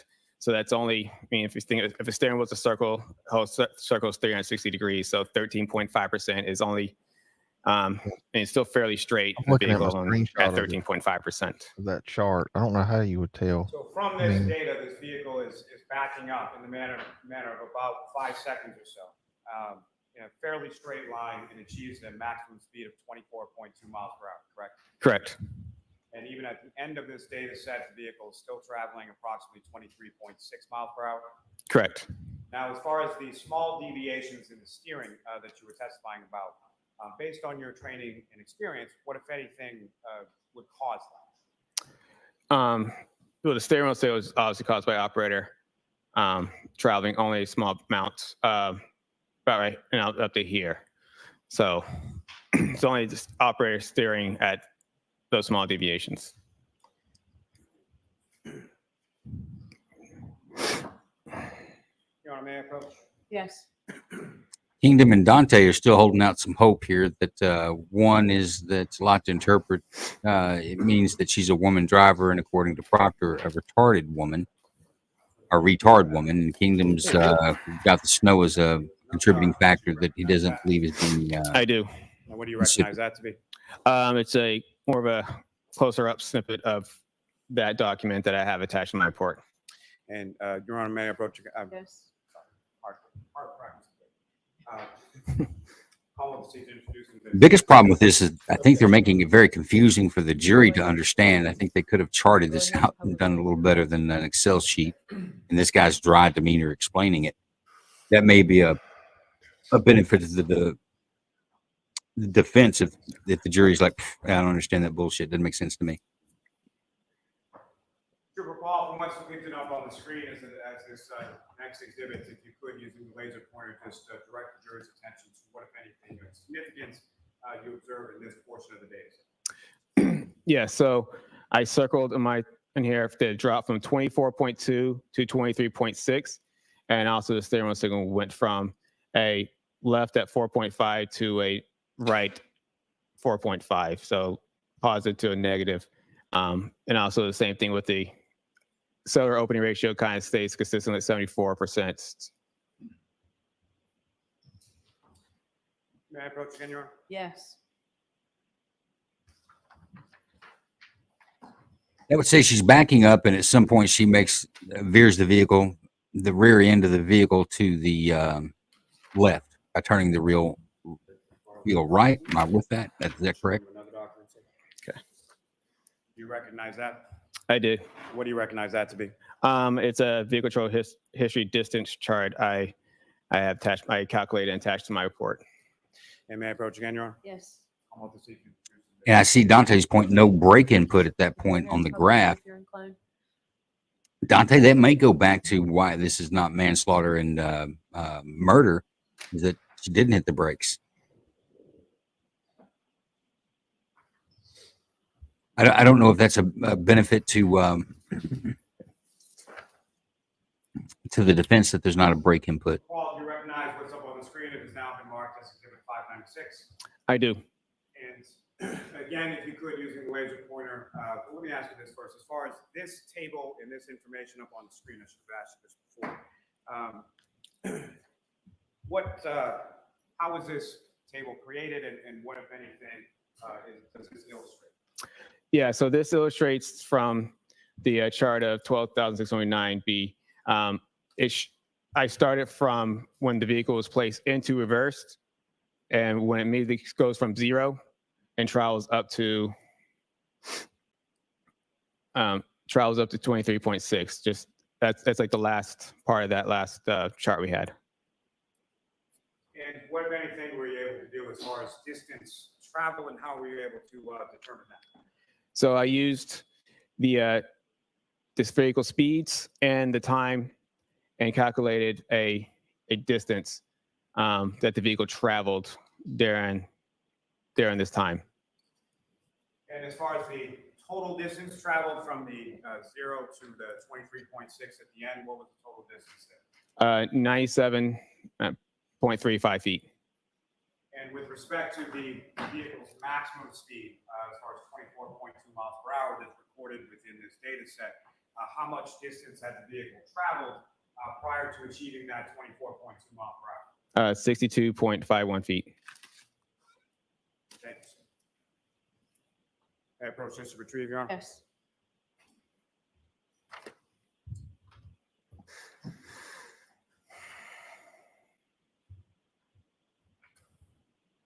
Now, Trooper Paul, with regard to, based on your training and experience, with respect to this type of data and crash reconstruction in general, this particular set of data from,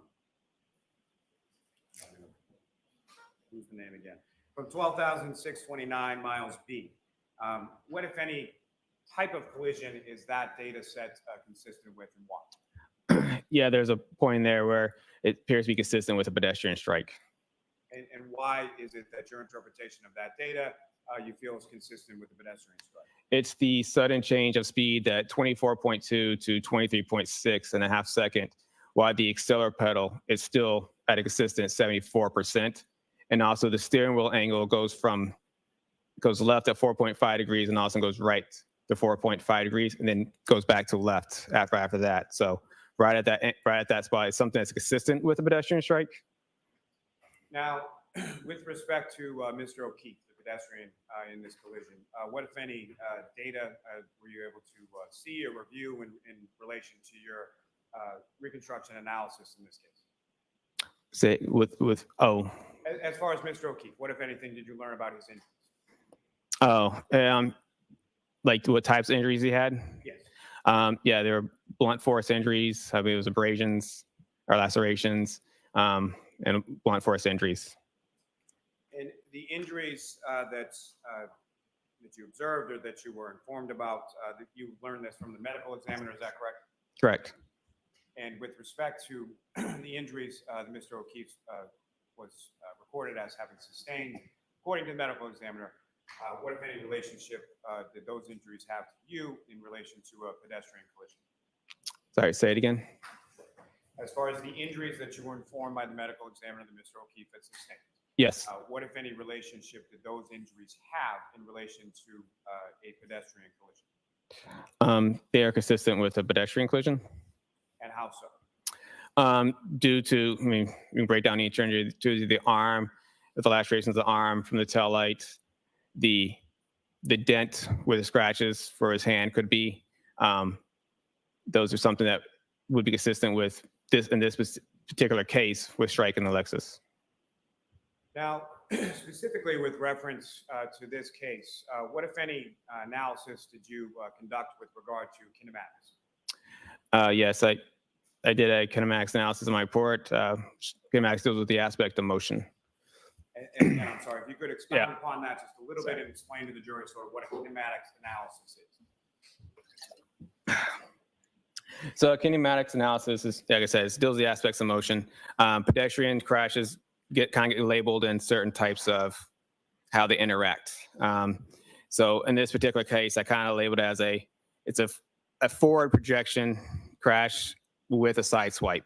And what I mean by forward projection means that when a pedestrian gets struck by a vehicle, well, basically their principal impact forces are above the pedestrian center of gravity, as in this case where you get the higher back of the vehicle.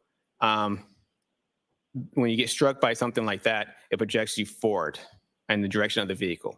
And in this situation where he gets more struck to the side of the vehicle on the taillight area, that it projected him to forward and then to the left due to this more of a side swipe manner. Now, with respect to you mentioned the height of the vehicle, as far as the shape of the back of the vehicle, what, if any, relationship does that have in regard to you sort of labeling this as a forward projection / side swipe collision? Yeah, due to it being pretty flat, it's not the front of the vehicle where you have the hood and the pedestrian staying above the hood. It's the back of the vehicle. It's pretty flat and it's pretty higher up. Now, with respect, you also made aware through your review of the medical examiner's report that there was injury to the back of Mr. O'Keefe's head. Yes. And based on your training experience in particular through pedestrian collisions, what, if any, significance did that have in relation to your opinion as to how Mr. O'Keefe interacted with the defendant's vehicle? So when you look at the damage, he would have interacted with that left side of the vehicle. And when he got struck by the vehicle on the left side, it would have caused his vehicle to rotate kind of counterclockwise. And then when that rotation, he could turn it into his back, and his back could have struck the ground. I noted at the scene that there was asphalt curbing, which could have, somewhere he could have struck his head in there, or somewhere along any of the pavement would have caused damage. Most forward projection crashes have damage on both sides of the body. Why is that? Due to them get projected forward. So they get hit from behind, they have damage to the back, and then when they get projected forward, they get damage to the front. So, I mean, in this case, he got projected and got spun counterclockwise due to where he got impacted the vehicle. Now, with regard to the vehicle speed, There's a lot of woulda, couldas in that conversation.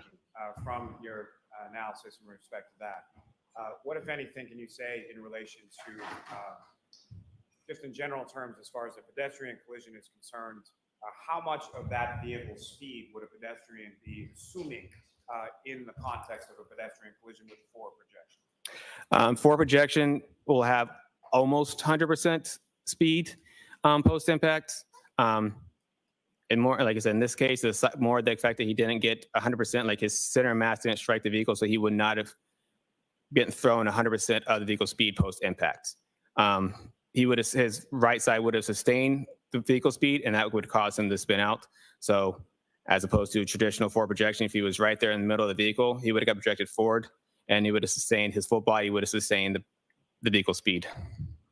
Is that abnormal as far as the sort of forward projection type of pedestrian collision. And what I'm going to ask is specifically to not having any contact with sort of the bottom of the vehicle or being run over or something like that. Can you expound upon that a little? Yeah, due to the side swipe manner that projected him off to the left, it wouldn't show that he would have been, the car would have ran over him and traveled over him. Like traditional. Yeah, The car I'm would. going to ask you to slow down just a Sorry. little bit. Sorry. Okay?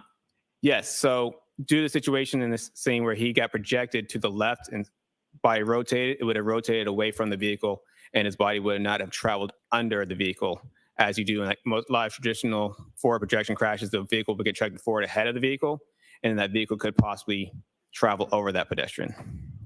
So that is not what you found in this particular pedestrian collision, correct? Correct.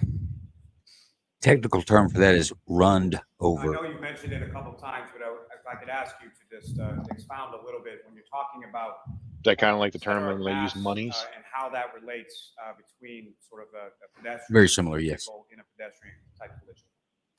So pedestrians, almost every object has a center mass. Pedestrians is the same. So a pedestrian center mass is essentially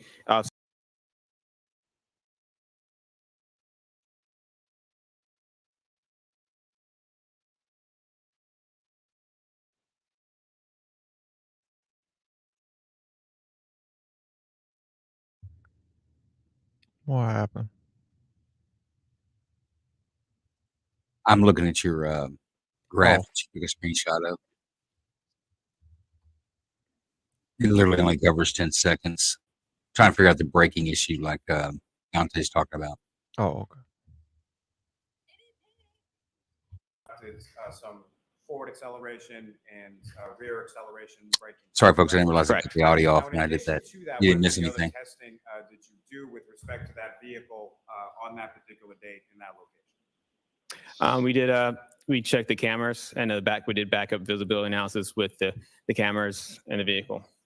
And again, if you could just in general terms first just describe for the jury when you say visibility analysis, typically speaking, what are you doing in a visibility analysis? In the visibility analysis, we are trying to see what an operator would see in their vehicle. Looking for, in this particular case, we're trying to see if the operating vehicle would be able to see a pedestrian behind the vehicle. And also in this, where we have backup cameras, we're trying to look at the cameras and see what would the cameras pick up as we go into reverse. And in fairness to the defendant, at this particular time when this visibility analysis was conducted, it was during the daytime, is that correct? That's correct. Your understanding of the crash is that it occurred at night, correct? Correct. Now, as far as a visibility analysis, typically, would you be looking to recreate as close as you can to the conditions at the time that the collision occurred? In most typical cases, yes. And why were you not able to, were you able to do that in this case? We were not. And why?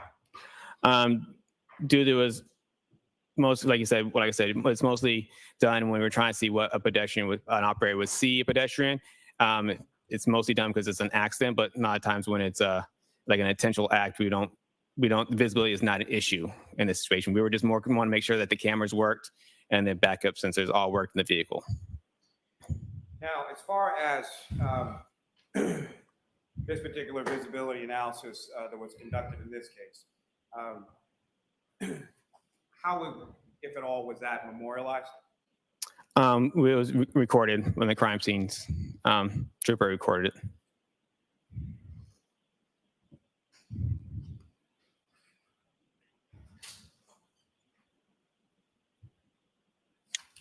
Well, Kingdom's brought up. He says they found an expert that claims Jennifer McCabe didn't make the Google search at 2:27 a.m. You can't believe anything else. They're presenting shady AF. I just don't know what evidence we have to prove that Jennifer McCabe did make that, besides what this expert actually explained away, saying that that's not. I know what you see, but there's more to it than that. That you had to go deeper to determine the truth in it. So I don't know if I buy that necessarily. Dante is still pushing on the fact that because we have acceleration doesn't mean that we actually have true speed. We could have wheel spin or So I'm showing you a series of faulty sensors at the wheels that doesn't indicate that the vehicle is actually traveling at that maybe the wheels were rotating in a manner to indicate 20, 24 25 miles an hour. But remember, folks, this is over a 10-second period. Everything we're seeing on this Excel sheet, even though poorly demonstrated, in my opinion, is a 10-second window. Yes. Portion of that 10-second was And what do you driving recognize in those to be? forward. It's the inside of the vehicle.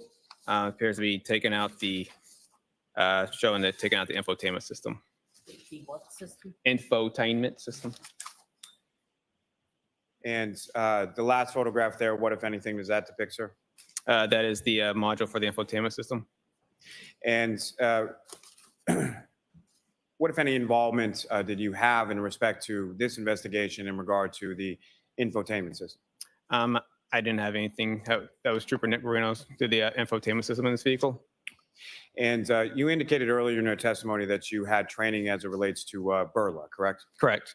And what, if any, relationship does Burla have with respect to the infotainment system? They had tools to forensically diagnose the infotainment systems.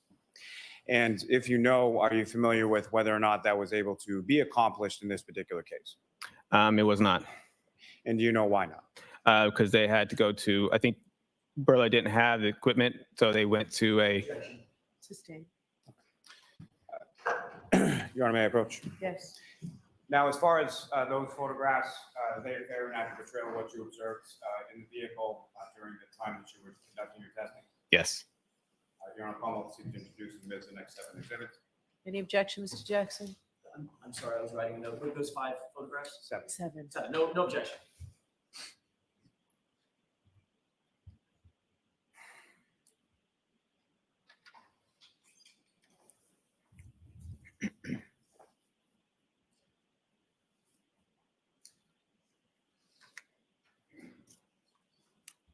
I've got to take a phone call.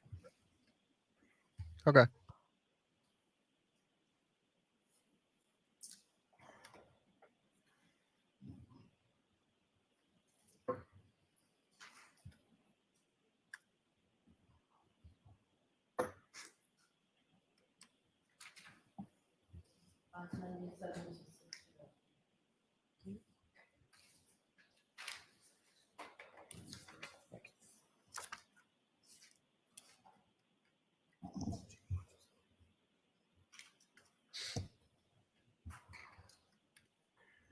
And Your Honor, with the court's permission, if I could just follow. Yes. Now, Ms. Gilman, if I could have the photograph labeled BEP2. And Trooper Paul, do you recognize what's up on the screen and is now been marked as Exhibit 597? Yes. And what part of the vehicle are we looking at in this photograph? That's the steering wheel. And Ms. Gilman, if I could have BEP3. And Trooper Paul, do you recognize what's now up on the screen and is marked as Exhibit 598? Yes, I do. And if you could, using the laser pointer, direct the jury's attention to what, if anything, of significance you observed in this part of the photograph. That is the infotainment system. And as far as the infotainment system, when you were operating that vehicle, what, if anything, was displayed on that screen within the infotainment system? If you were in drive, it just had the radio navigation stuff. But if you're in reverse, that's where the backup cameras and sensors would be.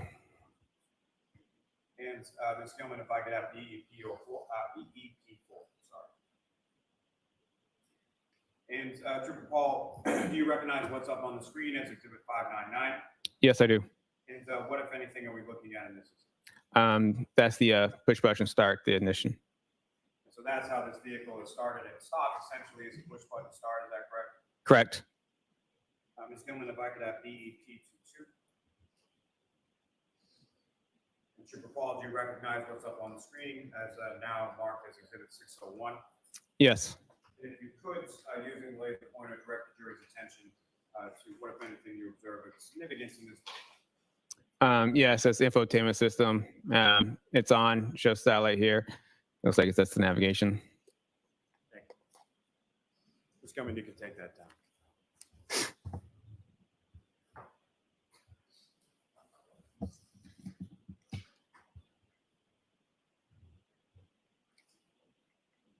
Now, if I could take you back just for a second to the VCH data and the kinematics of what you were testifying about just a moment ago. You had mentioned that with respect to the injury to the back of Mr. O'Keefe's head that is consistent or could have been caused by striking his head on part of the pavement or the curbing, is that correct? Correct. Now, as far as your training and experience in pedestrian collisions that you've responded to and investigated on prior occasions, as far as weather, as far as the coldness of the ground being frozen, what, if any, impact could that have as far as in relation to the injuries to the back of Mr. O'Keefe's head? Objection.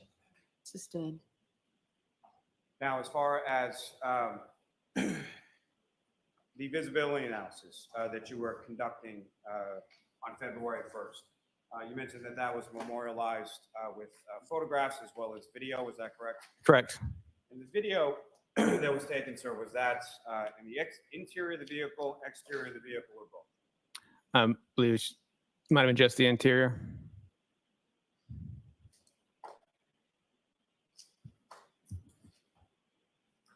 Approach, Your Honor. Yes.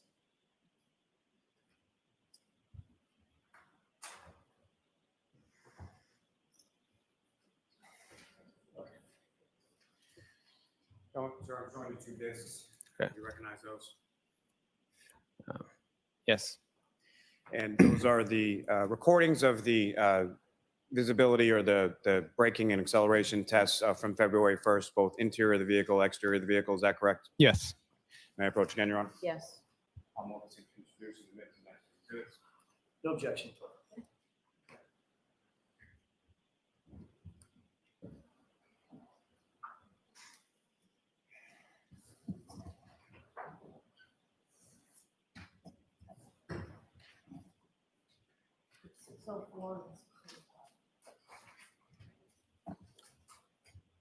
Before we get to those videos, Trooper, may I approach again, Your Honor? Yes.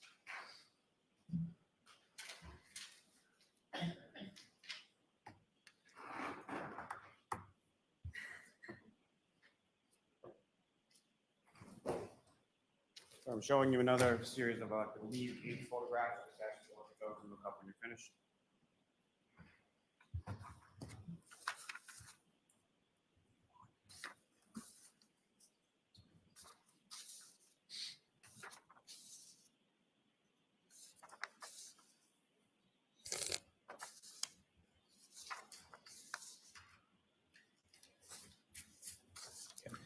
And do you recognize what's depicted in those photographs, Trooper? Yes, I do. And what do you recognize those to be? Those are photos from the backup cameras and sensor tests. May I approach again, Your Honor? Yes. I'm going to seek to introduce the minutes next. So, minutes. Okay. No objection. So I'm wondering, you know how like on those vehicles, when you back up and you get too close, it'll start beeping. I'm sure it records that as well. I'm not sure. I know you could be a pretty good distance behind my car, and it will start beeping way outside the arc that I can see. So that's a good point. I'm curious about that myself.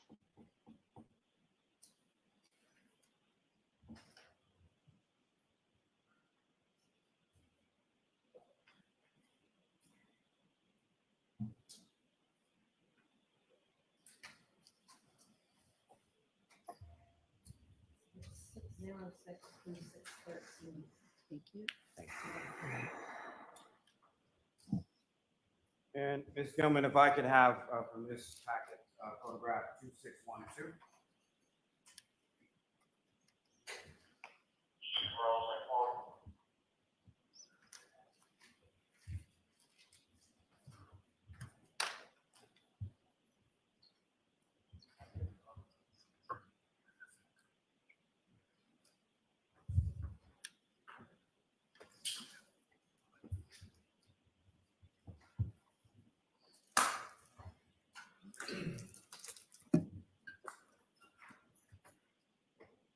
Trooper, if you could, please describe to the jury what we're looking at in this photograph that's now been marked as Exhibit 606. Yes, this is the view from the operator as they would turn around and look to the back of the vehicle.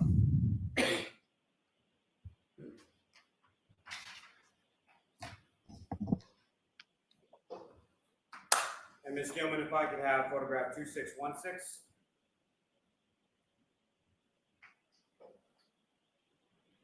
And Trooper Paul, do you recognize what's up on the screen and has now been marked as Exhibit 610?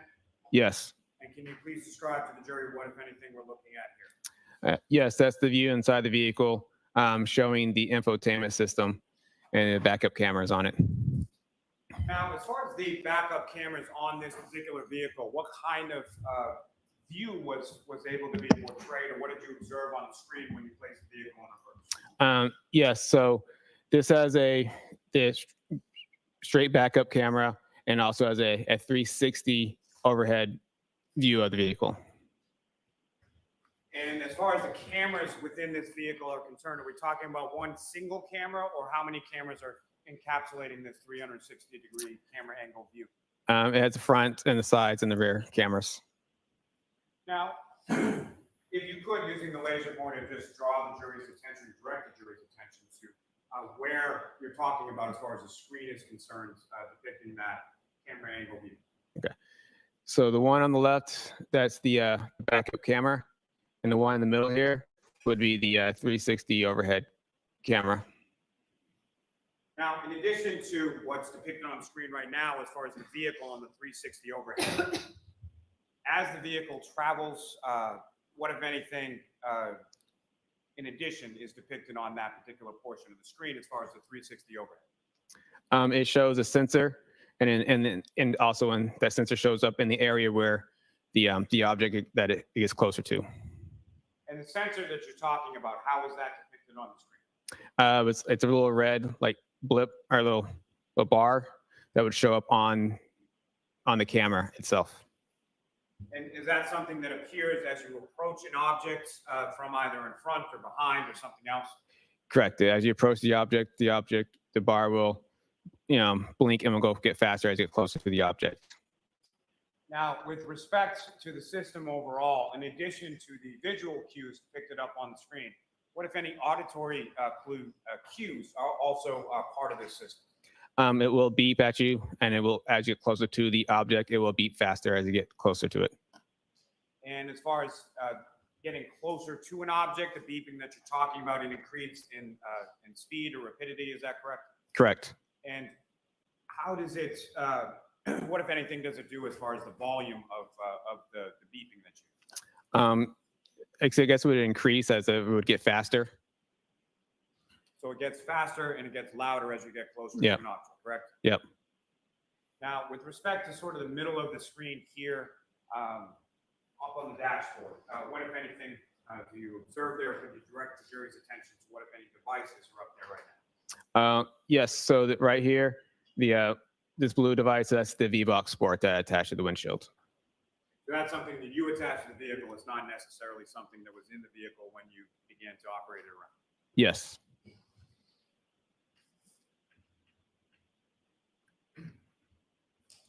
Ms. Gilman, if I could have photograph 2618.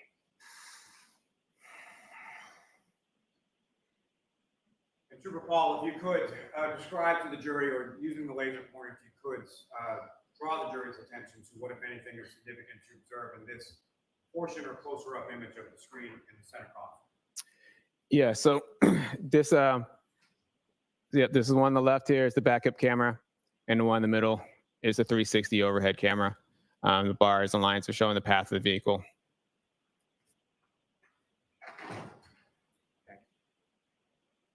Ms. Gilman, you can take this down.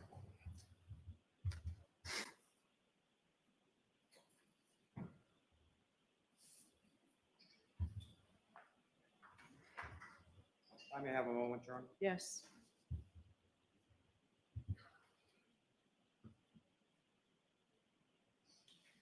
Now, Trooper Paul, as far as during this visibility analysis that you conducted, you testified earlier that you were primarily concerned with sort of whether or not the cameras and the auditory and visual cues worked properly with this vehicle and this system, correct? Yes. And during the course of your running these sort of forward and back reverse acceleration braking tests, as well as the visibility analysis, what, if anything, did you observe with relation to the functionality of the cameras and the visual and auditory cues? Everything seemed to be working properly. Now, when you were operating the vehicle on February 1st and you shifted the vehicle into reverse, what what would then sort of occur with the screen in the center of the data? It would change from the navigation to the backup cameras.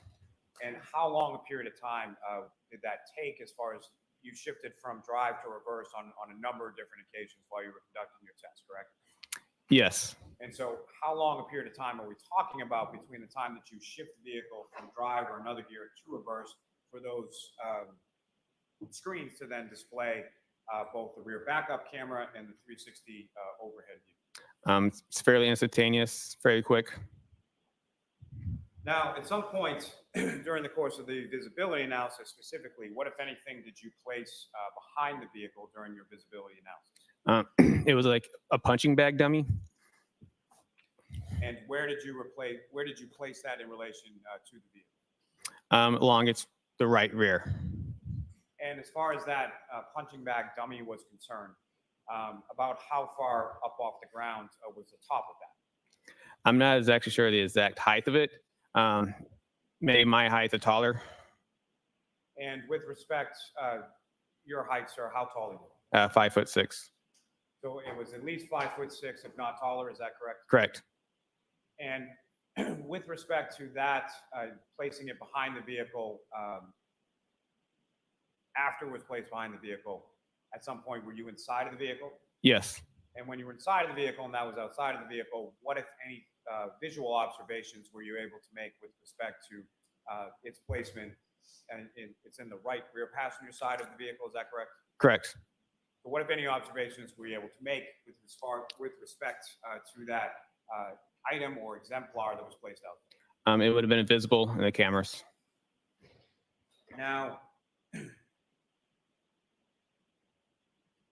with respect to the visibility analysis that was conducted with respect to that, let me ask you this first. When I say exemplar, so exemplar pedestrian, can you explain sort of what that term means and as how it relates to a visibility analysis?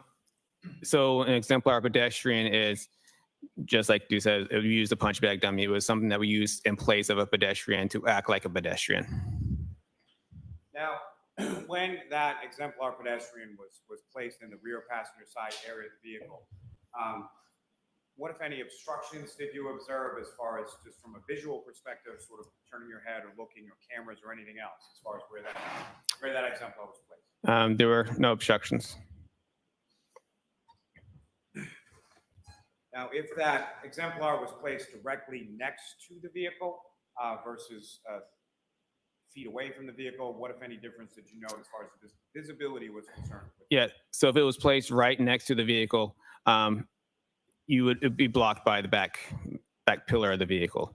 If you place it like 5 feet away, you would be able to see the dummy and the cameras and also in the side mirrors. So at a distance of at least 5 feet, it was fully visible from where you sat in the vehicle? Yes.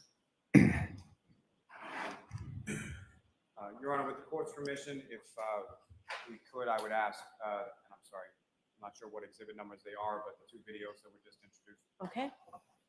And Ms. Gilman, if I could have the exterior video first. Just for the record, they are 604 and 605. Thanks. Thank you, ma'am.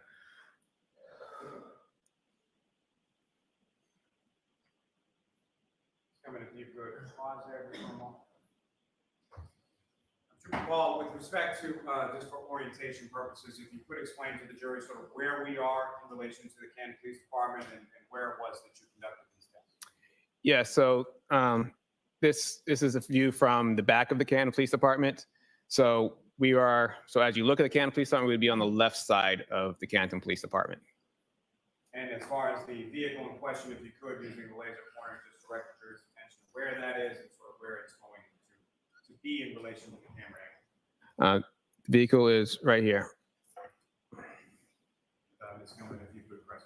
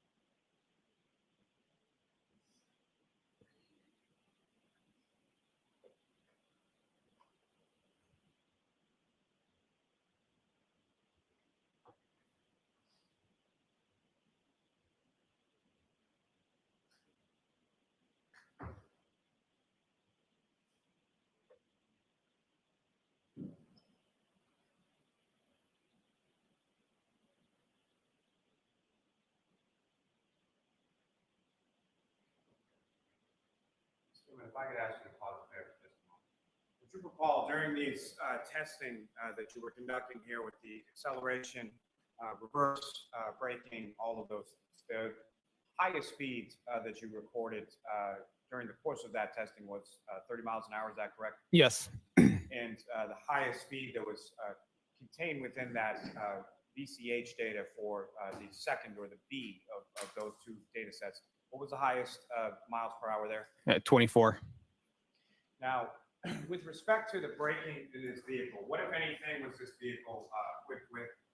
Had ABS brakes, anti-lock brake system. And with relation to anti-lock brake system or ABS, what, if any, relationship does that have with regard to braking and what is then visible on the pavement? It doesn't leave visible tire marks. And why is that, sir?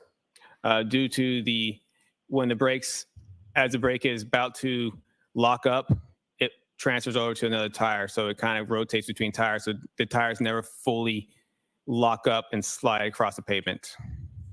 Now, in relation to ABS not leaving marks on the pavement, what, if any, relationship does that have as far as the sound difference between ABS brakes and non-ABS brakes? Yeah, it sounds different because you would hear a car sliding across the pavement as opposed to just hard braking and engine slowing down.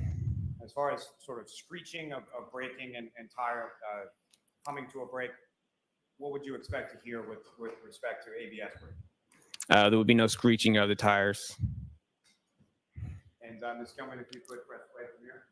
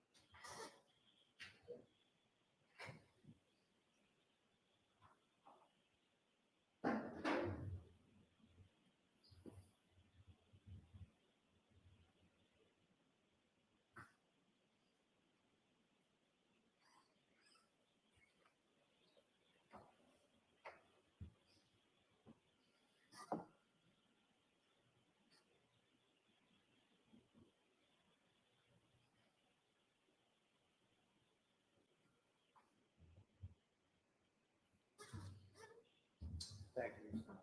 Your Honor, with the court's permission, may I publish the other video of the interior of the vehicle? Yes.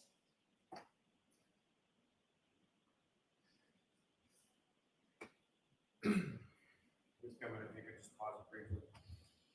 Again, Trooper Paul, with reference to what's up on the screen, if you could, just using the laser pointer, direct the jury's attention to the screen in the center of the dashboard, and just as far as what different parts of the screen are visible here. So right here is the reverse camera, 360 camera. And as far as this particular portion of the interior of the vehicle, are we looking at what was done with regard to acceleration or braking test, or are we looking at the visibility now? This is the visibility analysis. Ms. Gilman, if you could please press.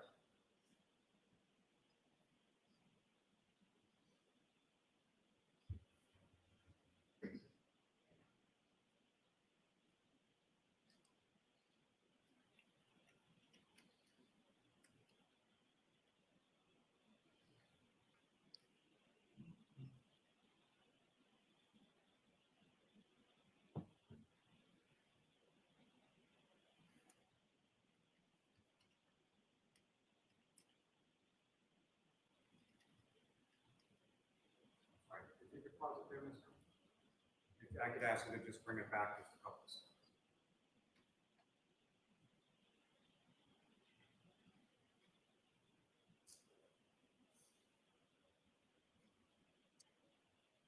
All right, co-host, has this testimony swayed your opinion any? Paul, as far as this is the closer up image of the screen. Nope, I'm still locked in.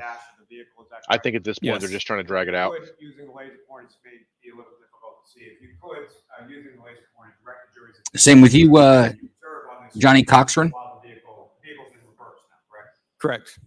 If you could direct the jury's attention to what, if anything, you observe on this screen as the vehicle's in reverse with the exemplar pedestrian behind. Yes. So this screen has now changed to a park assist screen, and it now shows a sensor for the back of the vehicle.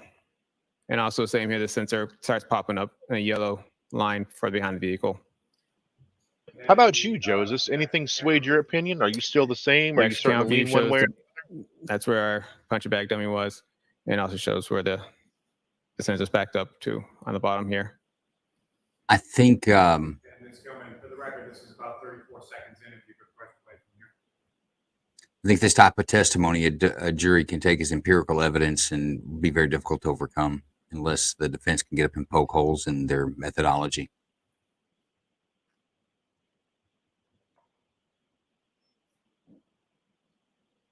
I'll say it's hard to ignore. I can't ignore this. Now, Paul, at some point over the course of your investigation, over the course of this case, did you become aware of ring videos from Mr. O'Keefe's residence at One Meadows Avenue? Yes. And specifically, have you had occasion to see a video depicting the defendant backing out of the garage as snow was coming down? Yes. I'm going to allow it. Yeah, I don't care about his opinion there. With the court's permission, if I could publish. You're going to tell me that the snow didn't fall. I don't care. And Dante does bring up a good point. We talked about ABS brakes, but we really haven't seen any braking data. Are we to assume that she drove 24 miles an hour and she didn't hit the brakes? She let the vehicle come to a complete stop on its own? Or are they asserting that the impact with Brian O'Keefe's body stopped the vehicle, which I don't know that I buy that either. What do y'all think about that? We should still see some data that shows the car coming to a stop, and it would be abruptly, and then there would be impact data from the sensors on the car, according to what these guys are saying. I thought he was saying that you may not see impact data because of where the impact was at. If impact around the tail light area, there's not sensors there, and if it doesn't deform the frame or deform the body, then the side impact sensors wouldn't be triggered as well. And I don't. It seems like his. I'll say this. It seems like his chart that he put up. It stops before the vehicle gets to 0 miles an hour, indicating whether it was stopped by brakes or stopped by just getting off the gas and letting it stop by itself. But I'm going to go back and say this, that I think you're hard pressed that I think you can analyze every one of our personal vehicles and kingdoms as well. I don't think you'll find an occasion where we've traveled 24 miles an hour backwards. 24 miles an hour does not seem very fast going forward, but backwards, that's a clip. That's quite a bit. And it's unusual for someone to travel at 24 miles an hour in reverse. So I think that's a hard thing for me to get past. And it's hard to say that it didn't happen. This is kind of empirical evidence that vehicle has no, it logs information as it logs information. It has no dog in the fight. It's not deleting files. It's not putting files in. It's just recording what's happening. So it's kind of a true fact that I think I can lay my hat on. So I will say it is difficult to get past the fact that vehicle at the time frame, if all of his mileage is right, of course, we're relying on Alan Jackson to poke some holes in that with an ice pick when he stands up, that somehow or another that this occurrence of the 24 miles an hour didn't happen in front of the Albert House, that it could be attributed to somewhere else, another location, then that would poke holes in it where I could dismiss it in its entirety. But if you can't do that, it's going to be hard to dismiss that, I think. And you guys got to look at this. Some jurors may weigh in on that. The Proctor was so repulsive and repugnant that anything you say after that is bullshit. I'm not believing anything else that anybody else has to say, and they're going to stand on it. They'll vote to acquit or even hang the jury on it. And I think that's like if Kingdom was sitting on the jury, I think that's where he would be. And I guess both of you would be there as well. Then others are going to sit on the jury and they look through all this other shit's a smokescreen and bullshit going on. What can you really hang your hat on? And they may look for data like this to say, well, if you can't explain that, then this in and of itself, everything else is bullshit. But I have to believe in this, and this makes sense that she was involved somehow or another in the death of John O'Keefe. So I don't know which way the juries will go on it. I think I'm more of the empirical portion of that. That if there's something as the investigator in me, something that is definitely not tainted, it's true. I can hang my hat on it, and if I can't get around that, then that's pretty much where I've got to stop.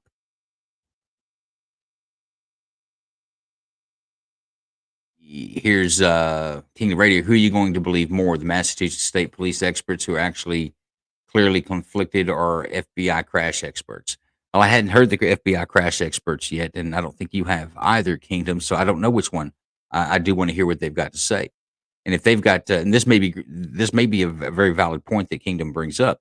If the FBI crash experts come in and they give a contrary story to what the Massachusetts State Police are saying, then I absolutely actually agree with Kingdom on that. I would lean towards the FBI expert. I feel like if I could hang my hat on a third uninterested party doing an analysis on this, that it's essentially, in these experts, what's rare about this, they're not paid for by the state. They're not paid for by the defense attorney. They have no other reason to come into this trial other than to speak the truth. They don't care which way it goes. So yes, if the FBI experts say this is different, then I will absolutely go with that. But I haven't seen that testimony. And Dante says, excuse me. He said himself pedestrian impact is a little effect on the car speed, but says ABS would allow silent braking, so no skid marks. So house can't be expected here skid marks. And where's the brake data? And I agree with everything you just said. ABS won't leave a skid mark on the street so that you would see that, because they say there were no skid marks. It would be less likely that somebody inside is going to hear this occasion happening, but it doesn't erase the fact that they have not displayed any brake data, which is kind of odd. I think they've talked about everything else: angle of the steering wheel, the percentage of depression on the pad, RPMs on the engine, miles per hour of reverse, the camera, what kind of brakes it was. The brakes would be silent, but they haven't shown us where those brakes were applied when the data, and I'm pretty sure that data was recorded. So I'll give you that. That's a little concerning for me. Now, will the jury pick up on that nuance? I don't know. Hopefully the defense will pick that up and run with it. But once again, the defense could pass this witness and say they have no questions for it, and they're going to rely on their FBI experts and leave it to the jury. You pick which expert you trust. And at that point, Kingdom may have a very valid point at that point, where the jury may just go with the FBI, thinking of it in similar nature that I do, that at least I hadn't heard too much bad shit about the FBI. Maybe I can believe what these people say. But definitely makes the case's state stronger, in my opinion.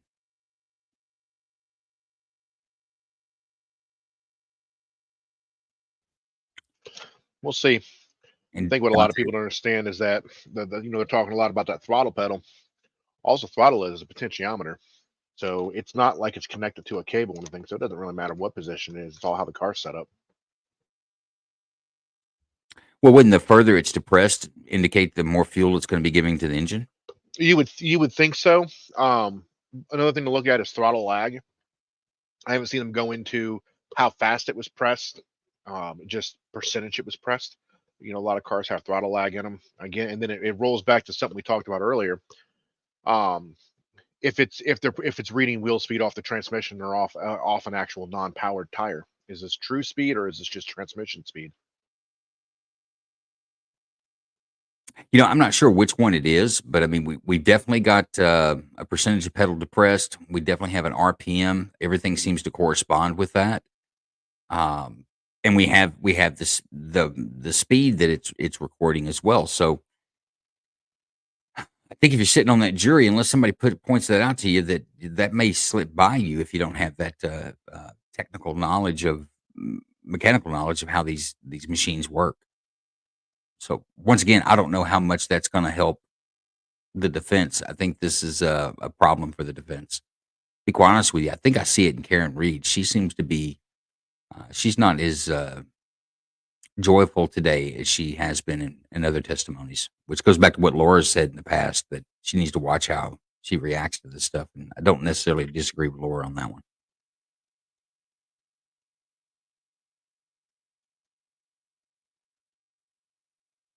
But yes, I would say that the cell phone data on Jennifer McCabe's phone this morning and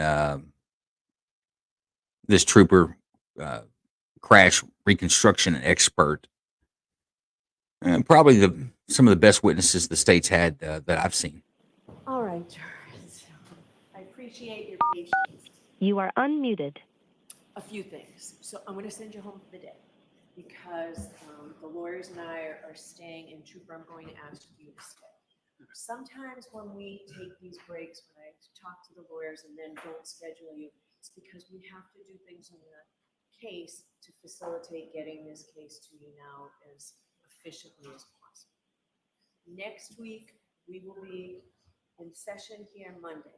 Tuesday is going to be a full day of the lawyers and I with witnesses to make sure that the case is ready for you to wrap up. So Tuesday you will be off, we'll be working. Wednesday is a federal holiday, so court is not in session on Wednesday. We'll have a full day Thursday and half a day Friday. It's a little What's the different federal holiday? but I am assured that we are still on schedule to getting the case to you folks to begin your deliberations sometime that last week. Okay, so we appreciate everybody's patience. I appreciate the lawyers now really trying to work to get this case to you as efficiently as possible. So those cautions. Do not discuss this case with It's the anyone. newest one, Joe. The newest one. Research or investigation into this case.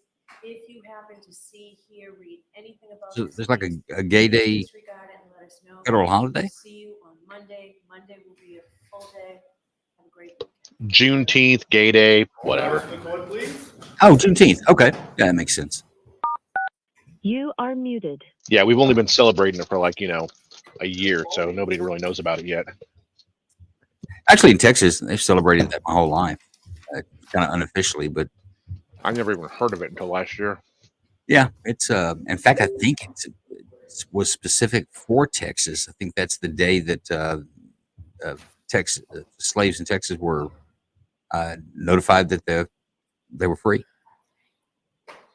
That's the story. Yeah, it's the last official. It's the last day that people were actually enslaved. I'm hoping we're staying in session Trooper, for this. I we're want to going hear to this. have a voir dire of you, sir. Mr. Lally's going to ask you some questions. Mr. Jackson's going to ask you some questions. You'll be shown a video. Okay. This is going to be good. All right, Mr. Lally.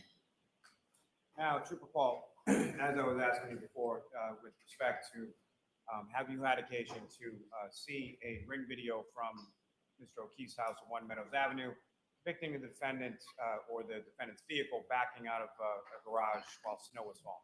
Yes.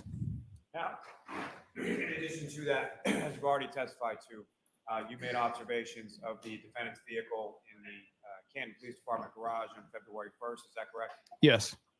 And Your Honor, with the court's permission, may we play the video at this time? Yes. Your Honor, to save time, I'll stipulate to the video. I want to see it for purposes of this voir dire. And in fact, I'd like to see the version that the defendants have with the focusing in on the tire. Understood.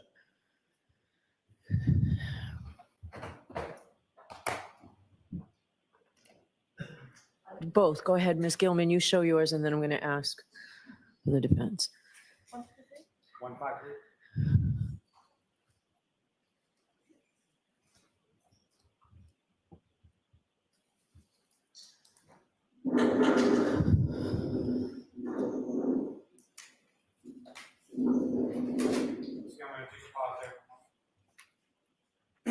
Now, Trooper, from your observations from this video, at some point, this vehicle either comes close or makes contact with Mr. O'Keefe's vehicle. Is that correct?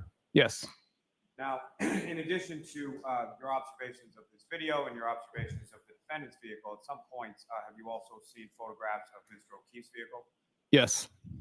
And is your understanding that those photographs of Mr. O'Keefe's vehicle were taken by State Police Crime Scene Services on February 3rd? Is that correct? Yes. Now, with reference to your observations in this vehicle, what I'm going to ask you is in regard to the significance that you observe, significance of the impact between the two vehicles. In respect to Mr. O'Keefe's vehicle, what, if anything, did you observe on his vehicle at that time? At the photos or now? Right now. Oh, right now. There was snow on the vehicle. And then with respect to the contact between the defendant's vehicle and victim, Mr. O'Keefe's vehicle, what, if anything, did you observe to occur with relation to the snow based on the significance of the impact between the two? The snow doesn't move. And Ms. Gilman, if you could press play at this time.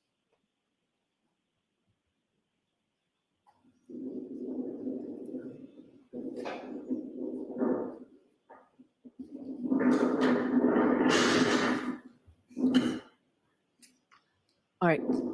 Can I see the other video? Please.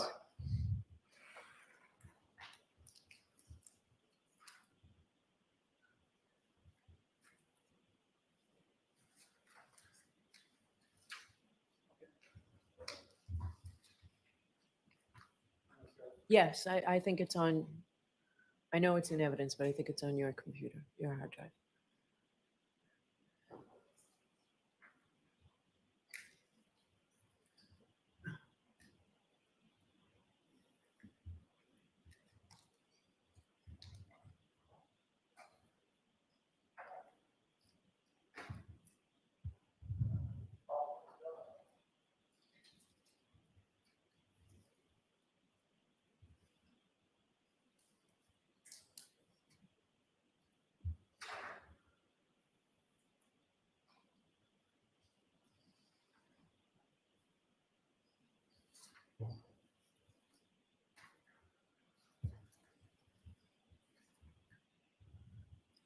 All right.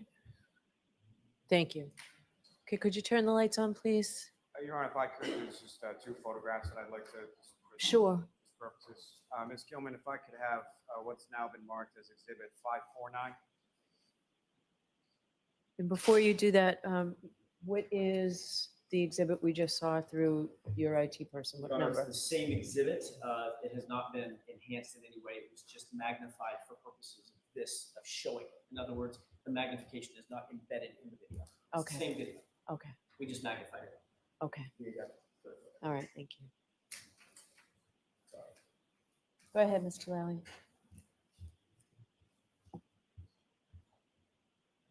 And Trooper, do you recognize what's up on the screen now? Yes. And what are we looking at, and which area of the vehicle are we looking at? It's the rear, sorry, John O'Keefe's car. The driver's side, is that correct? Yes. And what, if any, relationship does this portion of the vehicle we're looking at here have in relation to the video that we just watched? It was faced, well, kind of you see it All right. from. What was the answer? I It didn't was, hear. sorry, it was faced kind of the same way you see the back left rear corner of the vehicle as you do in this picture here. And Ms. Gilman, if I could have what's now been marked as Exhibit 559.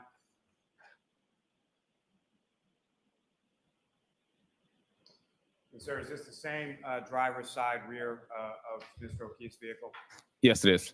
Now, as far as your observations of these photographs, what, if any, damage did you observe to Mr. O'Keefe's vehicle in either the last exhibit or this exhibit itself? There was no damage. Now, as far as the impact, let me ask, as far as the damage that you observed to the taillight area of the defendant's vehicle, what, if any, opinion do you have as to the amount of force necessary in order to cause that damage. Objection. You need a foundation on this. So, I don't know that he what's can each testify to of that. I'm sorry, how many crashes have you investigated over your time with the cars unit? I've been primarily on 196 crashes. And I know I'd asked you before about pedestrian crashes. Fair to say most of the remainder, if not all the remainder, involves vehicles colliding with other vehicles. Correct. Now, with respect to that experience in relation to vehicle crashes, what, if any, training or knowledge do you have in regard to sort of physical forces of vehicles in a collision sequence and what kind of damage you would anticipate? So obviously, the higher the speed, the more damage. The lower speed, the less damage. And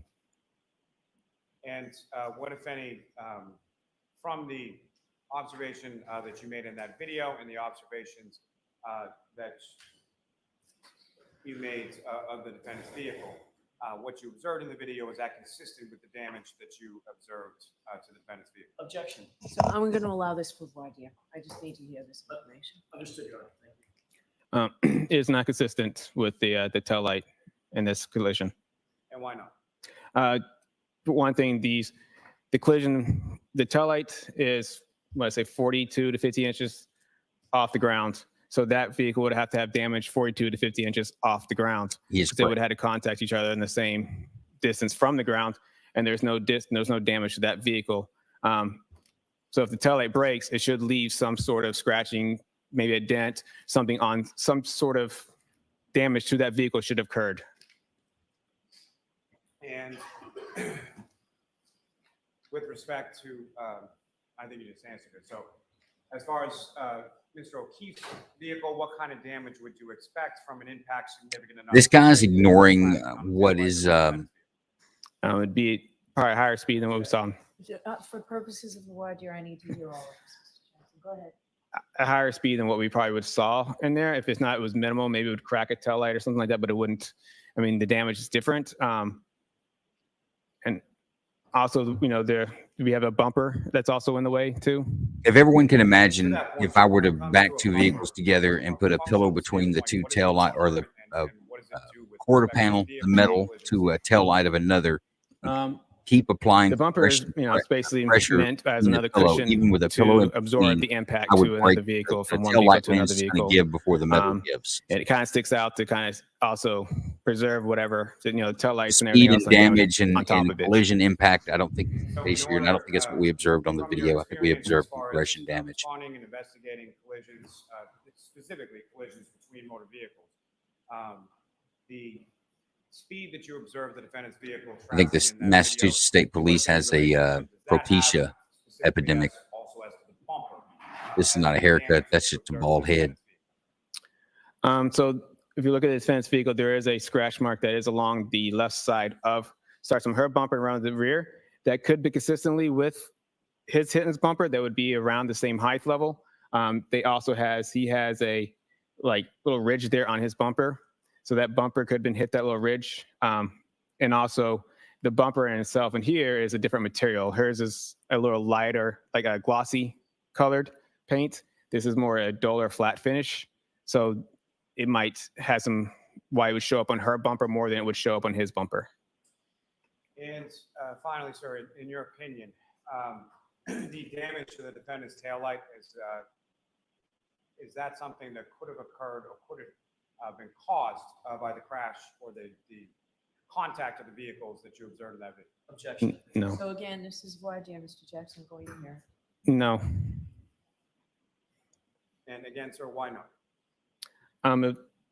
For one thing, the bumpers, you have to go push through the bumpers in order to hit the tail light against the other vehicle. And there's no damage to that, significant damage to a bumper in order to push back into the car. And again, there was no snow on the vehicle. By that, I mean Mr. O'Keefe's vehicle that even came off the vehicle that you observed during the course of that contact between the two vehicles. That's correct. If the snow don't fall, she did it Hey, all. Mr. Jackson? Did you ever put the two cars together? I did not. No, you didn't, did you? You never tested whether or not the SUV would match up with the Traverse, did you? What do you mean? You just said, oh, look, one of them has matte finish, one of them has glossy finish, so it couldn't have happened, right? No, I'm confused by the question. I'm talking about the tail light. We're talking about the tail light. Yeah. Are we talking about tail light? Or are we talking about the bumper? Yeah, we were talking about the tail light. So one person at a time. You both are talking over each other. You started talking about the bumpers. Yes. You said, well, one has matte finish and one has glossy finish, right? Yes. And you said, well, you'd expect one of them to like slide off of each other, and they could have done this and they could have done that, right? Not slide off each other. You were suggesting that the two cars wouldn't match up such that the taillight could make contact with any part of the traverse. That's what you were suggesting. I'm saying it didn't match up because there's no damage to the traverse. You didn't test whether or not the lens, the right rear lens on the SUV could match up to any part of the traverse, right? And make contact, physical contact with it, right? When I see a picture of the traverse, Yes or no? when I see the picture of the this traverse, is a voir dire. I need the information. you Mr. asked me a Jackson. question. Yeah, I said when yes or no question, Trooper. I don't think so, but Mr. Jackson, just for there's no jury here. I This realize is that. this is for purposes of what I have to rule on. The more information I Calm have, down, the calm. better off I am in being able to rule on it. Let me take a breath. So this is you. What they're trying to doing, get the folks, evidence out. the So judge you is going to wanna give decide me whether the this guy can make testimony Did you about not ever do a test where you the accident matched that's the observed on the Lexus video. up against the Traverse? we did not. Did you or did you not ever do a test where you put the two cars together and measured them? No. Did you ever measure the taillight of the SUV, the black SUV, against any area on that Traverse? No. Did you ever do any force multiplier tests to determine the forces necessary to crack the SUV's convex taillight? No. Did you ever do any testing to determine whether or not a plastic taillight, under how much pressure a plastic taillight would need to be subjected There you before go. it would crack? No. Did you ever do any testing to determine whether or not if a plastic taillight came in contact with a metallic portion of another SUV, whether it would leave any mark? Haven't done any testing. I've seen crashes where headlights have struck other vehicles. That's kind of where the experience comes from. Fair enough. That experience is But not those- fair I'm here. guessing that those crashes are probably different speeds and higher speeds. Not this, right? I've had multiple crashes at different speeds. So have you ever Oh, had yes. a crash where you've investigated, the Massachusetts State Police has been brought in to investigate a crash where the car was going in reverse at about a half a mile an hour? Half a mile an hour? Whatever that was. Are you saying the SUV Lexus is going half a mile per hour? Well, I don't even think it was going that fast. Give me an estimate of how fast you think that SUV was going at the point of contact with the Traverse. Maybe like 1-2 miles per hour? Okay, fair enough. Have you ever been called in to a crash, to investigate a crash, where the cars have collided at 1 mile an hour? I've had pedestrian crashes that have been at a very low speed. Okay, that wasn't my question. That wasn't quite my question. Okay. My question is, have you been called in to a crash involving two vehicles? Your answer is no. Yeah. That have made contact at about a mile an hour? I have seen testing for vehicles at low speeds. So next time I have been called to a crash, I go to fatality crashes, but I have seen testing for vehicles at low speed impacts, Okay. How low speed? like just the bump. So like this? Yes. Did you see any damage? Yes. All right. Well, minimal damage. Right. In what circumstance? Minimal damage, like, I don't know, like a cracked taillight. No, like just a little bit of rub off on the paint. Right? Or you might see nothing, right? Yes. You've certainly seen circumstances in which two cars come in contact and there's absolutely no physical damage to either car, nothing observable, right? Have I gone to Sure. crashes that have seen no physical damage on a car? Or just in common sense, just everyday life, where one car backs into another car at the Jiffy Lube, makes contact and drives away, and there's no damage. Not normally. It's usually something with car and car impacts. Like, what's the something? A crack or a paint, something chip, scratches. Right. Yeah. So if you put a piece of metal in that scenario, if you put a piece of metal, steel, right, Uh-huh. against a piece of plastic, which one do you think is going to give way first? You'll still see some damage to both Right, not vehicles question. at a speed. Which which one would give way first? Between metal, depends what speeds. And what we're talking about, you're just saying plastic and metal. You're giving a pretty general, broad plastic and metal Trooper Paul, analysis here. you admit, you got to agree with me, that there are circumstances in which low speed, very, very low speed contact between two cars can certainly leave damage on one and not damage on the other, damage on both, or no damage on either one. Observe. Yes, I just said in that situation where the scratch on the side of her car had a scratch mark and his doesn't appear to have anything. And you said under questioning by Mr. Lally that certain circumstances like this could lead to a lens material, right, plastic material cracking, right? Say again, like on least. Just a few minutes ago, Mr. Lally. I'm trying to answer your question. Sorry, yes. Mr. Lally asked you a question a few minutes ago, and you indicated that something might show up on a bumper. This is actually brilliant. This is why you pay money for an attorney. He's taking this opportunity to voir dire where the jury's not there to see what this guy's temperament is. Until it might crack on a low speed impact? Correct. Yeah, it might crack. Okay, now, Mr. Lally also said you saw this video where the cars come close to or make contact, right? That's how he worded the question. Remember that?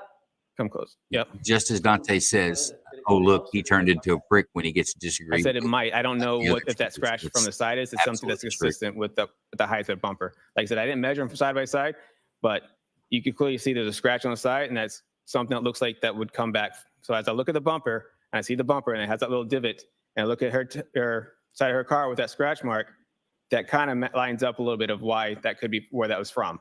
I thought you said there was no damage on that car, on the Traverse. There is no damage, and that's why I went to why there's two different paint materials there. That why one could have showed up on her car because it's that flat, the glossy paint on there, and it could have scratched on it. While you have something that's a little more rougher texture with like a flat, flat color on there. The checker at the grocery store give you a better assessment of this crash than this crash expert. He's doing horrible. You don't see any observable damage on one, and you do on the other.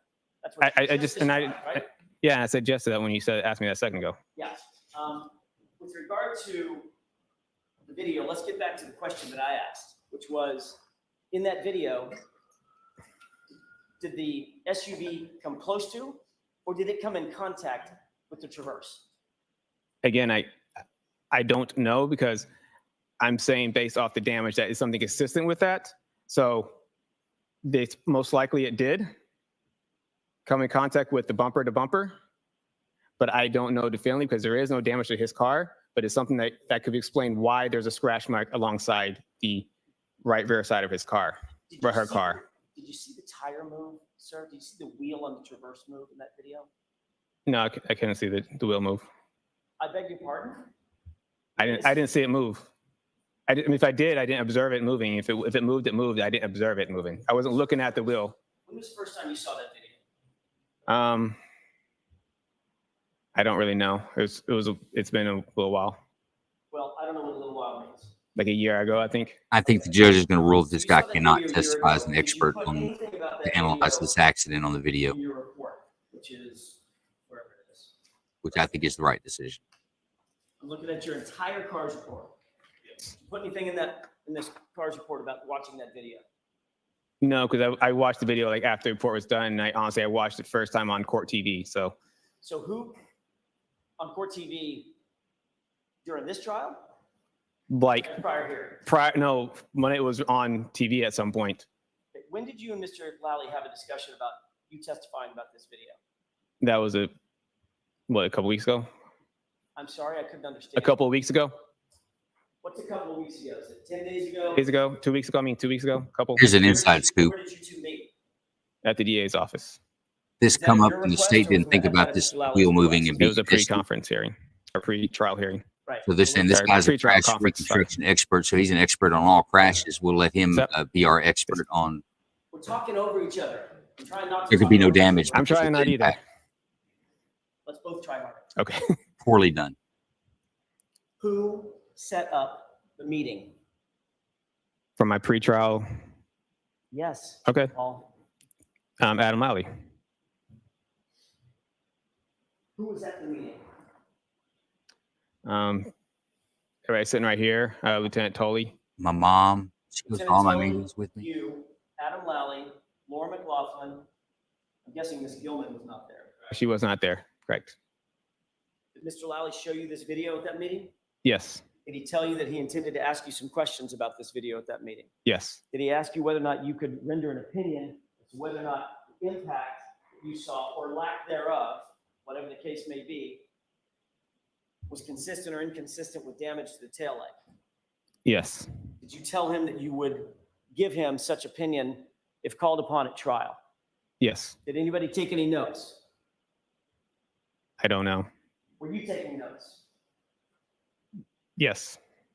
Where are those notes, Trooper Paul? I think I just, well, no, it's not on this specifically, but just, make sure I had, my everything checks and balances. And for what I want to talk about, what we're going to talk about. Make sure you had My what? checks and balances, sorry.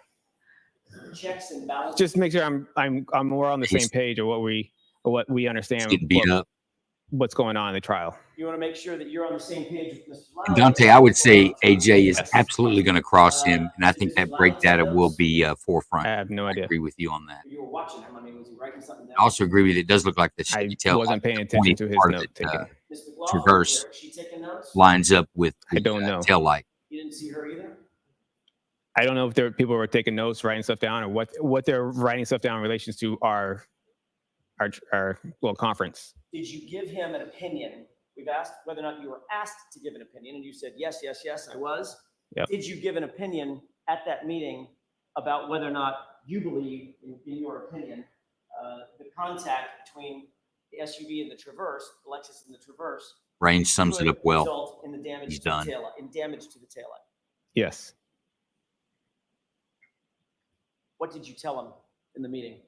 What we talked about already in the stand here. Okay. So what you related to him was exactly what you've relayed in this court. Yes. All right. And he asked you, he told you that he was going to ask, I'm going to ask you to look at the video, correct? Yes. You're going to be asked a series of questions about that video, correct? He told me the video and he said, okay, this is the video. This is what they think the taillight was broken. And these are the pictures of his car that they take. So they asked my opinion on, do you think that's where a taillight would be broken? And he said, and he told you, you need to make sure that you tell the jurors that couldn't have happened in this impact, right? He didn't tell me I'd make sure jurors, that's my opinion on, it doesn't appear to happen in that video. Did he tell you that it would be helpful to the prosecution if you said that it would be, that it was inconsistent with the taillight break? Objection.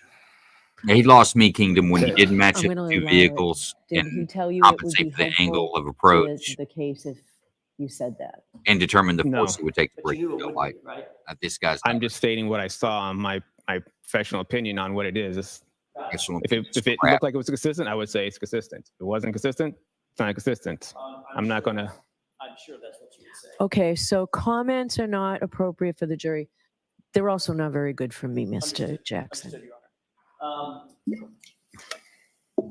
Did you formalize your new opinion? Because this is a new opinion, right? You've never been asked this opinion before. Yes. Did you formalize this new opinion in any kind of a report or memorialize it in any way? No. Did Mr. Lally ask you to create a report of some sort that you can turn over to the defense so that we would know that you have a new opinion that you're going to testify about? No. Did you save those notes that you took about making sure that you were on the same page as Mr. Lally? You don't have them with you? Yeah. I say You have them fine. with you? Where are they? They're my report. They're in your report? Yeah, as I was writing a report, I just kind of highlighted stuff that I want to make sure I memorize and remember my report. Okay. I'm talking about notes specifically about this video, seeing this video and rendering a new opinion about this video. No, I didn't have notes specifically about this video. I didn't write anything down saying I must do this on this video. Did you write anything down about the new opinion that you had come up with related to this video? No, I did not. Yeah, good answer. Yep. You're about to have to haul that to court. This guy was coached, and you can tell during cross, Kingdom Part of says. Mr. Lally in I that don't meeting disagree. was that the car did not move and the snow did not move, correct? Correct. I think that's all I If have. the snow don't All right. fall, Did you want to follow up at all, did Mr. it Lally? fall. No, thank you, Your Honor. All right. So, Trooper, you are all set for today. We will see you Monday morning. Thank you. Okay.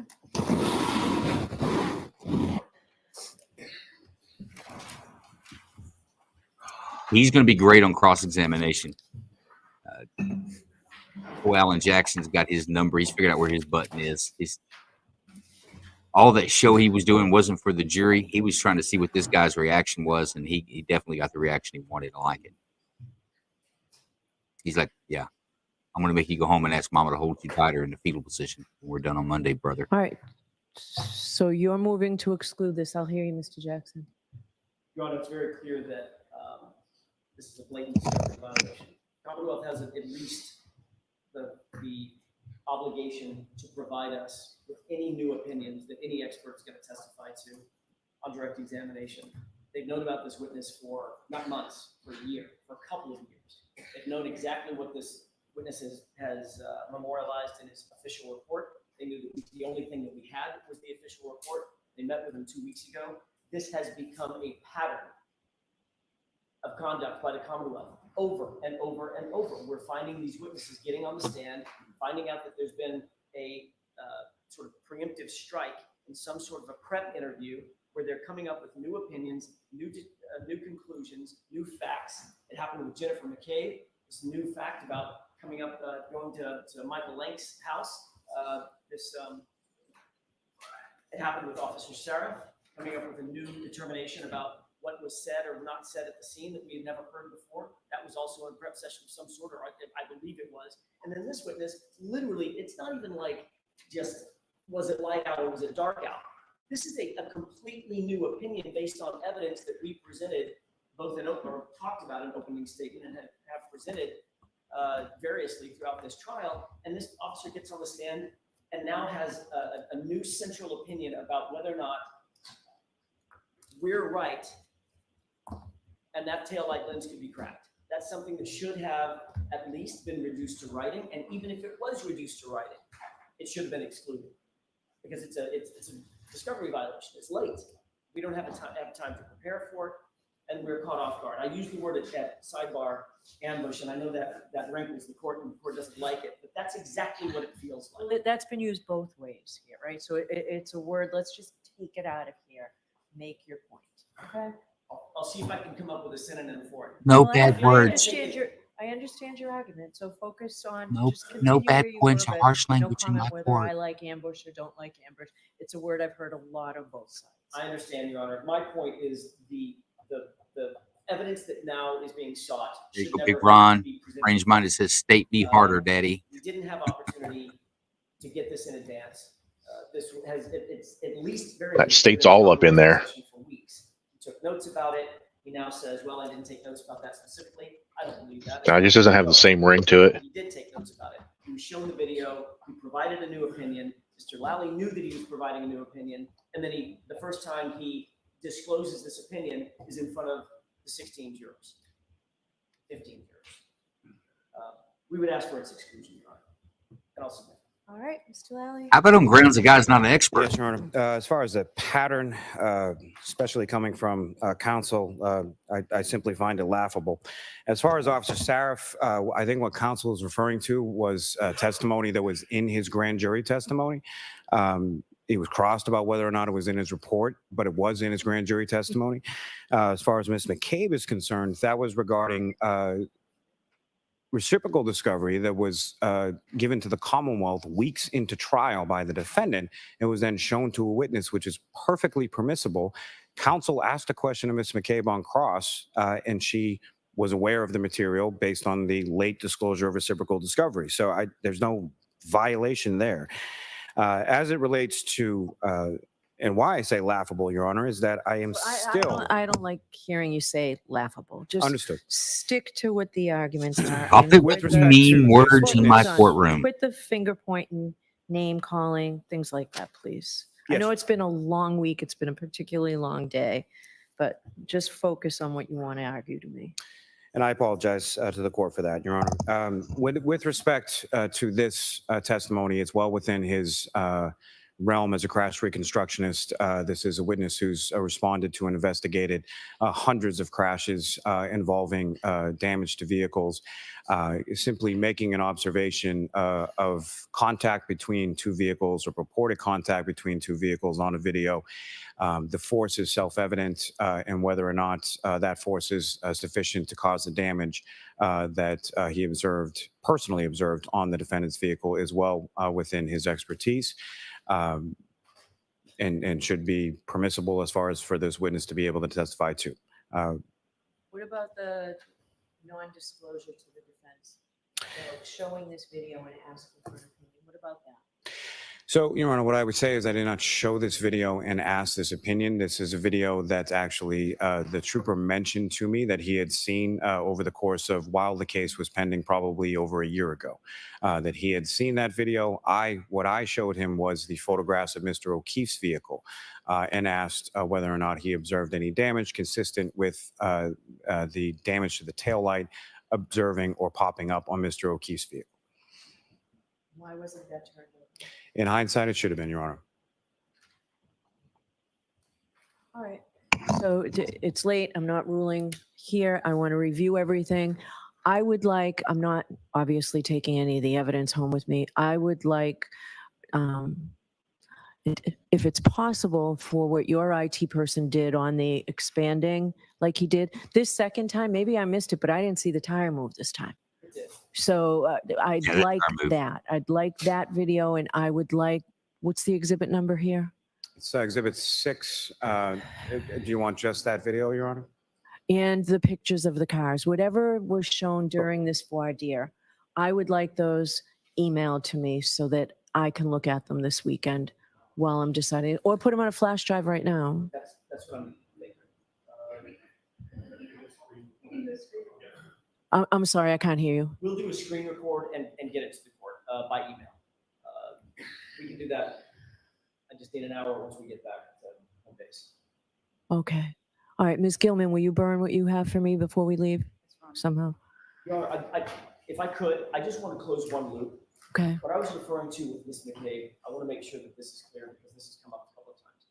The only thing I was referring to, or what I was referring to, is not the only thing, but what I was referring to with Ms. McCabe is after Ms. McCabe testified, days and days and days after she testified and she was excused as a witness, then we got the report from Lieutenant Tully about the new information that she disclosed on the witness stand. In other words, she was cross-examined about it, etc. And then after she testified and was cross-examined and gone, then we got a report that predated her testimony that was in the possession of the Commonwealth, or at least in the possession of Lieutenant Tully. That's what I was talking about. I just want to make sure that that's clear. We don't need to go into it any further. Did you want to add anything to that, Mr. Lally? No, Your Honor. All right. So I'll see you Monday morning. All rise. All right. Make You sure are y'all stand up. unmuted. The judge is leaving the courtroom. Show that respect. Interesting day, I think. I want to go through some of these comments. We've got Dante, who brings up a good point. If the FBI are going to investigate the Massachusetts state troopers, there's going to be a lot of leaky balloon knots. I don't necessarily disagree with that either. Good way of put it. Kingdom, of course, says smoke and mirrors, smoke and mirrors. Everybody's lying. Our good friend James says, hope the department issues brown pants for those leaky knots. Here, this is a good one. Dante brings this up. We talk about damage assessments. This guy's not an insurance adjuster. He's a trooper. He is trained in analyzing and reconstructing automobile accidents, crash scenes, from like how fast a vehicle is going, what angle, looking for offenses, who's at fault. He's not there to determine the dollar amount of damage or the type of damage that could be seen in a vehicle, other than observational damage that honestly a tow truck driver, anybody else that responds, firemen that respond to scenes and see crashes, could make almost the same type of determination, which honestly we all could. I don't think he's an expert. I don't know that he's an expert that can make a determination of how much compression force, because that's what we're talking about. We're not talking about impact force. It's like, well, when two vehicles hit each other at rates of speeds. Yes, when you have impact. On the next episode of Accomplice to Murder. This was a multi-generation. When you have vehicles moving at velocity, you've got inertia. You've got a few things that are happening there. You've got the weight of the vehicles that are going to encounter each other. Inertia is going to take in things at rest have a tendency to stay at rest. Things in motion have a tendency to stay in motion. These two things are in motion. They don't want to come to a rest, so that energy is going to be absorbed between the two vehicles. So that's what this guy may have some expert testimony on, but I say he has no expert testimony on determining the value or to the extent of damage that you would have between two materials coming in contact with each other, which is called compression force. Compression force is that if I can take an aluminum can and I can hit it with a hammer and I can crush it, or I can put it in my hand without striking it whatsoever, and just with the compression of my hand, crunch the can. Are the two forces equal? No. But I say what we're seeing here with the tail light, if the tail light was damaged in the encounter between her vehicle and John O'Keefe's parked vehicle outside of her house that we see on the ring camera, that if there was any damage there at all, it had to occur with compression force, because those vehicles moved and made contact so very slowly that there was no traveling speed, there was no impact, there was contact. And that's where I say that is. I don't think this guy should be able to testify as to whether or not what he observed on the video is consistent with the damage that he sees on the tail light, and that's what the state is wanting this guy to say. But what do you guys say out there on the text stream? And Big Ron, what do you say? Well, again, I haven't really swayed my decision on this too much. I think we've gotten a lot of good information out of it. I think a lot of it's rehearsed at this point. There's just, I don't know. It doesn't seem to be. None of it seems to be natural to me. It all seems to be coerced and rehearsed. I still don't think she did it. I don't think the car was damaged. We've already seen the video of the car driving in multiple directions with no white light coming off the tail light. He made a comment earlier in this feed about LED versus incandescent. I don't see that being a difference either way, because it wasn't a light. It wasn't a color change light. It would just be a white light. So, and in that kind of environment, that dark at that time of night, you'd be able to see in a camera a white light protruding from a tail light. It would have been extremely bright. So, and then the fact that we see that as she drove by, the taillight's not broke. We get to the police station, taillight's broke. We've got the issues with the timestamp being flipped and, not knowing about that. Now we're into the impact sensors on the bumpers, and the bumpers themselves have impact sensors. And we're talking about deformation of the frame. They're trying to overload the jury, in my mind, with information where they're just going to say, oh, well, these people sound smart, and that's the direction they're going to go. And I'm not picking it up. Well, let's go back to something that Dante has keyed up on early in the testimony of this trooper. And I don't disagree with him. It seems like the data that he portrayed on the Excel sheet stopped before it got to an application of the brakes. During this 10-second episode, there's the brake application, is 0, and they don't explain how the vehicle. Okay, it traveled at 24 miles an hour. Okay, I'll buy that. I'm with you on that. When did it come to a stop? Was it a hard brake? Was it I'm sure if you can tell me the percentage of brake pedal that's depressed, you can tell me the percentage of brake pedal that's depressed, whether it's a hard stop. And I don't see any of that. I think Dante's right. I think AJ is going to make this guy cry when he gets up on the witness stand, going into the legal tactics. I think on this voir dire, or they call it voir dire there, I think. But voir dire, which means to speak the truth, and it's not done in front of the jury. It's for a judge to make a decision as to whether something can be admissible or not. So it's just a kind of a questioning of especially like expert witnesses. Are you an expert? Tell me how you're an expert. But going back to that, I think he took this opportunity to see how much it was going to take to get this guy's feathers ruffled, and it didn't take much at all. He got defensive very quickly, um, and honestly discombobulated. His answers didn't start to make sense once AJ had ruffled his feathers a little bit. So that's going to be super interesting to see. But going back to what back to the breaks, I think the state made a pretty good case today, both with the cell phone technology or the analyst, data analyst, and the and this expert up until he gets to no break information. I do want to know about that. That is, the more Dante says it, that it gets stuck in your head. Now I just have to know that before it makes sense to me. And I think Dante's the same way. I want to know where the break information is. That would help clean that up for me if he could explain that. But when he gets to this reverse impact that Karen Reed does, that's on video, he loses all credibility for me. Him attempting to make excuses to why that tail light's not cracked, when it's clearly obvious that there was contact between those two vehicles. That wheel absolutely moves. Snow doesn't fall. Don't care, but it absolutely did move. There was contact between those vehicles, unless a ghost was behind there that pushed that vehicle forward as her vehicle got close to it. But she approached it at such a slow speed that I don't think this guy has any expert ability to be able to articulate what kind of damage you could expect from a compression fraction. It would, like I say, using the aluminum can in the hand versus aluminum can with the hammer, I can smash them with both, but one is done slow with compression, and I can just as effectively break or smash the can just like I could if I had the strength, I could go to the back of a vehicle and I could push in on the tail light to a point where the tail light's going to fail. I can apply enough pressure that way.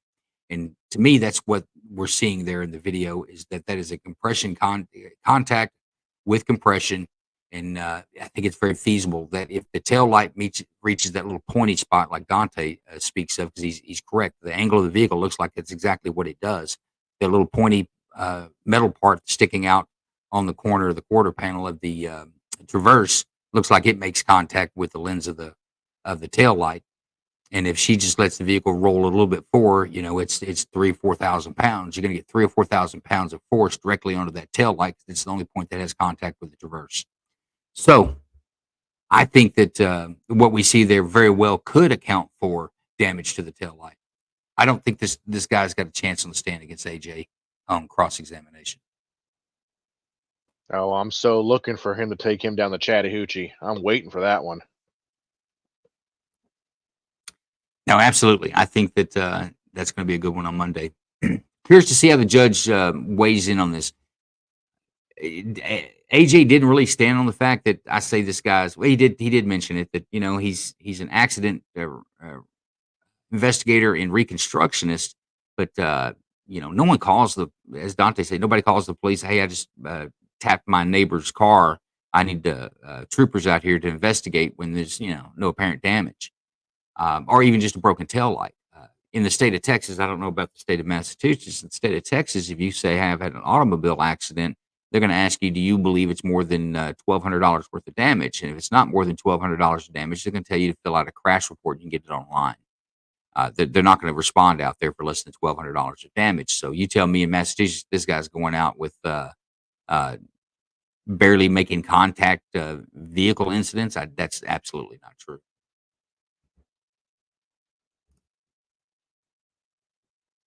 And AJ says, crushed every single trooper who looks solid under Lolly so far. Yeah, I can't argue that, because this guy did fall apart at the end. He started out pretty good.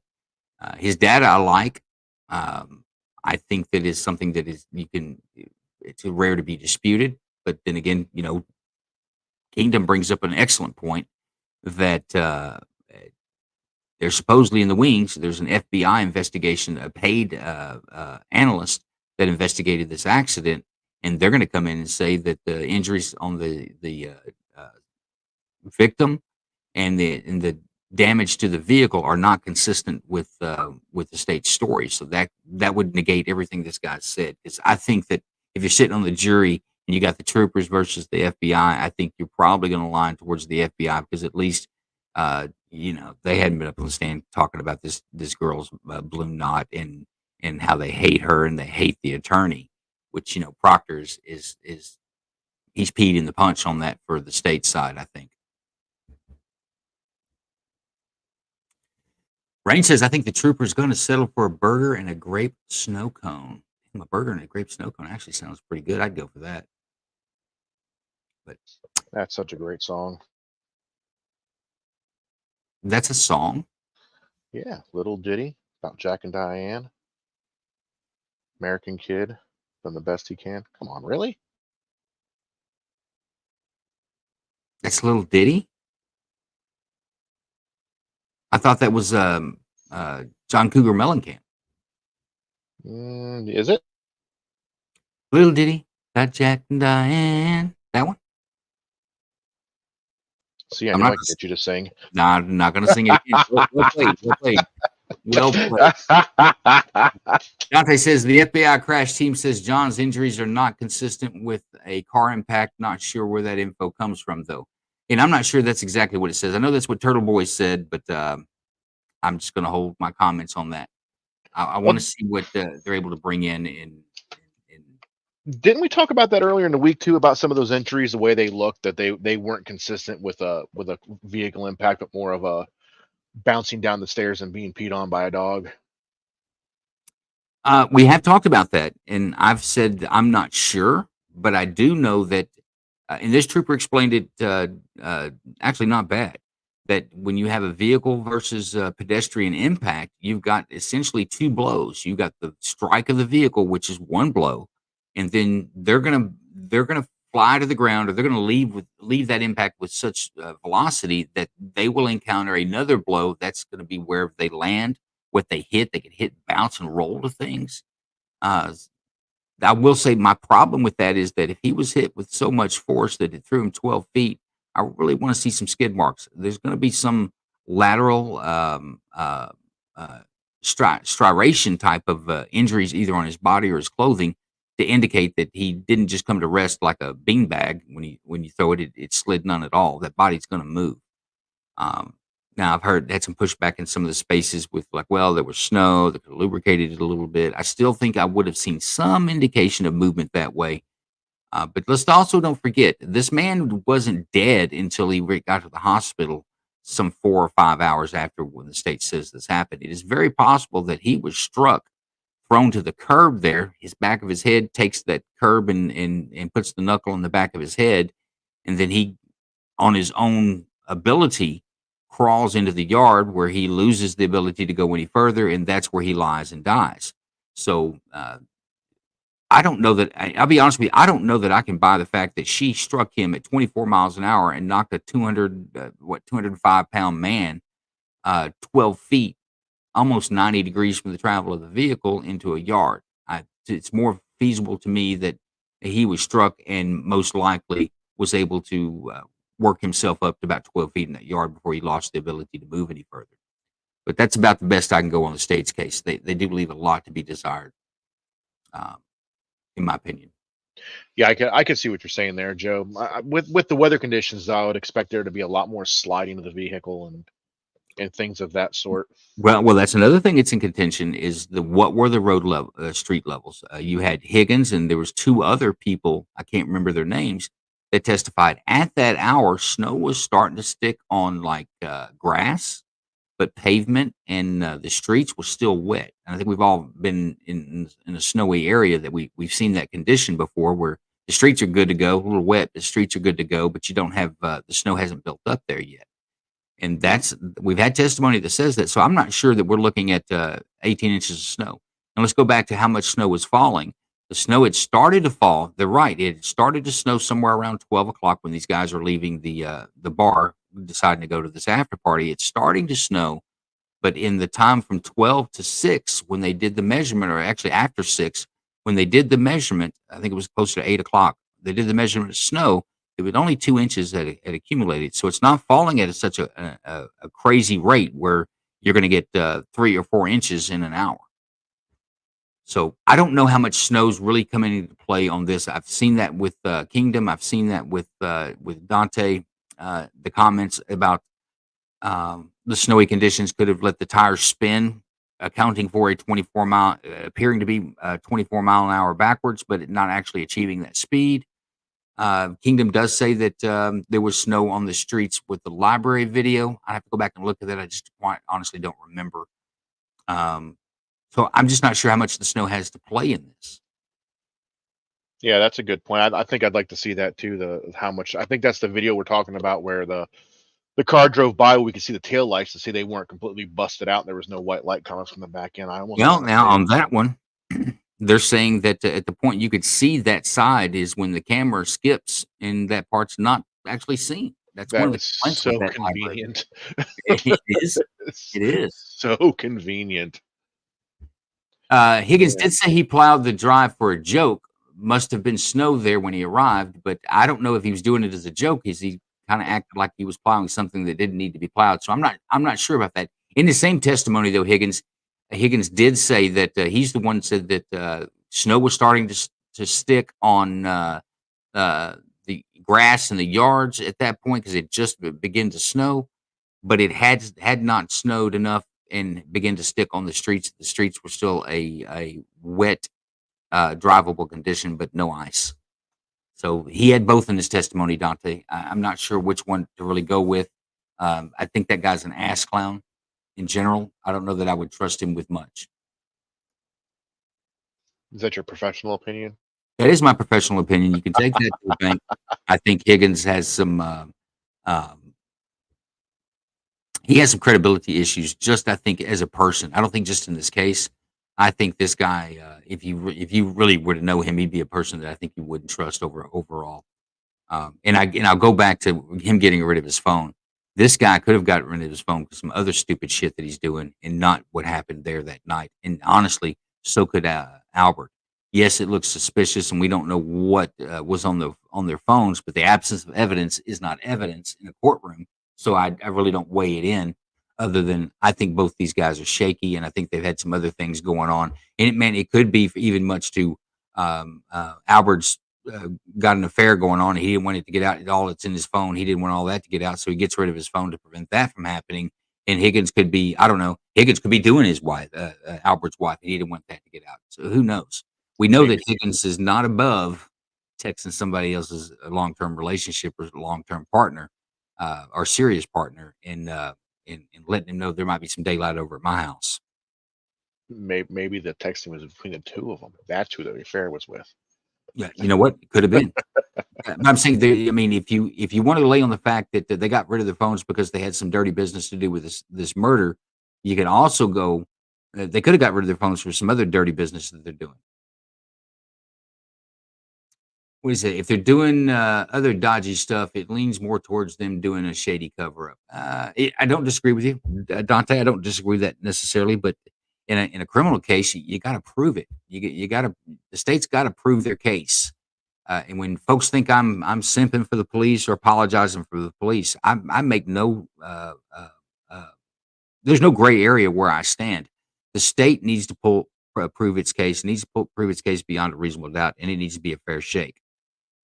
I'm less concerned about a guilty man going free as I am about an innocent person being sent to prison. I'm more concerned about that. Guilty people, if you're out there doing stupid shit, you'll do some more stupid shit. Well, I think it was can't remember which one of our founders said it, but it's better that 100 guilty people or 100 criminals go free than one innocent person spends a night in jail. Now, that's a very similar quote. There are several of them out there. Actually, predates the founding of this nation. That should be a foundation in law. Is that when there's a tie, when it's not strong enough, then the accused get to go free. That we can't just well, let's just make sure and put him in jail because we're pretty sure he might have done it. That can't be. That's not justice. No, and I think it's 100% right with what you're saying. You know, if they're out there doing shady stuff, going to get caught, they're going to do it again and get caught soon. I mean, we've seen in every police video that we've watched on all the shows we do on Friday night, which don't forget, folks, Friday night, and all the ones on TV, it's the same people getting caught because they're out there doing dumb stuff. Yeah, that's true. And if you're talking about a homicide, if the state doesn't push it, I'm trying to remember the woman who they're not sure how she killed her child, but she wrapped the child in duct tape. Come out of Florida. Who was this? Casey. Name's on the tip of my tongue. Casey Anthony. Casey Anthony.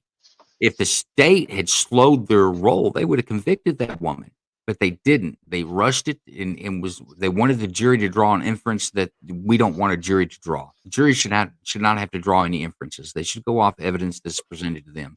But they wanted the jury to go, well, since she wrapped the kid in duct tape, she must have killed it. But they couldn't determine the cause of death. I think if they'd slowed down, they could have let and waited for some other evidence to pop up, but they didn't. They rushed to trial, and that's what you get. And honestly, I'm not a fan of Casey Anthony. I think it's deplorable what happened to her child, whether the child died naturally in a drowning and she was scared, but the care that she took to her child after death is deplorable. But I say that was a good decision because the state did not prove the case. You can't allow that to happen. We can't get into a mode in this country where, well, the police said they did it, and this is what Kingdom likes to say because I guess a lot of folks think that, but it's actually the opposite. The police said they did it; they must have done it. That kind of leadway is really not given when juries start to make deliberations, and it shouldn't be. Is my point? It just absolutely shouldn't be. Dante brings up another good point. It shows their characters being the type of shady. Don't disagree, Dante, but once again, I just don't think a jury should have to draw the inference in there. And they could have got, we could go to the fact too, is like it was perfectly normal that they get rid of phones every so often. And this is what they do. And it was just the time that they did it. They could make that argument as well. I don't know that them getting rid of their phones shows that they had anything to do with this murder. I personally think that they had some other shit going on their phones and they got rid of them. Some of that could have been the murder. I don't know that it's not. I just don't know that it is. And he also says the fact that it's such a shoddy investigation into an officer's death screams a lot as well. Already weird. Yeah, well, I can't argue that one either. Other than I just don't know if it's incompetence or if it's dirtiness. It's kind of like if I'm trying to think of an example of incompetence. I'm pulling on an object like a door and you're standing behind me and I let my hand slip and I hit you with my elbow. Is that incompetence because I'm being a dumb butt on how I'm pulling open the door? Or do I use the door as an opportunity to hit you in the mouth with my elbow? One would be an intentional criminal act. One would be, unintentional or negligent even, but not criminal. And that's when I say if you have incompetence, that's one thing. And both need to be handled. Incompetence needs to be handled, but it's got to be handled in a different way. If it's intentional, if they're intentionally framing this woman and they planted evidence for a shoe or the tail light or anything else there, every one of these dudes and women and anybody else that had anything to do with this case that got on the witness stand and lied, they need to spend the majority of the rest of their life in the penitentiary because we can't have that. That jeopardizes us as citizens. It doesn't jeopardize the state or democracy or any of that other stuff. It jeopardizes me like a Joe Lanu and a Big Ron and a Dante and a Kingdom out there. Because any one of us could get wrapped into a case, and by God, the state is what the state says, and we get the punishment that the state says. That's not what our justice system is all about, in my opinion. And he says all the times incompetence would be addressed, you would think an officer's death would be it. I just don't. I don't disagree with you again, my friend. I just don't know which one it is. And our friend brings up never attribute malice to what can be explained as incompetence. I agree with that as well. I think that's kind of like Occam's razor. That's the most reasonable, simplest answer to something. But folks, unless you got any more, Big Ron, I think we're going to close this up. I'm going to get ready for our night court police officer video review, use of force review video tonight.